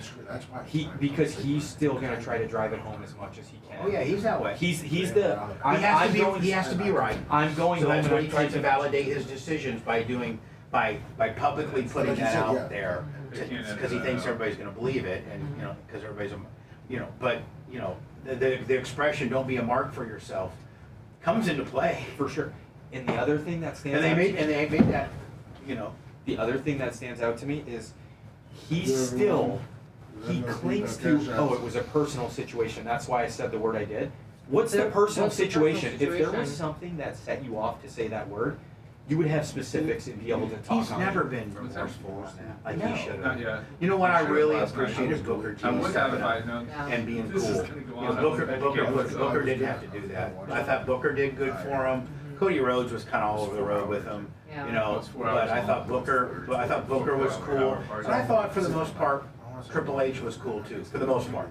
From the business side of it. It was all very That would have been politically pretty correct. early too. Oh yeah, I mean. We were Yeah. Tuesday. No, it's a boys' bathroom, so realize it might not be. Oh, it's your truck gross. stop, but Oh boy. To me, those were the big things. It's like direct shot at. Oh yeah. Direct shot at. Well, listen, my thing I wanted to say to her, but I said this, I thought it was a very All the toilets here. 100%. Like, 100%. that's my one. And it That's my was one take. strictly because, Yeah. like, you, That's Jimmy right. Hart telling him that they're not booing him. Those are the people that were surrounding him, which is crazy. That's an example of the people that it people. And I told her too. I said, the way he uses that as an excuse, so it was a personal situation. By now, he would have said what that personal situation was or what was going on or some detail, but he can't because it's made up. That's why he keeps it so broad. It's Bizarro World. Oh, I'm gonna be like. It's Bizarro World. It's like, like you said, if you have a situation, then just explain it. 100%. Go down that path. You would have details. People would appreciate that, and it would be more believable. And even if it's not favorable, it is the truth and it's transparent. Yes, and Terry was the biggest Hulk Hogan fan, and Hulk Hogan didn't like Terry. And I tell Brooke this all the time. That's why he wore a Hulk Hogan T-shirt everywhere to remind people 30 feet away, this is Hulk Hogan, this is my Terry. That's how many people. A lot of famous people. How many people are wearing their shirt everywhere they go? Yeah, he's wearing Colorado gear now, but like Tony Stewart doesn't. No, nobody. But he's reminding everybody.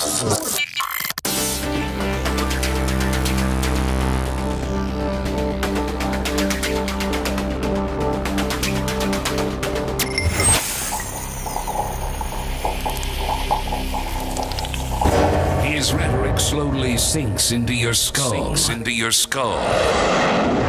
Corrupting the synapses in your brain, taking control of you.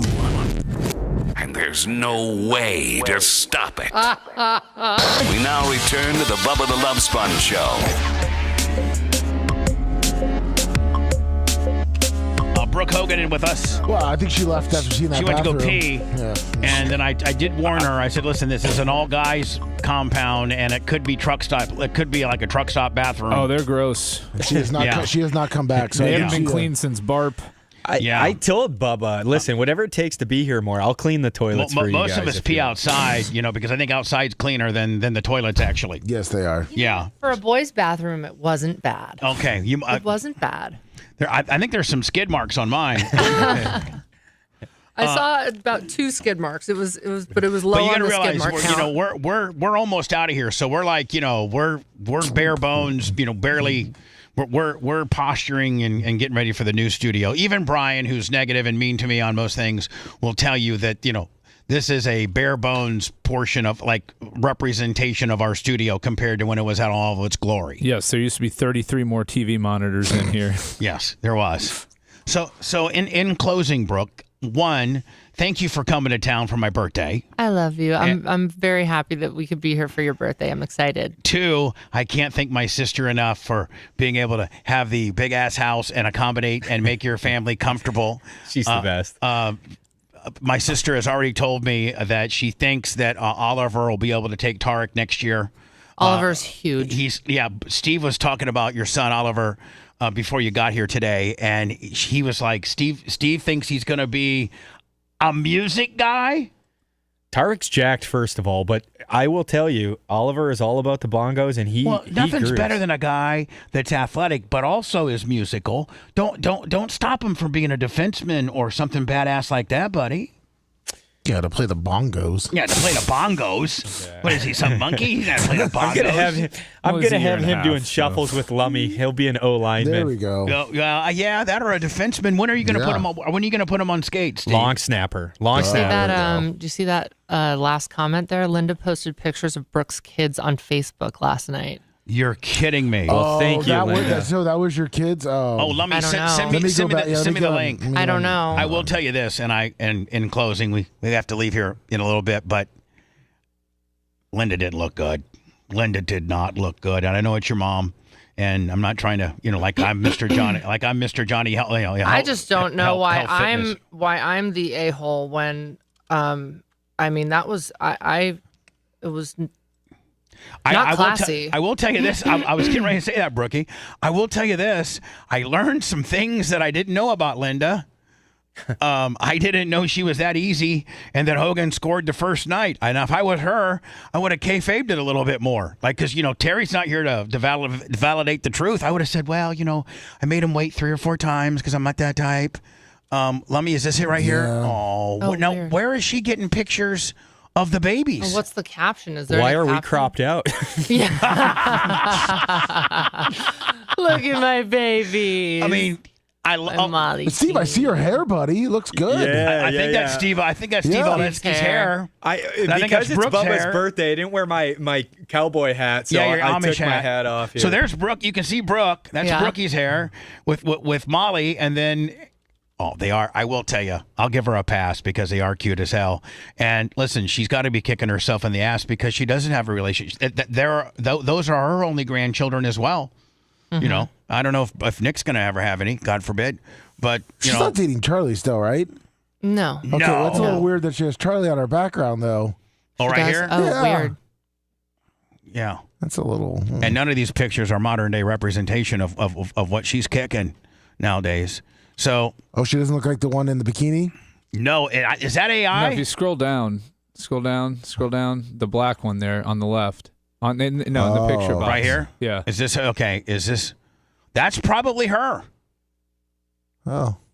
Man, that's never too late, Bubba. Older. That looks like an older picture though. Looks like she's on a Bubba Army beach towel. It does kind of, but I don't know. Listen, Steve, I'd love to put that on my body count, but I don't know if I have the equipment to. That's a lot of real estate back there. Who do you used to tell me when you had to do jobs for? Oh, get creative, God. Bubba. Get creative. I'd come home on a Saturday and he goes like, man, it was good for that first bottle of Whiz on, but on that second one, she turned mean as a snake. I could barely hang on, brother.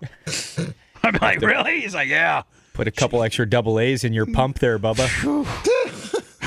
Hootie then would be like, man, brother, I wasn't wanting to do anything, but last night she was sniffing around the biz Uncle Brush, and I had to go and give her I had to put her over for 15 minutes. Then she passed out because she was drunk. Then she got mean as hell when we woke up. Okay. But now you're here and we can work out. I'm like, okay, buddy. Brooks awesome. I am Just spray the bar down after. like just numb at this point. I'm like, nothing shocks me anymore. Anyway, man, I can't wait to be able to see you this weekend. And your lovely husband, who I love very much, and your kids. I haven't seen your kids, I think, maybe since like August. Yeah. They're huge. And they're walking too, aren't they? Oliver's trying really hard. And Molly's cruising. Oh, Molly's cruising? Yeah. Well, Oliver's got a lot more mass to move. He does. Not? He's like a big wobble butt. He's so big and heavy. Bubba, you think Brooks' chicken wing is bad? Just wait. I'm teaching Oliver. He's going to have you all wrapped up like a pretzel. I will say this, and it's a true story. We were in the Bahamas one time. Brooks, 15, maybe 14. I don't know how old she is. And Lummy, it was from that picture of me, Morrison, and Hootie, and we were in the, remember? Oh, yeah. And we'd already got, me, Morrison, and Hootie had already gotten thrown off of the family deal. Like, Linda had made us go to a different beach because we were drinking Miller Lights and taking pills. I'm just going to be honest. And we were all effed up. And so Brooke finally defected from the kids section and came over to hang out with us because she was cool. And we were wrestling around or something, and Brooke got me in a full chicken wing, full Nelson gimmick from behind, and I was like, Brooke, stop! I'm just gonna break out. So I go to break out, I can't, and then Hootie kind of picks up that I can't break. Goes, come on, Biz Hubba, Diz Hubba, get out of there! You're not gonna let a 14-year-old hold you down, are you? I'm like, no, I'm not. Hold on, and I couldn't get out because Brooke had me tied up. And he's like, let me tell you something. She's a Bollea, not a Claridge. She's got strength, my friend. So, and with those little T-Rex arms, you couldn't tap out. No, either. I couldn't tap out those little T-Rex arms. She got way bigger of a wingspan than I do. It's so crazy because it's like I had 18 good years where I really felt like me and my dad were so tight, and it's so crazy how it transformed and how I feel like just so done, gone, lost him. Like you lost him a year before we really lost him. Maybe longer. I mean, longer. Yeah. Something was gone behind his eyes years ago. Oh, God, don't read chat. Steve would be a great addition to the show. He has the right temperament. Don't blow his spot up Everybody even more. loves Steve. Everybody loves Steve. Steve's been in chat the whole time, radiant to everybody. Talking about, I got a car, I'll make it work. Oh, that was Steve that posted he'd be great. I have 2 computers going over here. Joke's on you, Bubba. He's not going to throw his headphones and throw a fit and call me names. It's my boy right there. Cost me 20, no horn. Brookie, I look forward to seeing you this weekend. Happy birthday, Uncle Bubba. Thank you, sweetie. Hey, Babyface, thank you for being cool to me. I was a little bit afraid, but you were excellent to me. Thank you. Look, man, I'll dance with you. It's my birthday. It's your birthday. Lummy, man, we brought it in. Let me see if I missed any last-minute willies. Stand by. Hold on. I think I did. Let me see. Pro Action. And then Michael West, Lummy, $200. Michael. Oh, shit. That's good. Yeah, I was going to say, don't do that to her. Oh, my God. Bubba. I was going to get it. I think I just pulled something in my neck. Oh, my God. I got some pills for you. Wow. Cut. All right, man. We'll see you guys tomorrow, man. Appreciate you. Thanks for letting me finish. You've been listening to the Bubba the Love Sponge Show, starring me, Bubba the Love Sponge, co-host and show historian, Lummit. It's Brian Matroni, king of counter program. Gene Lasker, voice of the people. Glad you get to hear me. Gary Cantrell, video editor. Yeah, back here wiring up. It's Mini Macho. The BRN agent, Thomas Buttoned Up Bean. Co-host, Dr. Dan Diaco, Esquire of Council. Co-host, J. Diaco, Esquire, the Spitting Cobra of Council. Now, time for the legal disclaimer. Exactly. The Bubba the Love Sponge Show is intended solely for the enjoyment of our listening audience. Any rebroadcast, retransmission, or other use of this show without express written consent of the Bubba Radio Network is prohibited. We must dissuade him of this delusion. Until next time, always remember. I'll repeat hello.